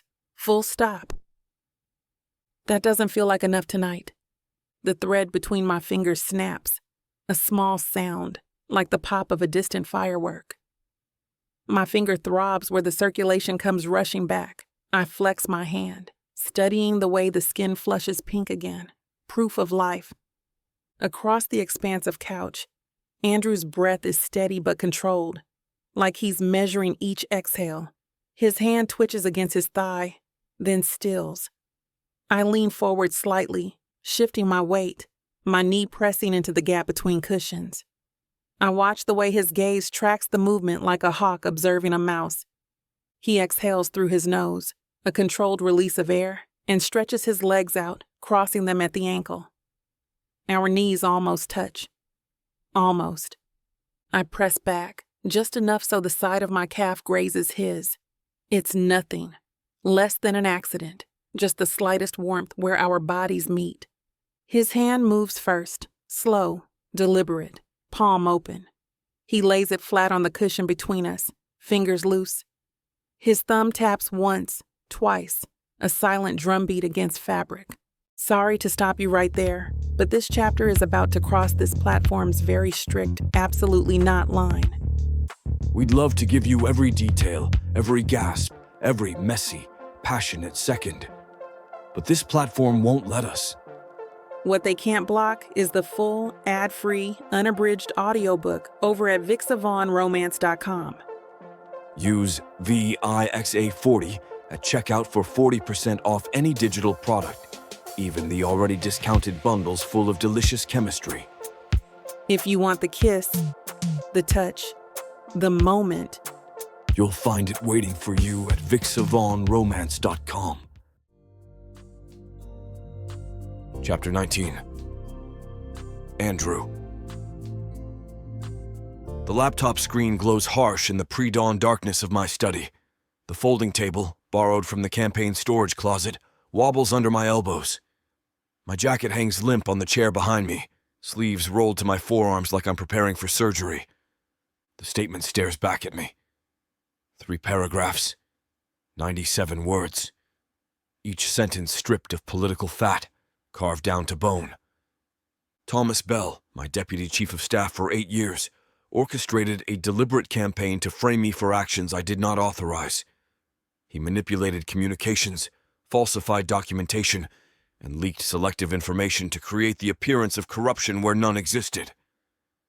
My cursor blinks at the end of the second paragraph. I backspace through the sentence, watching the letters disappear one by one. Then I type it again, slower this time. Bell, my deputy chief of staff for 8 years. Delete. Retype. Thomas Bell, a senior member of my staff. Delete. My coffee sits cold beside the laptop, a film of cream congealing on the surface. I don't remember when I last took a sip. The mug bears the seal of the Georgetown Alumni Association, a gift from some donor whose name I've already forgotten. Everything feels like archaeology now, relics from a life I'm actively dismantling. The door opens without a knock. 2 figures enter, Janet Morse and David Chen, crisis consultants Marcus hired after he realized I wouldn't be managed. They move with the careful efficiency of morticians, all pressed suits and measured expressions. Janet sets her tablet on the table beside my laptop. We've reviewed the draft. Constructive feedback, I assume. David slides into the chair across the table, his phone face down but within easy reach. The language is aggressive. It's accurate. Accuracy and survival aren't always compatible, Janet says. She taps her tablet screen, pulling up a marked-up version of my statement. Red ink bleeds across every paragraph. The word orchestrated implies premeditation. Unauthorized gives Bell room to claim ignorance. Bell wasn't ignorant. He was calculating. But a jury won't hear the recording, David interjects. His fingers drum against the table, a nervous tick that betrays his discomfort with the whole enterprise. The confession is inadmissible. You recorded without consent. I recorded a man admitting he framed me. You recorded a private conversation in violation of D.C. wiretapping laws. Janet's voice carries the patience of someone explaining arithmetic to a child. The press can run with it, but it won't hold up in court if this escalates. I lean back, studying them both. Janet's makeup is flawless despite the early hour. She's been awake for hours, preparing for this conversation. David keeps glancing at his phone, the screen lighting up with notifications he's ignoring, already calculating his exit strategy. What exactly are you suggesting? Softer language, Janet says. Replace orchestrated with unauthorized activities. Change Thomas Bell to a former associate. Remove any reference to his motives. We're not asking you to lie, Andrew, David adds, finally meeting my eyes. We're asking you to survive. I close the computer with a soft click. The screen's glow dies, leaving us in the amber light of the desk lamp. Outside, the first garbage trucks rumble down the street, the city beginning its daily resurrection. I've already survived the lie, I say. This is the aftermath. David's phone buzzes against the table. He glances down reflexively, his thumb hovering over the screen before he catches himself and flips it face down again. But I saw the notification, a text from someone named Rebecca, asking if he's still taking the Hale contract. I file the detail away. Trust is a luxury I can no longer afford. I reopen the laptop and pull up the statement. The cursor finds its place at the beginning of the first paragraph. I clear my throat once, testing the silence. Thomas Bell, my deputy chief of staff for 8 years, orchestrated a deliberate campaign to frame me for actions I did not authorize. My voice carries steady through the small room. Janet's pen stops moving across her tablet.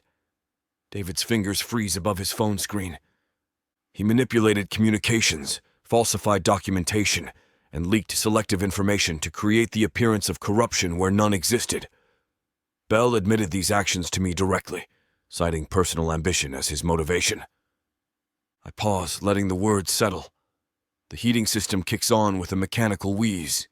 Outside, a car door slams. The evidence supporting these facts will be made public simultaneously with this statement. I take full responsibility for failing to detect this betrayal sooner, but I will not accept responsibility for crimes I did not commit. Janet sets down her pen with deliberate care. Andrew, I understand the recording cannot be used in court proceedings. I understand Bell may retaliate against donors and allies. I understand this statement may end my political career.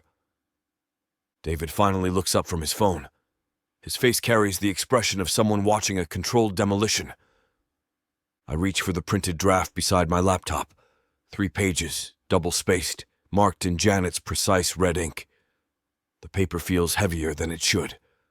I fold it once along the horizontal crease, the way I've folded every speech I've ever delivered. Then again, creating a neat rectangle. If this is going to end me, it's going to end me clean. My finger hovers over Janet's suggested edit in the second paragraph, the word orchestrated circled in red, with unauthorized activities written in the margin. I click delete and watch the red text disappear. We're done editing. Janet closes her tablet with a soft snap. David slides his phone into his jacket pocket and reaches for his briefcase. Neither speaks. They exchange a look that communicates volumes. The shared recognition of a client who has moved beyond management. Janet stands first, smoothing her skirt with plenty of tension. The statement goes live when? 2 hours. David gathers his papers, stacking them with the mechanical precision of someone who has retreated into procedure. Media response will be immediate. I'm counting on it. They move toward the door like pallbearers leaving a funeral. Janet pauses at the threshold, her hand on the frame. For what it's worth, Andrew, this takes courage. Courage is just stupidity with better publicity. She almost smiles. Then they're gone, leaving me alone with the statement and the weight of what comes next. I move to sit down just as Marcus appears in my doorway like a bad omen, phone pressed to his ear and stress radiating from every line of his body. He ends the call with a sharp tap and steps inside without invitation. Kiana Lewis just triggered a coordinated media release. I look up from my laptop screen where the statement waits in the draft folder. The cursor blinks at me with mechanical patience. Coordinated with whom? Post, Times, Politico, full document dump. Marcus drops into the chair Janet vacated, his phone already buzzing with incoming calls. He silences it immediately. Financial records, communications logs, time-stamped evidence, everything. How long do we have? 17 minutes. Maybe less if someone jumps the embargo. I lean back, processing. Kiana never mentioned timing, never coordinated the release schedule with my team. She built her own timeline and executed it parallel to mine, not in opposition, but in perfect, unplanned synchronization. She didn't wait for clearance, I say. She didn't need it. Marcus's fingers drum against his phone case. The evidence stands alone. Your statement becomes confirmation, not revelation.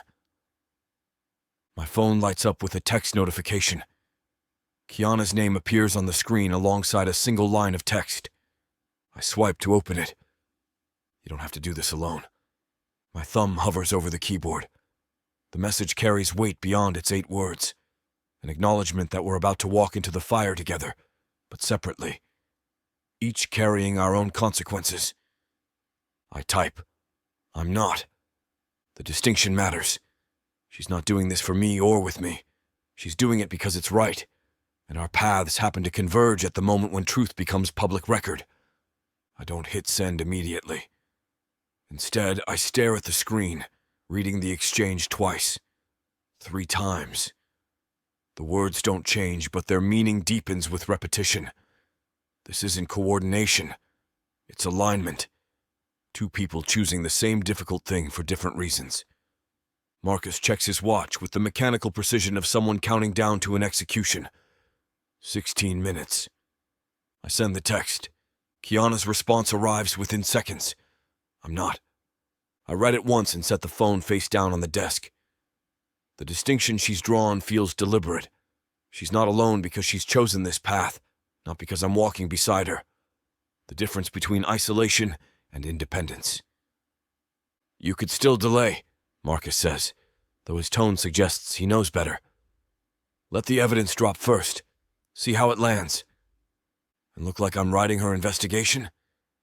You'd look strategic. I close the laptop and stand, straightening my tie with automatic precision. The wall clock above Marcus's head shows 14 minutes until the embargo lifts. 14 minutes until retreat becomes impossible. Strategy assumes multiple options, I say. This is the only option that lets me sleep. Marcus's phone lights up with another call. He glances at the screen, probably another journalist or nervous donor, and lets it go to voicemail. Sleep is overrated when you're unemployed. I've been unemployed before. Not like this, not publicly. I walk closer to the window overlooking the street. Early morning traffic moves with purpose, commuters and delivery trucks navigating the grid of downtown D.C. In 13 minutes, some of those drivers will hear the news on talk radio. In an hour, it'll be trending on social media. The statement goes live in 12 minutes, I say without turning around. Andrew. The decision is made, Marcus. He sighs, a sound that carries 8 years of shared battles and compromises. Then I'll make sure the phones are ready. I watch the second hand sweep around the clock face, each tick marking another moment when I could still change course, still choose preservation over principle. But the choice was made the moment I typed the first sentence. Everything since then has been momentum. 11 minutes. 10. 9. This is the first time in my career that there is no fallback language, no contingency memo, no version of events that lets me walk backward with dignity. And I choose it anyway. Chapter 20. Kiana. The upload bar crawls across my laptop screen with a mechanical indifference. 73%. 74. Each percentage point represents another gigabyte of Thomas Bell's career dissolving into public record. I don't watch it complete. My phone sits face down beside the keyboard, its screen dark and silent. Sarah Chisholm from the Post confirmed receipt 40 minutes ago. The Times followed 12 minutes later. Politico's confirmation arrived as a single word: received. Professional distance requires I treat this as data transfer, not detonation. The evidence stands independent of my investment in its consequences. Financial routing records timestamped to the hour. Communication logs with metadata intact. Parallel operation documentation that traces back to Thomas's personal accounts, not Andrew's campaign infrastructure. I built the package methodically. No speculation, no editorial commentary. Just documented fact arranged in chronological sequence. Let the journalists draw conclusions. Let the public connect dots. My job ends when the truth becomes accessible. The coffee maker in the corner gurgles through its final cycle, filling the borrowed conference room with the smell of burnt grounds and artificial vanilla. I've been here since 3:30 a.m., coordinating releases from a desk that belongs to someone else's organization. The Legal Defense Fund offered neutral ground, no political affiliation, no skin in the game beyond access to secure servers and encrypted communication lines. My reflection stares back from the black laptop screen, hair pulled into a bun that's loosened over the past 6 hours, suit jacket draped over the chair behind me, sleeves rolled to my forearms. I look like someone who's been working through the night, which is exactly what I am. The phone buzzes against the table. Face down, but the vibration carries through the wood grain. I don't flip it over. Control ended the moment I authorized the transfer. Whatever's happening now, whatever's building momentum across newsrooms and social media feeds, exists beyond my influence. I close the laptop with a soft click and lean back in the borrowed chair. The building settles around me with morning sounds, heating systems cycling on. Elevator motors humming between floors. The distant murmur of early staff arriving for work. In 47 minutes, Thomas Bell's name will surface across multiple outlets simultaneously. Not as speculation, not as anonymous sourcing, as direct attribution linked to documented evidence. The language will be careful, devastatingly precise. Financial routing irregularities traced to Deputy Chief of Staff Thomas Bell. Coordinated messaging campaign originating from Bell's personal communication channels. Parallel operations conducted without candidate authorization or knowledge. I recognize the phrasing because I wrote it. Stripped of ownership now, echoed back through journalistic filters, but unmistakably mine. The careful distinction between unauthorized and unknown. The specific timeline that places Bell's activities during Andrew's public appearances. Creating clear alibis. The financial documentation that follows money from Bell's accounts to third-party operatives Andrew never hired. My phone buzzes again. Then again. The rhythm suggests incoming calls, not text messages. Probably my former colleagues at Sterling Communications, realizing their crisis management expert just became the crisis. I don't answer. Instead, I gather the printed documents scattered across the table. Backup copies of everything I uploaded, organized in manila folders with handwritten labels. Financial records, Bell, T. Communication logs, unauthorized. Timeline, frame operation. Each folder contains enough documentation to end a career. Together, they contain enough to end several. The elevator dings in the hallway outside. Footsteps approach, measured, professional, definitely not building maintenance. I recognize the cadence before the door opens. Sarah Chisholm from the Post, arriving early for what she probably considers the most important interview of her career. She knocks twice and enters without waiting for permission. Gray hair pulled back severely, digital recorder already in her hand, eyes sharp with the focus of someone who smells a career-defining story. Miss Lewis. Miss Chisholm. She settles into the chair across from me, placing the recorder on the table with deliberate ceremony. The embargo lifts in 36 minutes. I'm aware. Thomas Bell's response? Not my concern. Sarah's eyebrows lift slightly. She's accustomed to sources who want to shape narrative, control messaging, influence outcome. I'm offering her documentation and silence. You realize this destroys him completely. I realize this documents what he did. And Hale? Also not my concern.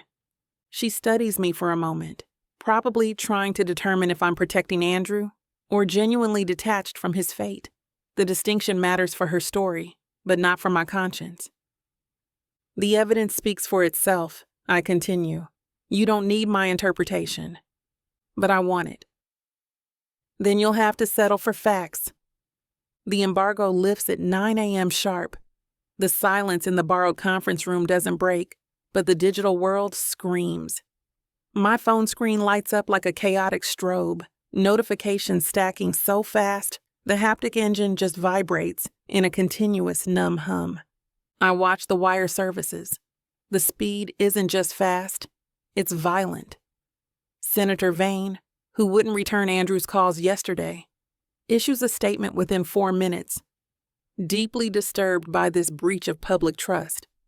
Donors who froze Andrew's accounts are suddenly awaiting further clarity while scrambling to scrub their connections to Thomas.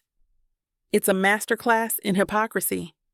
The statements contradict each other, feigned ignorance clashing with moral outrage, It proves the only theory I've ever fully believed. There is no stability in this town, only carefully maintained illusion. The moment the wind changes, the architecture collapses. They aren't running for cover because they're shocked. They're running because the math changed. A notification banshee screams from my laptop. Not a text, not a news alert. A priority Outlook flag. Sterling Communications and Partners. Subject: Notice of immediate dissolution. It's impressive efficiency. They must have had the draft ready the second I refused to bury the Bell financials. I clicked the preview. Effective immediately. Breach of client confidentiality. Acting outside scope of representation. Standard legal boilerplate designed to insulate the firm from the blast radius. No exit interview. No negotiation. A clean amputation to save the body. I try to sync my calendar one last time to archive my contacts. Connection failed. A red banner flashes across the top of the screen. User account disabled by administrator. They didn't just fire me. They wiped me. My firm email, my access to the shared drives, the internal direct messaging apps, gone in the time it took to read the subject line. I am digitally ghosted by the company I helped build. I close the laptop. The black screen reflects a woman who just torched her resume to light a signal fire. I stare at the login prompt. The cursor blinks with a steady rhythmic indifference. Account not found. It isn't a suspension. It isn't a lockout pending review. It's a total scrub. Sterling didn't just cut me loose. They erased the roadmap of my last 10 years. The carefully created contact lists, the back-channel agreements, the proprietary strategy decks, vaporized into the server ethos. I try to pull up the firm's internal chat app on my phone. The icon is already grayed out, ghosting on the screen before vanishing entirely as the remote wipe command completes its cycle. There is no severance package negotiation, no heated exit interview where I get to justify my ethics. There is just the hum of the HVAC system and a phone that has stopped vibrating because the people who used to need me have already been told I don't exist. I am a ghost in a tailored suit. I should be mobilizing.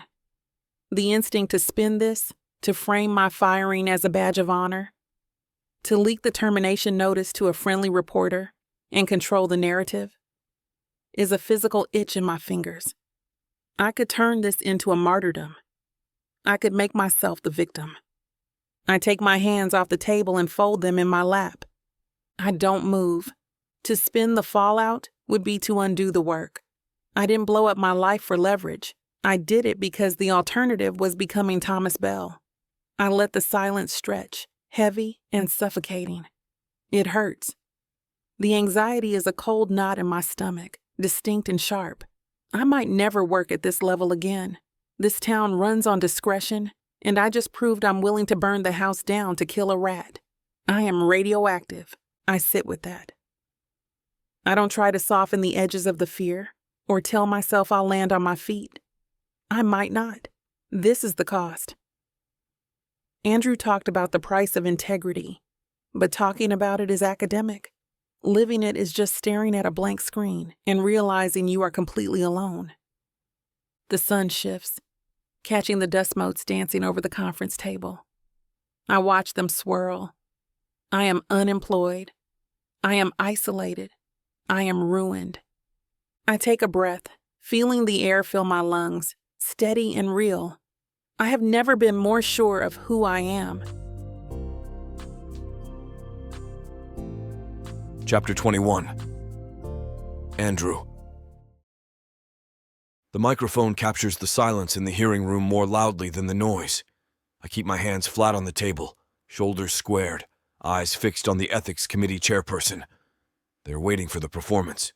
They expect the wounded outrage of a betrayed man or the fiery indignation of a politician clearing his name. I give them neither. The timeline established in Exhibit B confirms the alteration of internal logs, I state, my voice level. Thomas Bell accessed the secure archive on September 4th, 12th, and 21st using administrative overrides not assigned to his clearance level. The chairperson blinks, adjusting his glasses. He looks disappointed. He wants a soundbite. Mr. Hale, are you stating that your deputy chief of staff acted without your knowledge to fabricate these records? I am stating that the digital footprints belong to Mr. Bell's terminal, I reply. I am stating that the authorization codes used were misappropriated. The metadata precludes any other conclusion. I do not use adjectives. I do not describe the gut-rot sensation of realizing Thomas sat across from me for weeks, smiling while he dismantled my life. I strip the narrative of all emotion until only the skeletal structure of the truth remains. The facts are cold, hard things. I lay them out like surgical instruments. The motive is irrelevant to the validity of the evidence before you. I finish. The record stands. I lean back. I don't look at the cameras. The committee whispers amongst themselves. Papers shuffle. A dry, rasping sound. The chairperson clears his throat, tapping a pen against his notepad. In light of the documentation provided and the independent verification received this morning, the chairperson announces, his tone bureaucratic and dull. The committee refers Thomas Bell for immediate removal and initiates a formal Department of Justice inquiry regarding the misuse of classified communications. It is over in 2 sentences. The gavel doesn't even bang. He just sets the pen down. The room exhales. Reporters start thumbing their phones, already bored by the lack of theater. I stand up, buttoning my jacket. I expected relief. I expected the sudden lightness that comes after dropping a heavy load. There is nothing. Justice is not a feeling. It is a calculation resolving to 0. I walk toward the exit, the cameras flashing in my periphery, realizing that fixing the error doesn't undo the damage. It just stops the bleeding. The corridor outside the hearing room is a gauntlet of marble and echo. I unlock my phone. The screen is a cascade of notifications, but not the kind Marcus is praying for. The Amber Group. Pausing queue for contributions. Senator Vane's office. Canceling the keynote. Global initiatives. Withdrawing support immediately. Marcus matches my stride, his tablet clutched like a shield. He looks ill. Andrew, the Heritage Board just called. They're freezing the accounts. They cite instability. And holding Bell accountable just made the rest of the caucus nervous. They don't like that you recorded a colleague. Ex-colleague, I correct. It doesn't matter to them. You broke the omerta. Marcus practically jogs to keep up, his voice hushed and frantic. We need to reassure the master list. We need to spin this as a purification of the brand. If we frame Bell as a rogue cancer we successfully cut out, we might salvage the fall gala. I stop near the exit. The heavy silence of the rotunda presses down on us. The names scrolling on my screen aren't just bank accounts. They are dinners hosted in my home, weekends at the lake, 20 years of handshakes. They aren't leaving because I'm guilty. They are leaving because I showed them I am unpredictable. I valued the truth over the tribe. In this town, that is the only unforgivable sin. No spin, I say. If we don't stop the bleeding, the firm dissolves by Friday. We lose the infrastructure. Let it dissolve. Marcus freezes. What? I pull up the press pool distribution list on my phone. My thumbs move mechanically. I do not ask for a draft review. I do not run it by legal. Effective immediately, I am ceasing all operations within political strategy and consulting. The mechanisms required to sustain influence in this climate are incompatible with the standards I maintain. I offer no endorsement to successors. I hit send. Andrew. Marcus stares at his own screen as the alert lands, his face going slack. You just torched the lifeboat. The ship was already underwater, Marcus. I pocket the device. The air feels thinner, sharper. I don't have a plan. I don't have a roadmap for tomorrow. I just have the distinct metallic taste of reality. I push open the heavy glass doors and step out into the street. I'm done. By evening, the news cycle has already moved on. I watch from my study as the networks pivot to fresh scandals, fresh faces. The anchor introduces rising star Jennifer Walsh as the new voice of principled leadership. She sits where I sat just a few months ago, promising transparency and accountability with the same polished confidence I once wielded. The machine doesn't mourn, it adapts. My phone buzzes with a text from Marcus. Walsh hired the team. Office space secured.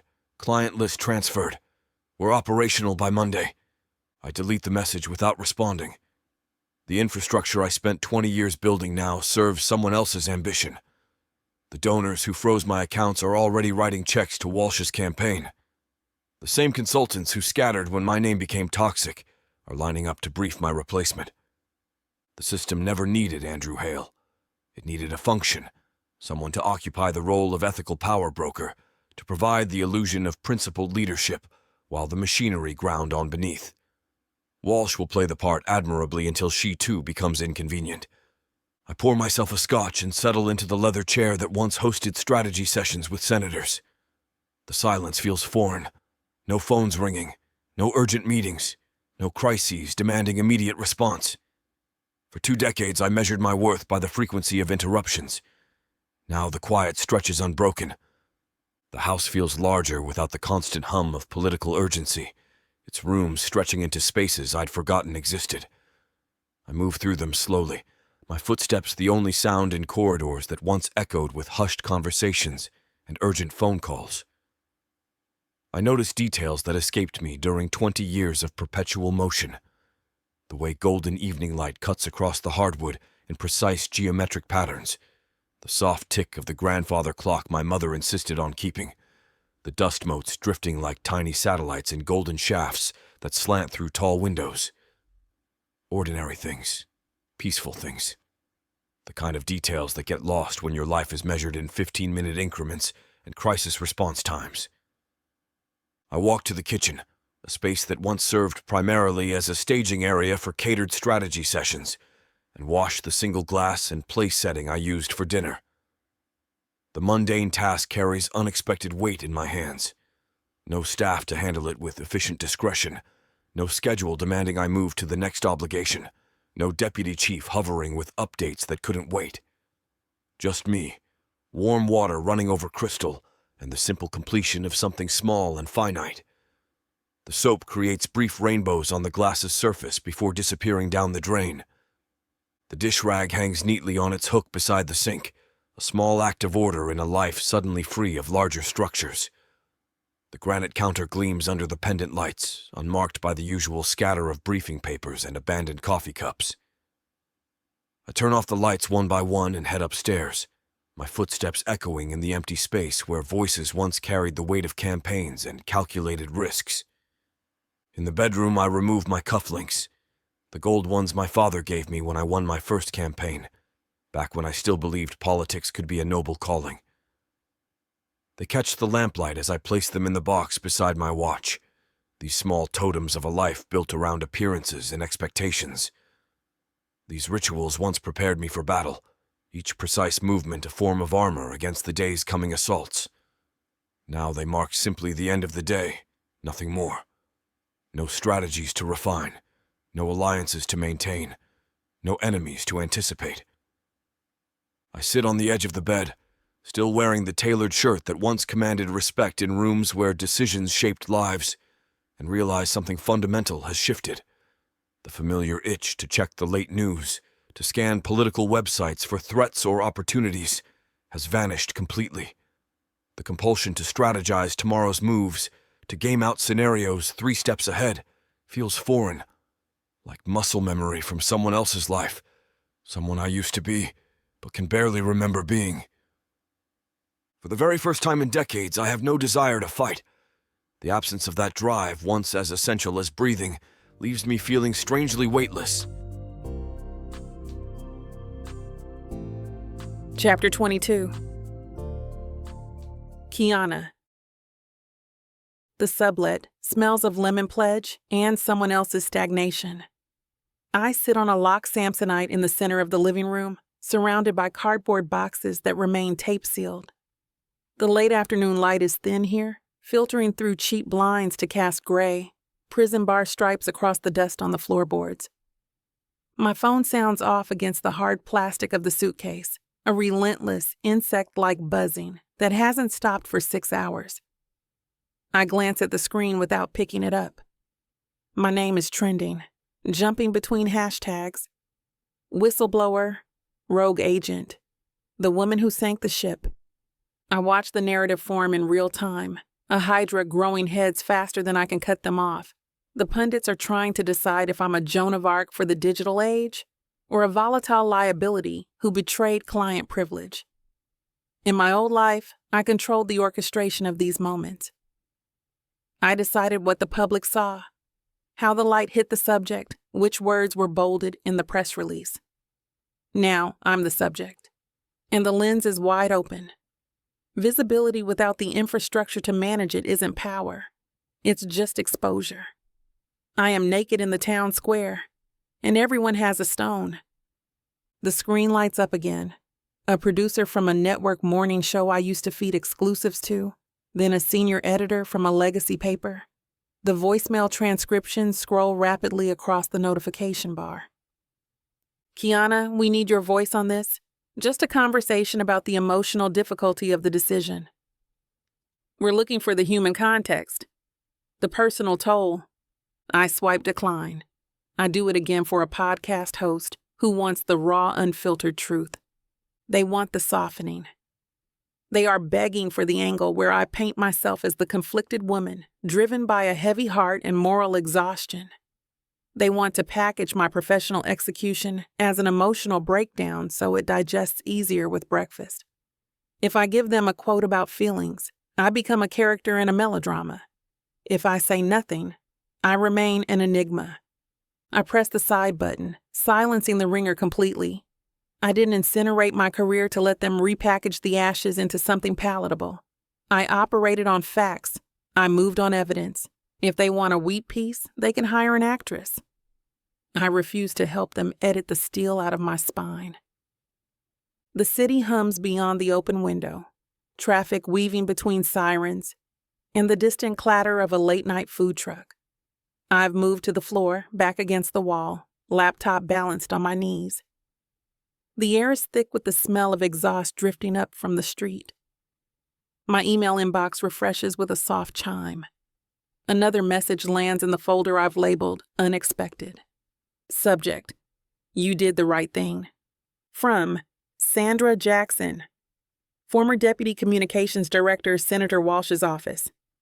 Kiana, I've been watching the coverage. I know we never worked together directly, but I've seen your work from the inside. What you did took guts. Most of us just keep our heads down and hope the mess doesn't stick to us. You stood up. That matters. Sandra, I scroll down.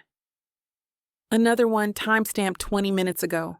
From legal analyst Miguel Torres, Constitutional Law Review.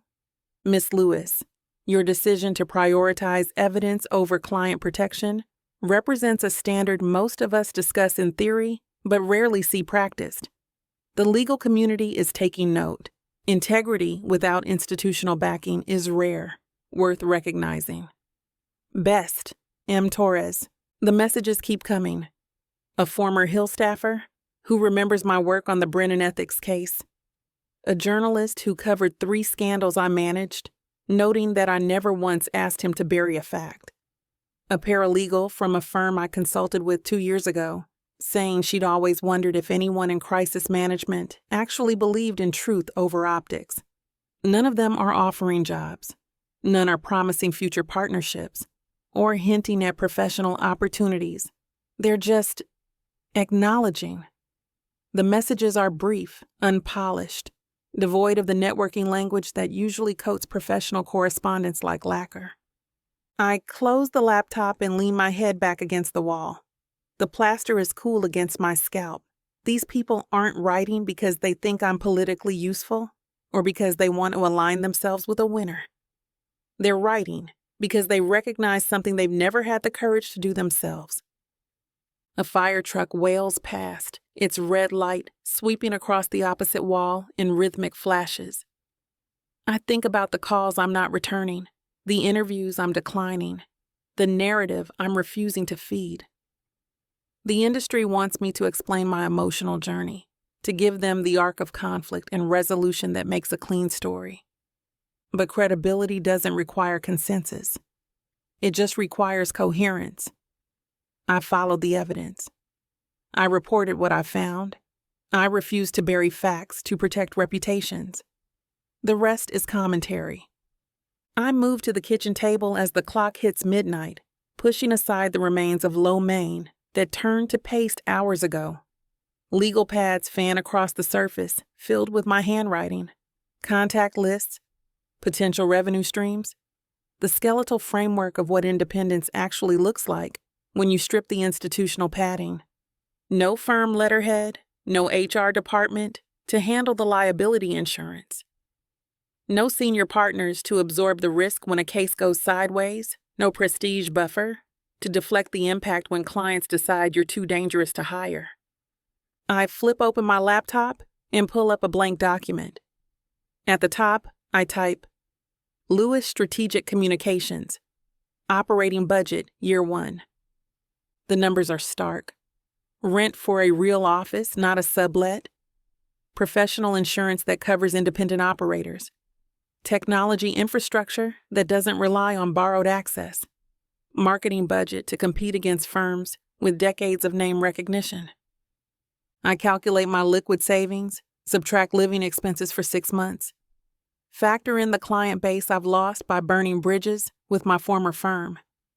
The math is unforgiving.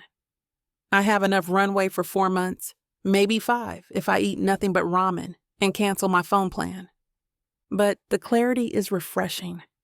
For 15 years, I built my reputation by managing other people's disasters, while my firm collected the credit and absorbed the liability. I was a skilled technician operating within someone else's machine. Now I'm the machine. When I succeed, the credit is mine.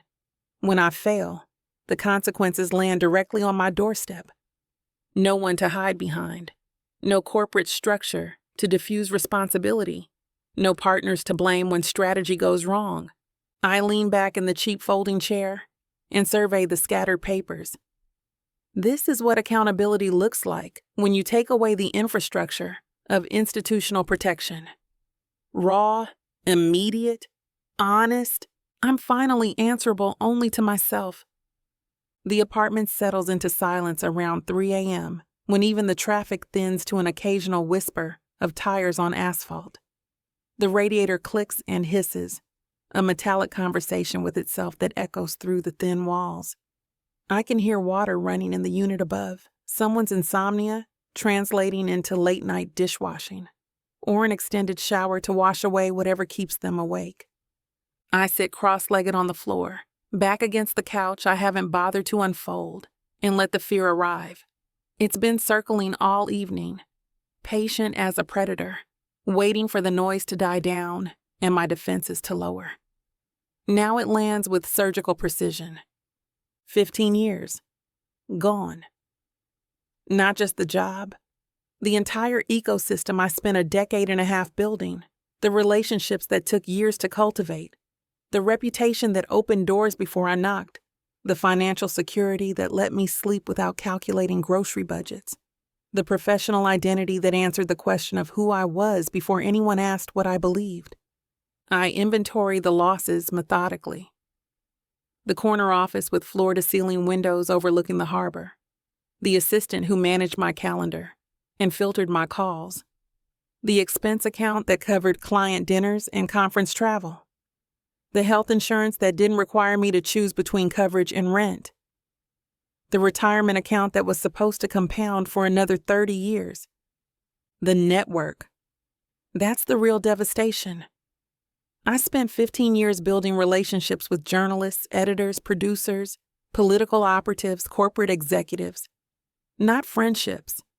I was never naive enough to confuse professional utility with personal affection, but reliable connections based on mutual benefit. I delivered exclusives. They provided platforms. I managed their crises. They recommended my services, a circulatory system of favors and obligations that kept the work flowing, all of it dependent on institutional credibility. All of it severed the moment I chose facts over client protection. I lean my head back against the couch cushions and stare at the ceiling, where a water stain spreads like a continent I don't recognize. The fear isn't panic. It's information. A precise calculation of what independence actually costs when you strip away the safety nets and support systems that make risk manageable. But fear, as instruction, would have kept me silent, would have let Thomas Bell's manipulation stand unchallenged, would have preserved my comfort by sacrificing my integrity. I recognize it, catalog it, then set it aside. Fear tells me what I've lost. It doesn't tell me what I can build. Dawn creeps through the blinds in gray increments, turning the apartment from black to charcoal to the color of old pewter. I move to the kitchen table, push aside the remnants of yesterday's Chinese takeout, and open my laptop to a blank document. At the top, I type Lewis Strategic Communications, Operating Framework. Below that, Non-Negotiable Principles. My fingers hover over the keys for a moment, then begin moving with the same precision I once used to draft crisis statements that could survive legal review and media scrutiny. 1. Evidence-based counsel only. No narrative construction that requires omitting verified facts. 2.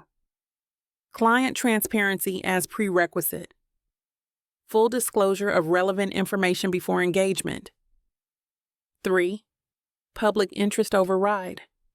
When client actions harm public welfare, obligation shifts to disclosure. 4. No scapegoating. Accountability belongs to decision makers, not subordinates. 5. Walking away clause. Any request to suppress evidence, fabricate explanations, or sacrifice staff integrity terminates the relationship immediately. I pause, reading the list. These aren't guidelines. They're boundaries drawn in permanent ink, the kind of rules that will eliminate 90% of potential clients before they finish explaining their problems. Good. I scroll down and start a new section. Service structure. Consultation phase. Full audit of existing communications, internal processes, and public positioning. Client receives complete findings regardless of political convenience. Strategy phase. Transparent action plan based on verified facts. No promises of outcome control, only process integrity. Implementation phase. Real-time adjustment based on evidence, not polling. Client maintains final decision authority, but receives unfiltered recommendations. Crisis response.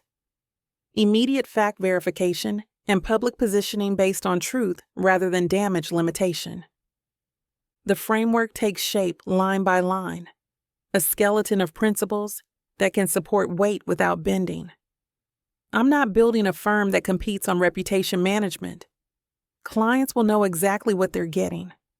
Honest assessment, evidence-based strategy, and counsel that won't shift when pressure increases. The sun has fully risen by the time I finish the outline, casting actual light through the blinds instead of gray suggestions. I save the document and close the laptop, then walk to the window and look down at the street below. People are beginning to move.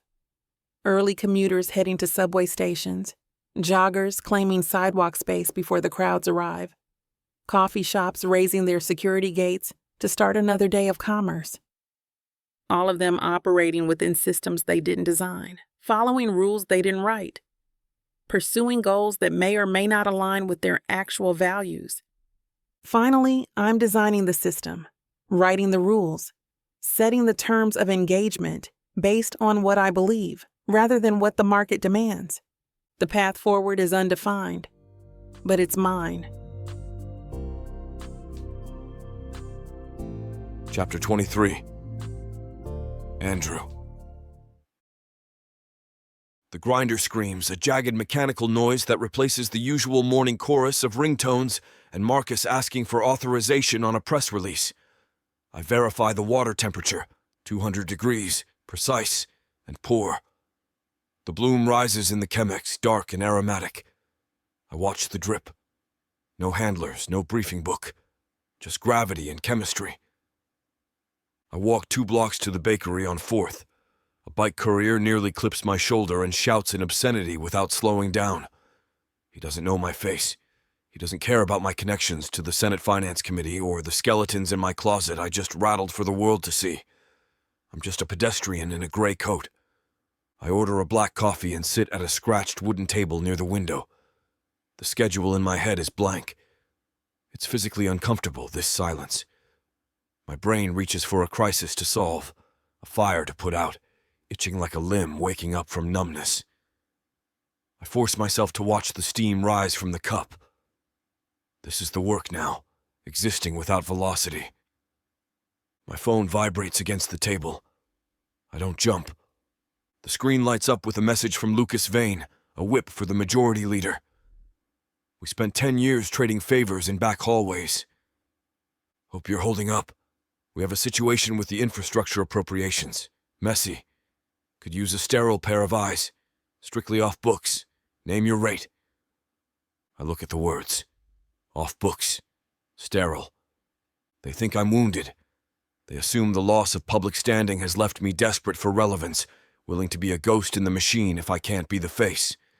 They want the strategy without the risk. They want the old Andrew Hale, the one who fixed things and never asked if they should be fixed. A second notification pops up. An email from a donor's private counsel.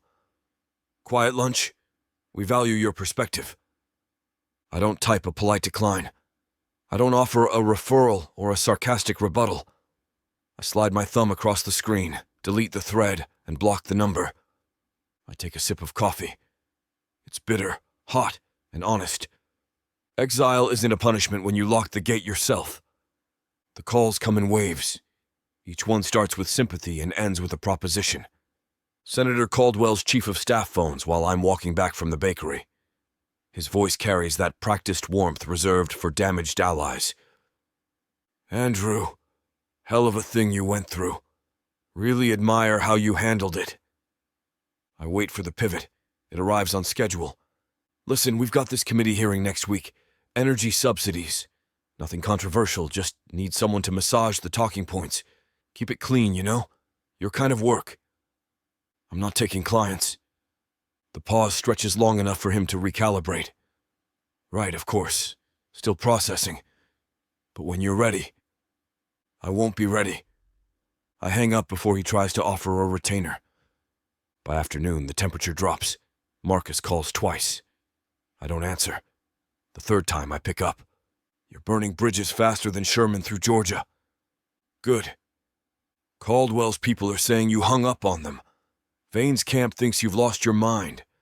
The Appropriations Committee chair wanted a quiet consultation on the farm bill, and his scheduler says you never returned the call. Correct. Marcus's breathing grows labored, the way it does when he's calculating political math and coming up short.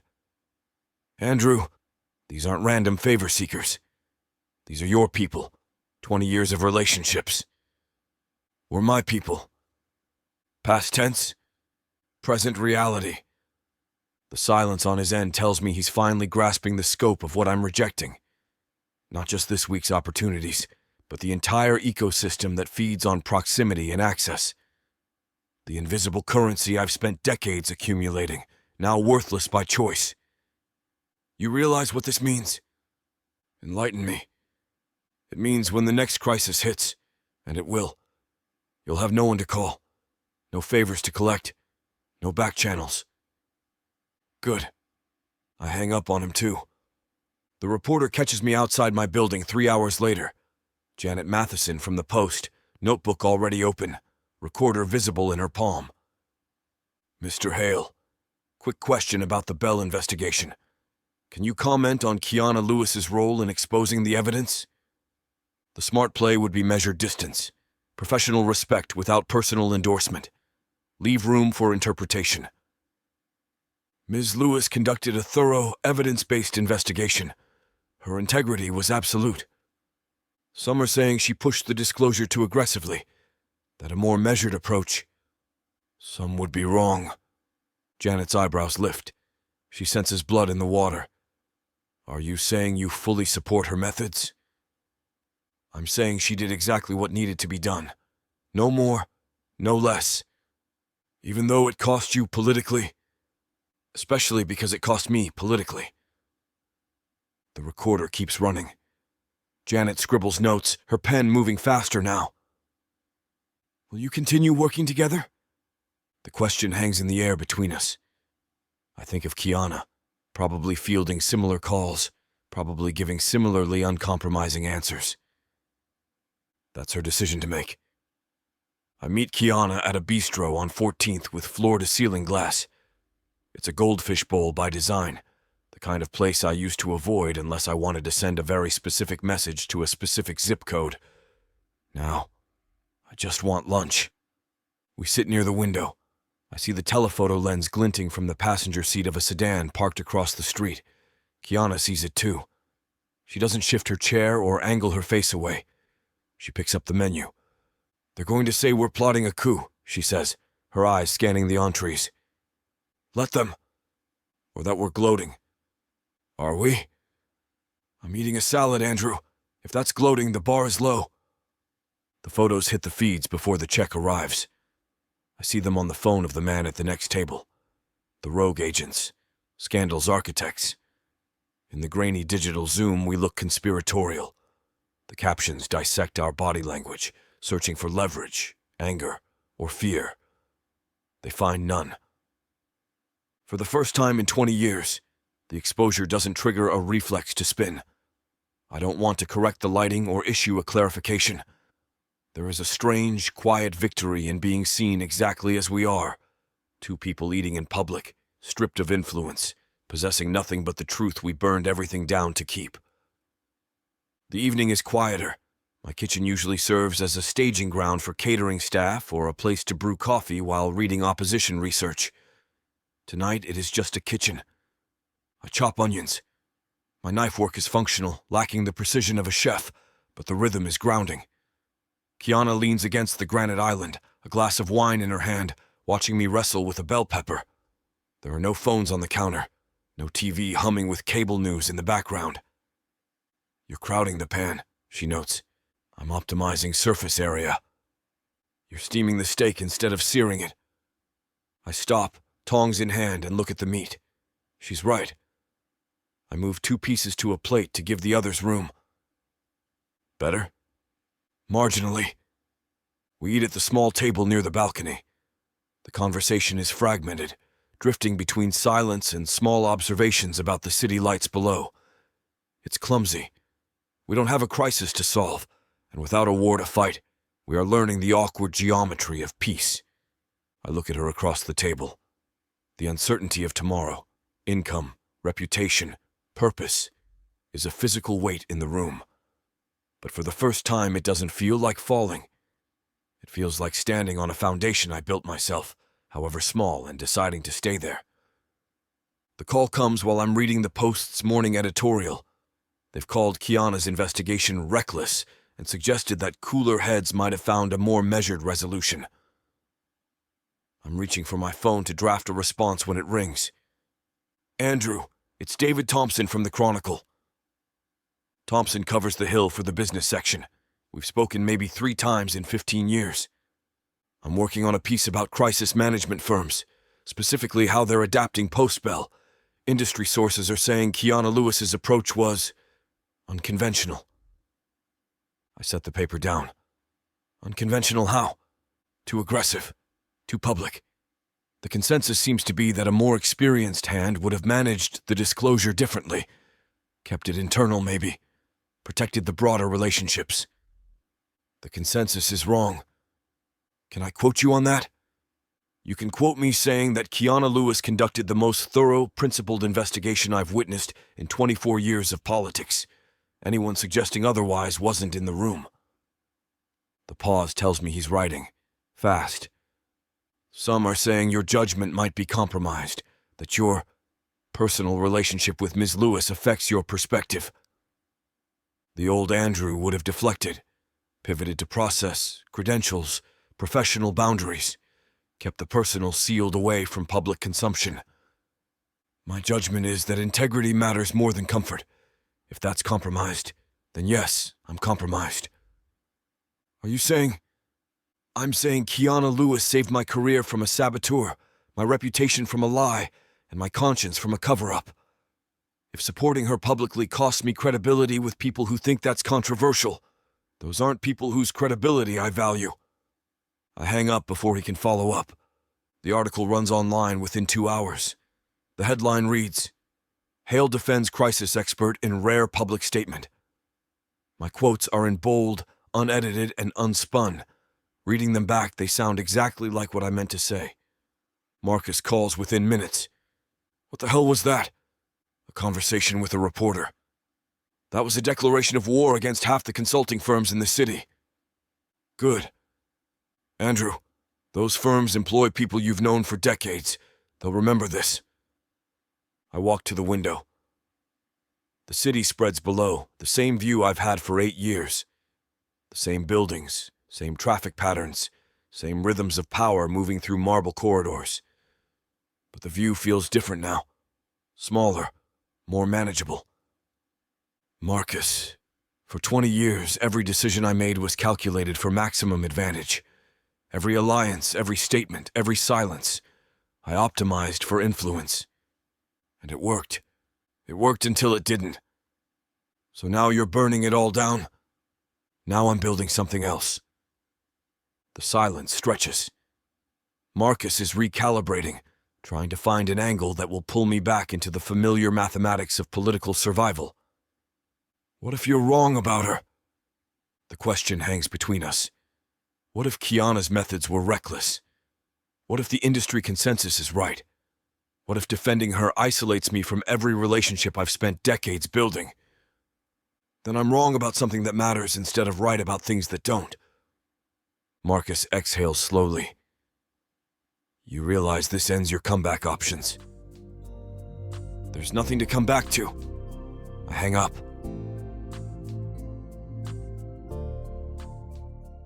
Danger, desire, secrets that could kill. Ooh, baby, you already know I'm staying for this ride. 8 full-length audiobooks. Stories tangled with mystery, betrayal, and the kind of passion you can't outrun. Oh, these heroes? They'll pin you to the wall 1 second and save your life the next. Talk about multitasking. Assassins, billionaires, men with dangerous pasts, and women strong enough to match them, secret for secret. Right now, you're snatching this up at a wild 70% off. 8 stories, endless passion, a love worth dying for. Click the link and buckle up, honey. 'Cause this ain't just romance. The romantic suspense audiobook bundle. Love has never been this dangerous. Vixa Vaughn Romance. Chapter 24. Kiana. I shoved the coffee table aside with my foot, dragging a stack of legal pads into the empty space on the rug. My laptop hums next to a carton of cold fries that's currently serving as a paperweight for 3 different flowcharts. You have a study, Andrew says, watching me dismantle his living room from the doorway. And a dining table, and a kitchen island. Too stiff. I need to see the spread. I drop a handful of pins onto the carpet. Sit. He doesn't protest.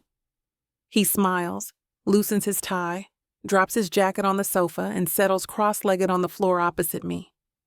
It's a violation of every tailored line on his body, seeing him down here in the mess of ink and grease, but he doesn't flinch. This isn't a pitch, I warn him, turning the laptop so the screen faces us both. I'm not asking for seed money or a blessing. I'm showing you the architecture. Andrew leans in, eyes scanning the bullet points I've spent the last 48 hours refining. Show me. I tap the screen. Phase 1 isn't acquisition. It's filtration. He reads the first header aloud. Mandatory pre-contract internal audit. He looks up, eyebrows raising slightly. You're demanding full access to client communications before money changes hands, before privilege attaches. If they won't show me the books before I sign, they're hiring me to hide something, not fix it. You'll lose 80% of the standard market within the first phone call. I'm not looking for volume. I'm looking for viability. I slide a handwritten sheet toward him. Look at the termination clauses. He picks up the yellow paper. His eyes track the ink. Immediate unilateral dissolution of contract if the client provides knowingly false information to the firm or the public. He pauses. You're codifying the exact reason you got fired. I'm making it the product. The value proposition isn't that I can spin a disaster better than anyone else. It's that if I'm standing next to you, the public knows you aren't lying. Because if you were, I'd be gone. Andrew rests the paper on his knee. He's looking for the weak point, the structural flaw. That's his instinct. But he's not finding a gap in the logic. He's finding a gap in the revenue model. It's dangerous, he says, his voice devoid of criticism, just weighing the gravity. You're building a firm that requires clients to value integrity over survival. That is a very small client base, Kiana. It's a client base that pays for truth. The rest can hire the spin doctors. I cap my pen, the click sharp in the room. I'm done cleaning up messes I'm not allowed to see. I slide the last sheet of paper across the rug. It isn't a spreadsheet or a timeline. It's an ownership structure. 2 names at the top, side by side, 50-50. I don't need venture capital, I say, my voice steady. I have savings, and I have a severance package that could float a small country for 6 months. I'm not looking for a patron, Andrew. I don't want a Hale and Associates umbrella where I stand in the shade, and I don't need a silent backer to lend me legitimacy I've already earned. Andrew looks at the empty signature line next to mine, but he doesn't reach for it yet. He waits, listening to the terms. I need a tactician, I continue. I need someone who understands the machinery of influence well enough to dismantle it. But if you come into this, you come in level. Equal equity, equal liability. If the firm tanks, we both lose. If we get sued, we both stand in the deposition. You're not going to be the shield, and you will not be the silent benefactor pulling strings from the safety of the mezzanine. You're in the trenches with me, or you're out. I sit back, crossing my arms. This is where men usually start negotiating. They ask for 51%, or veto power, or a branding consultation clause. They try to reassert the hierarchy under the guise of protecting the investment. Andrew picks up the document. He doesn't read the fine print. He doesn't ask about projected quarterly earnings or media strategy control. He doesn't even blink at the liability clause I highlighted in neon yellow. He uncaps his pen and signs his name in a clean, sharp scrawl next to mine. Done, he says. I stare at him. You didn't ask about the veto protocols. I trust your judgment. He caps the pen and sets it down on top of the takeout container. You build the standard. I'll help you hold the line. Where do you need me to start? I lean back against the couch, watching Andrew study the signed partnership agreement like it's evidence in a federal case. We need to talk about what this doesn't mean, I say, pulling my knees up to my chest, because I've seen too many partnerships dissolve the moment someone thinks loyalty means covering for mistakes. Andrew sets the paper aside, his attention sharpening. Define the boundaries. If you screw up, I don't protect you. If a client tries to put pressure on me through you, I don't soften the blow. If you think I'm making the wrong call on strategy, you don't override me in front of clients to spare my feelings. And if you're about to make a decision that tanks the firm, you tell me, directly. No diplomatic cushioning, no strategic delay. We argue it out, and whoever has the stronger case wins. But we don't lie to each other to preserve the peace. Andrew nods slowly. No mutual protection from consequences. None. If I get us sued, you don't fall on the sword. If you alienate a major client, I don't smooth it over behind your back. I uncap my pen again, making a note in the margin. The firm survives on credibility. The moment we start covering for each other, we're just another crisis shop with better branding. What about authority overlap? There isn't any. Media strategy is mine. Client acquisition is yours. Financial oversight is shared, but I have final approval on any contract that involves public statements. I tap the pen against my knee. You don't speak for me, and I don't make decisions for you. Clear lines, clear accountability. Andrew leans forward, elbows on his knees. You're building infrastructure, not just policy. Exactly. These aren't restrictions. They're load-bearing walls. When the pressure hits, and it will hit, we need structures that keep the work standing, not feelings that bend under weight. Andrew reaches for the cold takeout container, examining the hardened fries with scientific detachment. This still counts as dinner, right? Barely, but I'm not cooking. I grab a plastic fork from the coffee table debris. Besides, cold fries are a legitimate meal in several cultures. Name one. Japan, cold fries, served intentionally chilled. I twirl a clump of crusty fries around my fork. This is just delayed consumption. Andrew laughs, the sound surprising both of us. It's the first time I've heard him laugh without calculation behind it. No strategic pause or measured response. Just genuine amusement at the absurdity of defending takeout archaeology. When did you last have a meal that wasn't eaten over a keyboard? He asks, grabbing a handful of fries. Define meal. Coffee doesn't count, obviously, but what about those protein bars that taste like chalk mixed with optimism? Those don't count as food, let alone meals. Then probably 3 weeks ago, maybe 4. I pause, the rest of my sandwich halfway to my mouth. When did you last listen to music that wasn't background noise in a restaurant? Andrew considers this. I have a playlist I made in 2019. Does that count? What's on it? Miles Davis, some Coltrane, a few things my sister recommended before she decided I was irredeemably corporate. Your sister has good taste in jazz and accurate assessments of character. I reach for my phone, scrolling through my own neglected music library. I used to play piano before law school, before communications, before I convinced myself that hobbies were inefficient time allocation. You could play again. I could do a lot of things again. Travel somewhere that isn't a client emergency. Read books that don't have crisis or management in the title. Sleep past 6 a.m. without my phone buzzing. Andrew grabs a napkin, looking at me with something that might be recognition. We've been living like we're perpetually 3 minutes from disaster. We were perpetually 3 minutes from disaster. That was the job.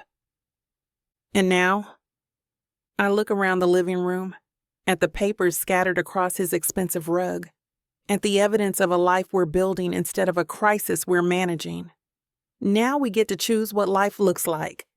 I gather the financial projections into a neat stack, corners aligned. Andrew collects the partnership documents, sliding them into a manila folder with the precision of someone who's spent decades organizing evidence.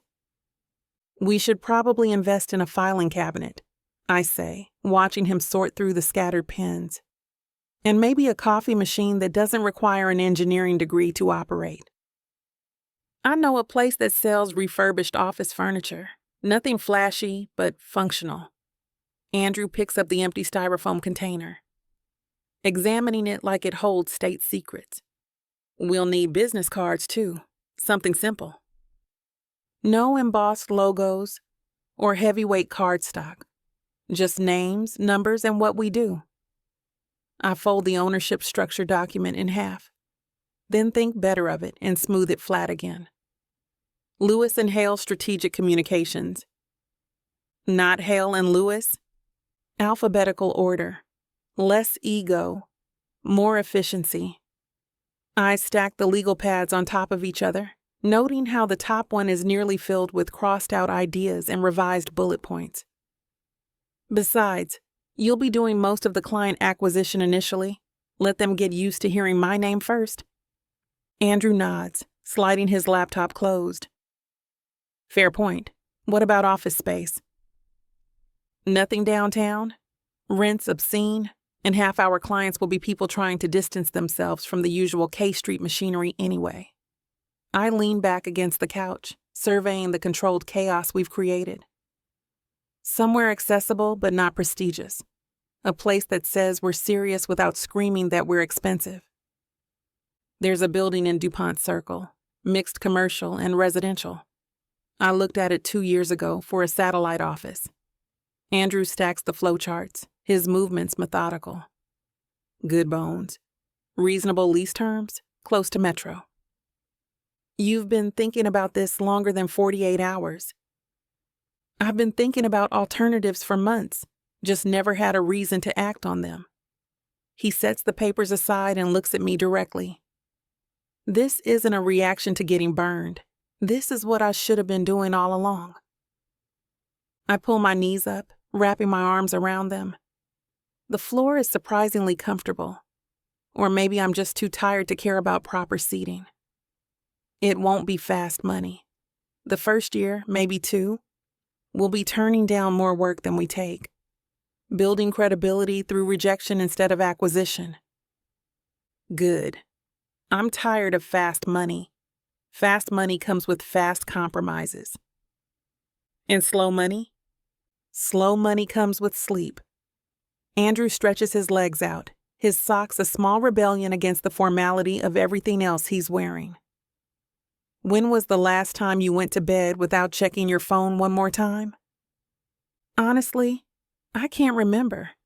There was always another crisis brewing, another client melting down in real time. I rest my chin on my knees. What if we built something that doesn't require constant emergency intervention? What if we only took clients who were stable enough to plan more than 3 days ahead? Revolutionary concept. Strategic communications that are actually strategic. I laugh, surprising myself with how natural it feels. We'll probably go bankrupt within 6 months. No one wants to pay for prevention when they can pay triple for emergency surgery. Some people will. The smart ones who've watched enough colleagues implode to recognize the pattern. Andrew gathers the last of the scattered pens, dropping them into an empty coffee mug. We just need to find them before they need us. The papers sit in organized stacks around us, no longer frantic scribbles, but actual architecture.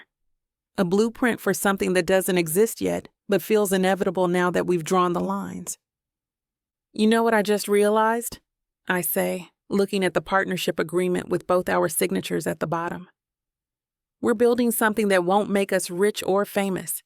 It won't scale into an empire or get us invited to the right parties. Terrible business model. But it might actually work, and we might actually sleep at night.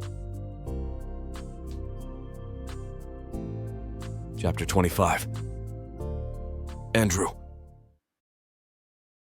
I dial Marcus. He answers on the second ring, probably expecting another crisis to manage. Andrew, please tell me you're calling with good news for once. I'm resigning from all active political consulting, effective immediately. I lean against Kiana's kitchen counter, watching her organize the partnership documents into proper folders. I need you to draft formal withdrawal letters for every client contract, every advisory position, and every board appointment. Silence stretches across the line. Then, are you having some kind of breakdown? Because if this is about the Bell situation, this isn't reactive, Marcus. It's deliberate. I pull up my contacts, scrolling through 2 decades of accumulated influence. I'm sending you a list of organizations, committees, and informal advisory roles. I want clean separation from all of them by the end of the week. You can't just walk away from the Brookings position, or the Heritage Foundation board seat. These aren't jobs, Andrew. They're institutional relationships. Your family name carries weight in these circles, which is exactly why I need to extract it. I find the document I drafted this morning, finger hovering over the send button. I'm not interested in carrying water for institutions that mistake access for accountability. Marcus's voice sharpens. What about the donors? The Whitman Group alone has invested. The Whitman Group can find another strategist, so can everyone else. I hit send, watching the formal resignation letters populate Marcus's inbox in real time. I'm not interested in being anyone's reliable vote or predictable ally. This is career suicide. No, Marcus. This is career surgery. I'm cutting out the parts that were killing me slowly. Kiana looks up from her filing, eyebrows raised at my surgical metaphor. I shrug, mouthing, "Too dramatic?" She shakes her head, grinning. "Andrew, listen to me. You take a sabbatical, let things cool down, then we rebuild strategically, but you don't burn the entire network over one bad situation. I'm not burning anything. I'm just stepping back from the bonfire." I open my laptop, pulling up the resignation template I've been perfecting for the last 3 days. Send the Brookings letter first. They'll want time to find a replacement before the quarterly meeting. And the Heritage Board? Same day. Let them coordinate their damage control together if they want. I scroll through my calendar, noting how many meetings I'll never have to attend again. What about the American Enterprise Institute Fellowship? That one actually pays well. Not interested. Add it to the list. Marcus sighs, the sound of a man watching his commission structure evaporate. You realize you're walking away from decades of relationship building? These aren't just professional connections, they're obligations disguised as opportunities, and I'm tired of pretending the distinction matters. I close the laptop. Decision made. Draft everything by Thursday. I want to be completely disentangled before Kiana and I announce the new firm. The new what? Lewis and Hale Strategic Communications. We're going independent.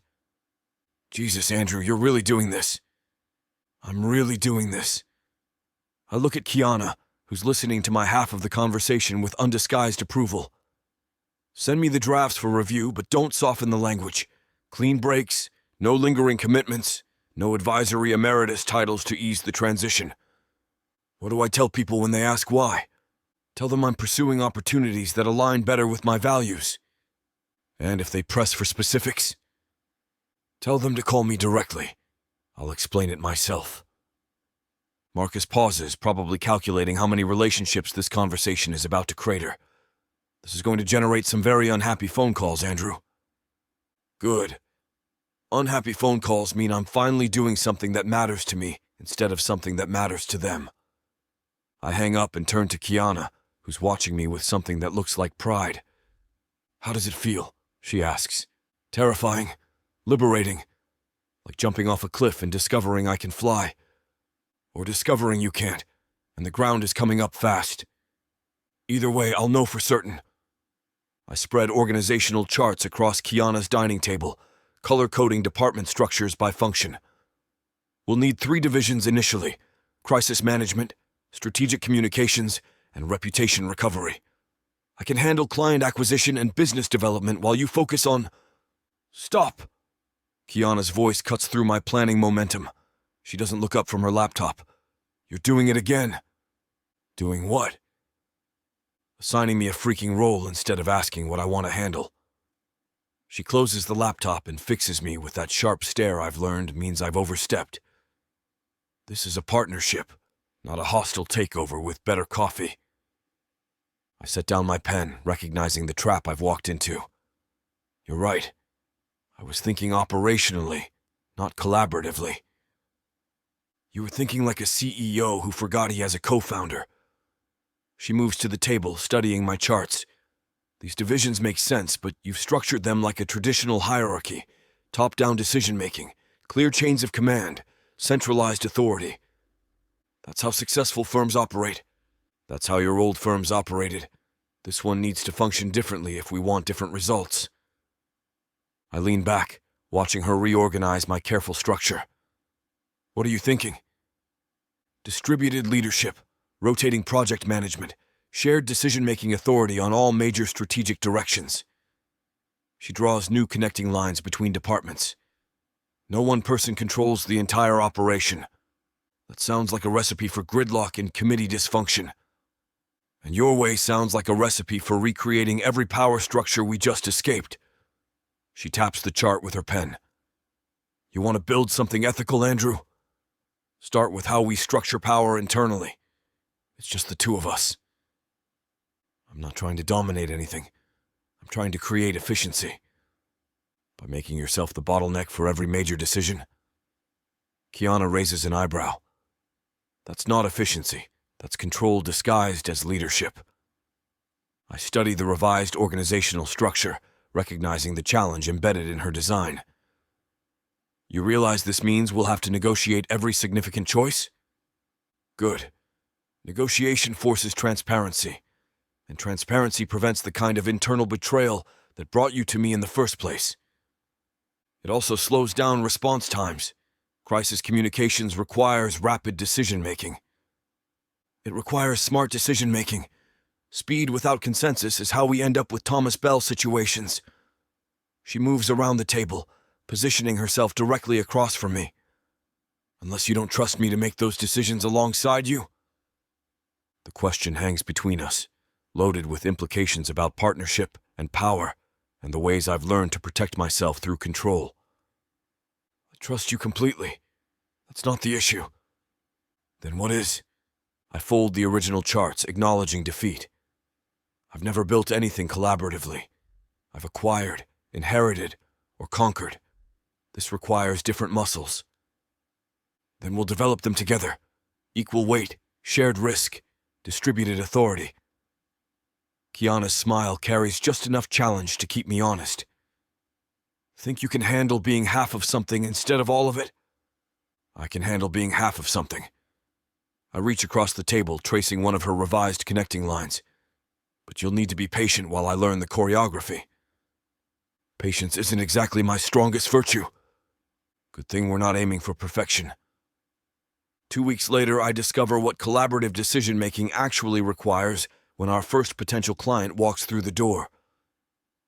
Rebecca Martinez represents a tech startup facing regulatory scrutiny, and she wants crisis management with a side of reputation laundering. We need this scandal contained quickly, she explains, sliding a folder across Kiana's conference table, preferably with minimal executive accountability. I open my mouth to respond, then catch Kiana's subtle head shake. She takes the lead. We don't contain scandals, Ms. Martinez. We address them transparently. Kiana doesn't touch the folder. What specific regulatory concerns are you facing? Labor violations, workplace safety issues. Nothing criminal, just regulatory overreach. Workplace safety isn't regulatory overreach, I say, then glance at Kiana. Unless there's context I'm missing? Kiana leans forward. What kind of safety issues? Ergonomic complaints. Some repetitive stress injuries. Our insurance company is being dramatic about liability exposure. How many injuries? Kiana asks. 17 documented cases. Maybe 23 if you count the unsubstantiated claims. I feel my jaw tighten. This isn't crisis management. It's damage control for corporate negligence. But instead of dismissing Martinez immediately, I look at Kiana. Your assessment? Ms. Martinez, our firm specializes in transparent communication strategies. That means acknowledging problems, not hiding them. Kiana's voice remains professionally neutral. If you're looking for someone to minimize legitimate safety concerns, we're not the right fit. But surely there's a way to frame this positively. Emphasize our commitment to improvement without admitting liability. I start to speak, then stop. This is our first test of shared authority, and Kiana's handling it exactly right. I wait. There is, Kiana says. You could implement comprehensive safety reforms, compensate affected employees fairly, and communicate those changes publicly. That's positive framing based on actual positive action. That sounds expensive. Cheaper than a federal investigation, I add, or a class action lawsuit, or the reputation damage from trying to cover up preventable injuries.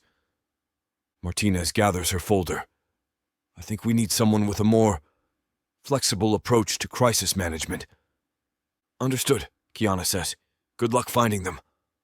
After Martinez leaves, I turn to Kiana. Well handled. You think so? I could have been more diplomatic. Diplomacy with people who want to hide workplace injuries isn't diplomacy. It's complicity.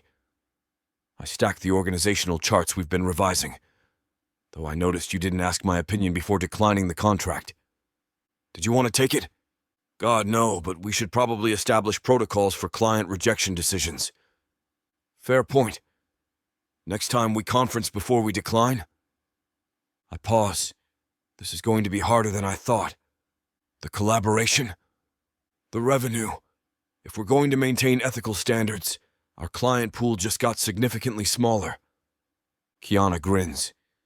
Scared of building something that matters more than it pays? Terrified, but not enough to change course. Good, because I just scheduled 3 more consultations for this week, and I have a feeling they're all going to test our principles in different ways. Any preview of what we're walking into? A pharmaceutical company, a political action committee, and a celebrity chef with anger management issues. Christ. Welcome to Ethical Consulting, partner. Chapter 26.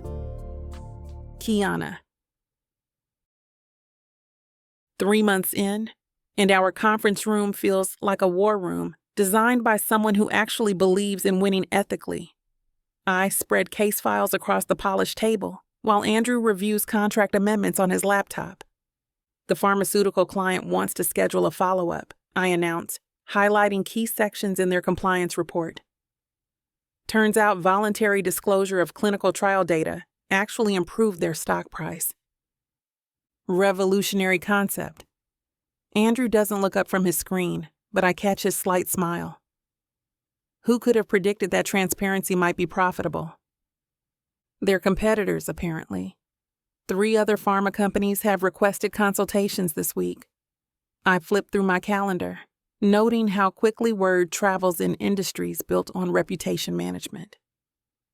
All of them specifically asking for the HEA approach. Is that what we're calling it? Better than the Lewis method of making executives uncomfortable until they tell the truth. I lean back in my chair, studying Andrew's profile as he works. Though that has a certain ring to it. His fingers pause over the keyboard. Speaking of making people uncomfortable, the PAC wants us to craft a response to their donor scandal. The one where they've been funneling corporate money through shell organizations? That's the one. They're hoping we can frame it as an accounting oversight. I set down my pen, recognizing the familiar weight of a decision that will define our firm's reputation. What did you tell them? That accounting oversights don't typically involve 18 months of deliberate misdirection and 3 separate shell companies. Andrew closes his laptop, giving me his full attention. I suggested they might want to consider actual accountability instead of creative storytelling. How did they respond? They hung up, politely but definitively. Good. I gather the pharmaceutical files, organizing them by urgency. That's 2 clients this week who've discovered we're not in the business of creative fiction. Are you concerned about the revenue impact? I pause, considering the question seriously. Our bank account isn't growing as quickly as it would if we accepted every morally flexible contract that crossed our desk, but something else is growing instead, something that feels more valuable than quick money. I'm concerned about staying busy enough to pay rent, I admit, but not concerned enough to compromise what we're building here. Andrew moves around the table, positioning himself where he can see both my work and the view outside our modest office windows. The celebrity chef called back? The one with the anger management issues and the sexual harassment allegations? He's willing to enter counseling, make public amends to his staff, and implement third-party HR oversight. Andrew hands me the updated proposal. Real accountability, not performative gestures. I scan the document, noting the specific commitments and measurable outcomes. This is actual reform. It's also going to cost him significantly more than hiring someone to craft a standard apology tour. But it might actually rebuild his reputation instead of just managing its decline. I sign off on the proposal, adding notes for implementation timeline. When do we start? Next week, which means we'll be juggling 3 active cases simultaneously. Can we handle that volume? Andrew's expression shifts, becoming something warmer than professional assessment. We'll find out together. The phrase hangs between us, loaded with implications about partnership and shared risk, and the way our professional collaboration has evolved into something more complex. Together, I repeat, testing the weight of the word. I'm still adjusting to that concept. The partnership, the shared decision-making, the way you actually listen when I disagree with your initial instincts. I organize the case files into priority order, aware of Andrew watching my movements. It's different from working alone. Better or worse? Different. More complicated. I search for the right word, landing on honesty instead of precision. More everything. Andrew steps closer, his presence shifting the energy in the room from professional to personal. More everything sounds exhausting. It is. It's also addictive. I look up from the files, meeting his gaze directly. Turns out I like having someone to argue with about ethics and strategy and whether we should take the pharmaceutical follow-up contract. Even when I'm wrong about the strategic approach. Especially when you're wrong, it gives me opportunities to demonstrate superior judgment. Superior judgment? Andrew's eyebrows rise. That's a bold claim from someone who wanted to decline the tech startup case entirely. That tech startup case that's now our highest paying client because we insisted they address their labor issues instead of hiding them? Point taken. I stand, moving close enough to straighten Andrew's tie, a gesture that's become routine over the past few weeks. We're good at this, aren't we? The firm, the partnership, the way we balance each other's instincts. My fingers linger on the silk, aware of the warmth beneath the fabric. The way we're building something that actually matters. We're very good at it. Andrew's voice drops, becoming something more intimate than business assessment. Even when it's terrifying. Especially when it's terrifying. The pharmaceutical executives shift uncomfortably as I lay out their new compliance framework, point by point. Andrew sits to my left, close enough to catch his subtle nod of approval when I reject their suggestion to soften the language around patient safety protocols. Miss Lewis, surely we can find middle ground on the disclosure timeline, the lead counsel ventures. 18 months feels aggressive. 18 months feels like adequate time to implement changes that should have been in place years ago. I don't look at Andrew for confirmation. Don't need to. Unless you're suggesting your company requires more than 1.5 years to prioritize patient welfare over profit margins. That's not what we're saying. Then we're in agreement. I close the folder with finality. 18 months, full disclosure, third-party oversight. Those are the terms. After they leave, grumbling about unrealistic expectations, Andrew refills my coffee without being asked. The gesture is small, domestic, completely at odds with the power dynamics I've navigated my entire career. You realize they'll probably find someone more flexible, he says, settling back into his chair. They'll try. Then they'll discover that every other firm in the city knows we set the standard for this type of case. I sip the coffee, perfect temperature, exactly the right amount of cream.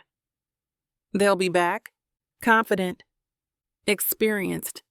There's a difference. My phone buzzes with a text from my sister. Dinner Sunday? Want to meet the famous business partner. I show Andrew the screen. Maya wants to interrogate you about your intentions regarding both my professional and personal welfare. Should I be worried? Terrified. She's a family law attorney with strong opinions about men who date their business partners. I type back a confirmation, aware of Andrew watching my response. She's also bringing her kids, which means you'll be subjected to detailed questions about your favorite dinosaurs and whether you know any magic tricks. I know exactly one magic trick, and it involves making quarters disappear behind ears. That'll work. Tommy's 7 and still believes in the basic laws of physics being optional. Andrew's expression softens in a way I'm still learning to read. You want me to meet your family. I want my family to meet the person I'm building a life with. The words emerge without the careful calculation I usually apply to relationship definitions. Unless that sounds too presumptuous. It sounds accurate. He reaches across the table, fingers brushing mine. Though I should warn you, I'm not particularly good with children. You'll figure it out.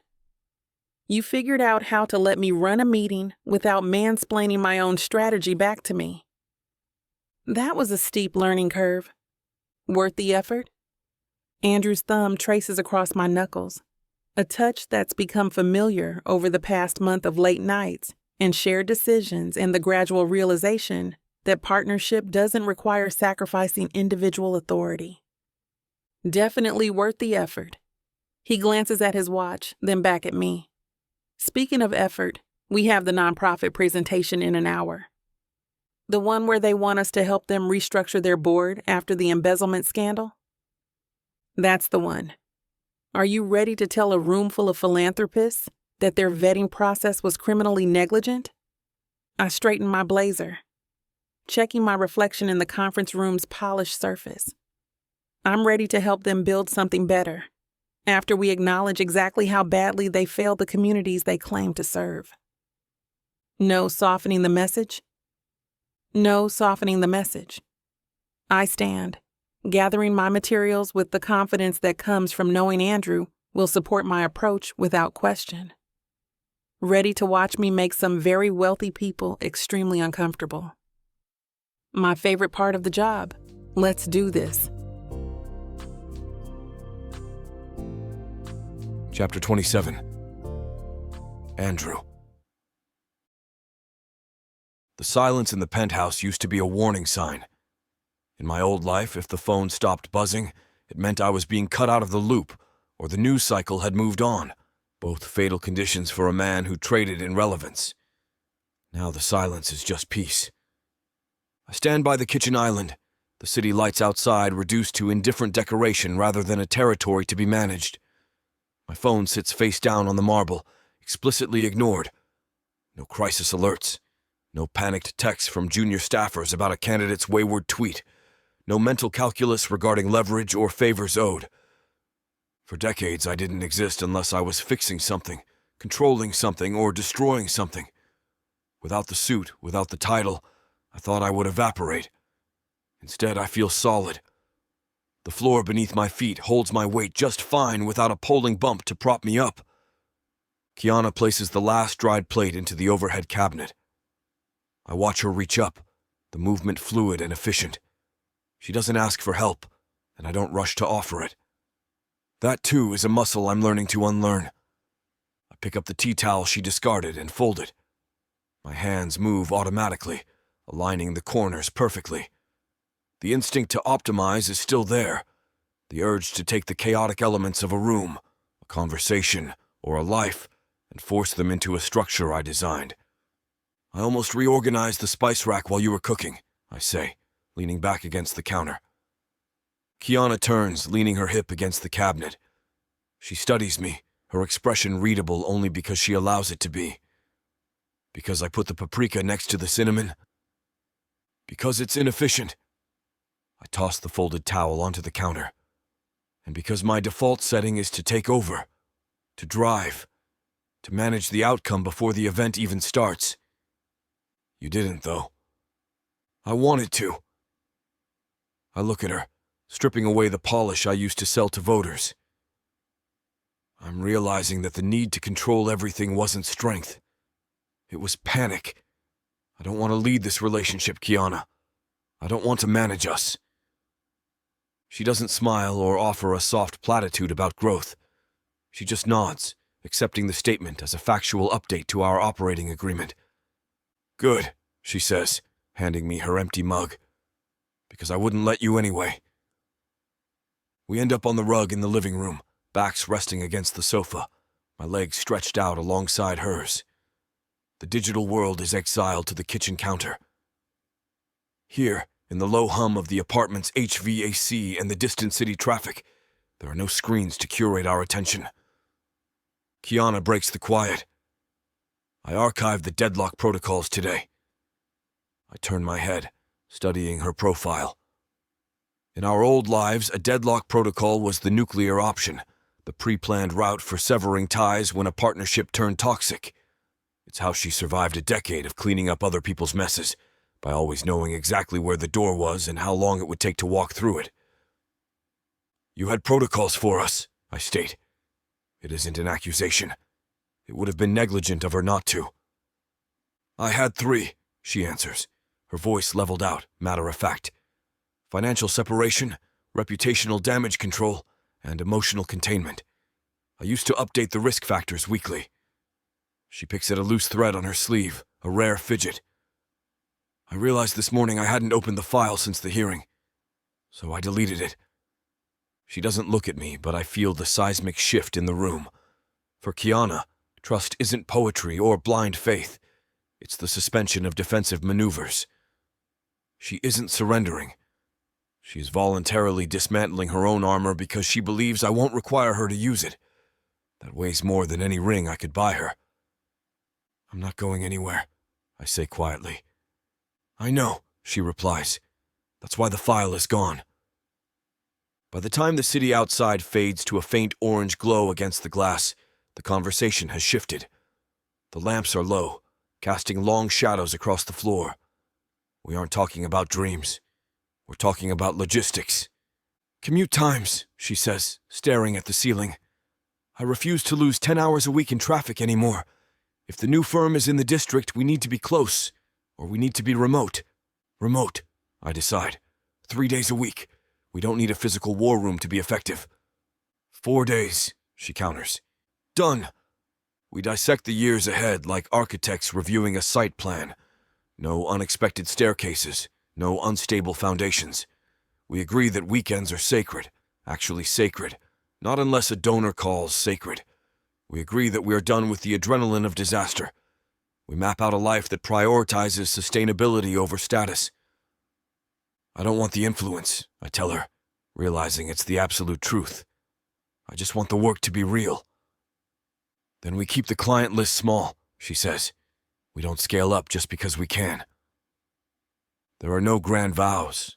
We don't need them. We are building a future the same way we broke the scandal, dragging the truth into the light and deciding, together, that it's enough. The apartment settles into its nighttime rhythm. I lock the front door, checking the deadbolt twice, not from paranoia, but from habit. The same muscle memory that used to secure classified briefings now protects something infinitely more valuable, the quiet we've built together. I run my fingers along the cool metal of the lock, finding comfort in its solidity, in the tangible boundaries between our sanctuary and the world beyond. Kiana moves through the living room, switching off the table lamps one by one. The city light filters through the windows, casting her silhouette in soft relief. She doesn't rush. There's no agenda driving her movements, no crisis demanding immediate response, just the simple mechanics of ending a day. Her shadow stretches and contracts against the wall as she passes each light source, a silent dance of darkness and form that I find myself following with unexpected attention. Water? She asks, pausing by the kitchen. The marble countertop catches the distant glow of streetlights, creating a halo around her composed figure. I'm good. She fills a glass for herself, the sound of the tap the only noise breaking the stillness. I watch her drink, noting the way she tilts her head back slightly, the line of her throat exposed without calculation or performance. Everything about this moment exists without audience or purpose beyond itself. The glass catches light as she lowers it, water droplets clinging to its edge like scattered thoughts, ephemeral, present, and somehow perfect in their impermanence. In the half-darkness, I can see the day's tension melting from her shoulders, the professional armor she wears so flawlessly now set aside. Here, in these private moments, I recognize a version of Kiana that few ever witness, unguarded, deliberate in her movements not for effect, but for the simple pleasure of being precisely herself. When she sets the glass down, our eyes meet across the room. There's no urgency in her gaze, no question mark hanging between us. Whatever happens next isn't being negotiated or strategized. It simply is. "Ready?" she asks, and the word carries no weight beyond its literal meaning. "Yeah." We walk toward the bedroom together, neither leading nor following. The hallway feels longer than usual, but not from anticipation, from presence. Each step exists fully before the next one begins. There's nowhere else we're supposed to be, nothing else we're supposed to accomplish. In the bedroom, Kiana sits on the edge of the bed and removes her earrings, placing them carefully on the nightstand. The gesture is purely functional, stripped of the performance that used to define every public moment of our lives. I unbutton my shirt, hanging it on the chair by the window. No words pass between us. None are needed. She looks at me, and I see something I've never encountered in any previous version of my life. Complete acceptance without conditions. Not the calculated approval of voters or the strategic alliance of colleagues. Just presence meeting presence. When I reach for her, it isn't to claim or possess or prove anything. When she responds, it isn't to manage an outcome or maintain control. We move toward each other because nothing is pulling us away. This is an escape from the world we've built together. It's the most honest expression of it. Chapter 28. Kiana. Andrew's fingers pause on the last button of his shirt. The silence between us stretches, comfortable, until he turns. His eyes catch the dim light from the hallway, steady, gray, unguarded. "I love you." 3 words, no preamble, no strategic timing or calculated delivery, just truth, offered without expectation. I don't move, not because I'm hesitating, but because I want to feel the weight of them, the simplicity, the absence of negotiation. Then I step forward, my hands framing his face before I even realize I've reached for him. His skin is warm under my palms, the faint stubble rough against my fingertips. I kiss him, slow at first, testing the shape of his words against my mouth. He exhales sharply, his hands sliding around my waist, pulling me flush against him. The kiss deepens, turns urgent. His fingers dig into the small of my back, and I arch into him, my nails scraping lightly against his scalp. There's no hesitation, no second guessing, just heat and hunger, the kind that doesn't need permission.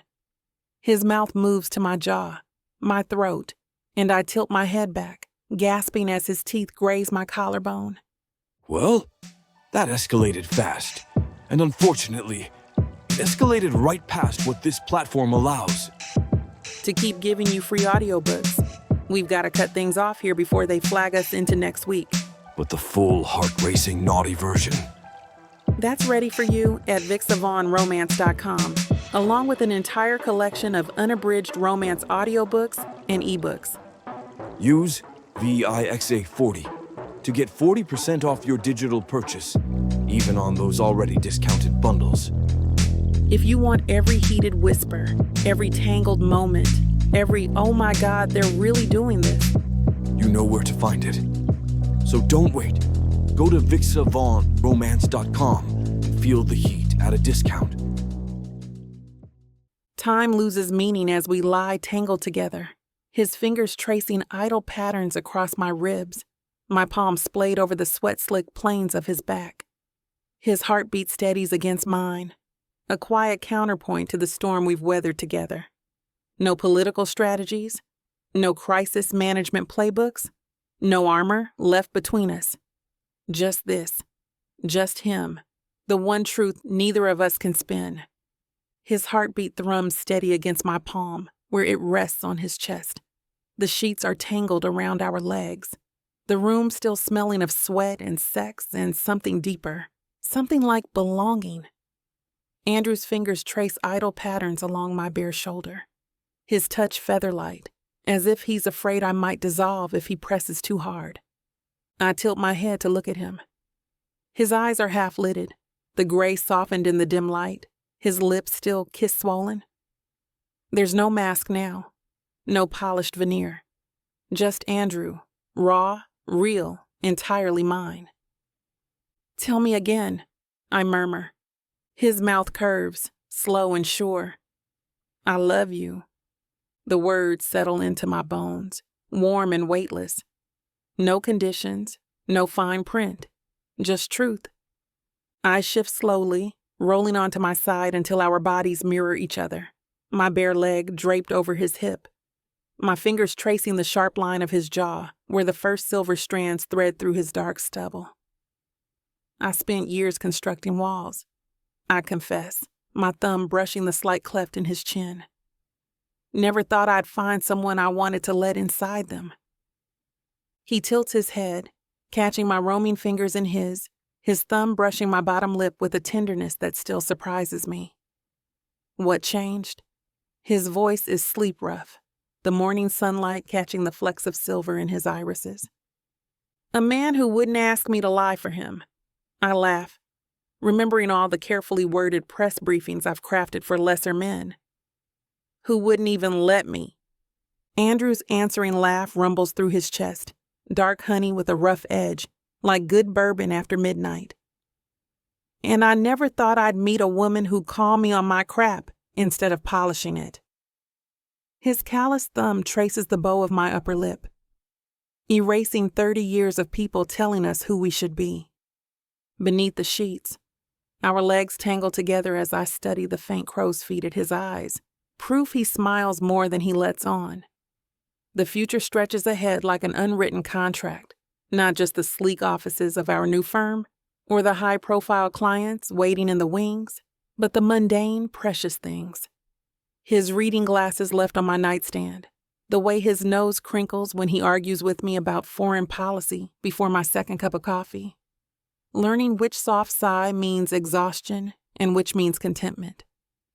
"We're going to be insufferable," I murmur, grinning when his eyebrow quirks, that infuriating, irresistible tell of his. Two control freaks who built careers on never losing their grip. This is either going to be a glorious train wreck or perfect. His hand slides from my lips to cup my jaw as he presses a kiss to my pulse point, making my breath stutter. Because it's ours. No scripts, no exit strategies. I lean in until our foreheads touch, brushing my lips against his in promises rather than passion. No takebacks. His arm locks around my waist like a vow, pulling me flush against his chest until I feel his heartbeat beneath my palm. Strong, steady, irrevocable. Outside, the city pulses with its usual cacophony of honking cabs and construction noise, but here, beneath the worn linen sheets that smell like us, there's only this quiet certainty humming between our skin. It won't be easy. We'll fight over whose turn it is to empty the dishwasher. He'll infuriate me by reorganizing my filing system. I'll roll my eyes when he insists on reading every word of every contract aloud. But when the storms come, and they will, we'll face them side by side, weapons sheathed, armor discarded. His lips find mine again, soft and sure. It's going to be the most beautiful life.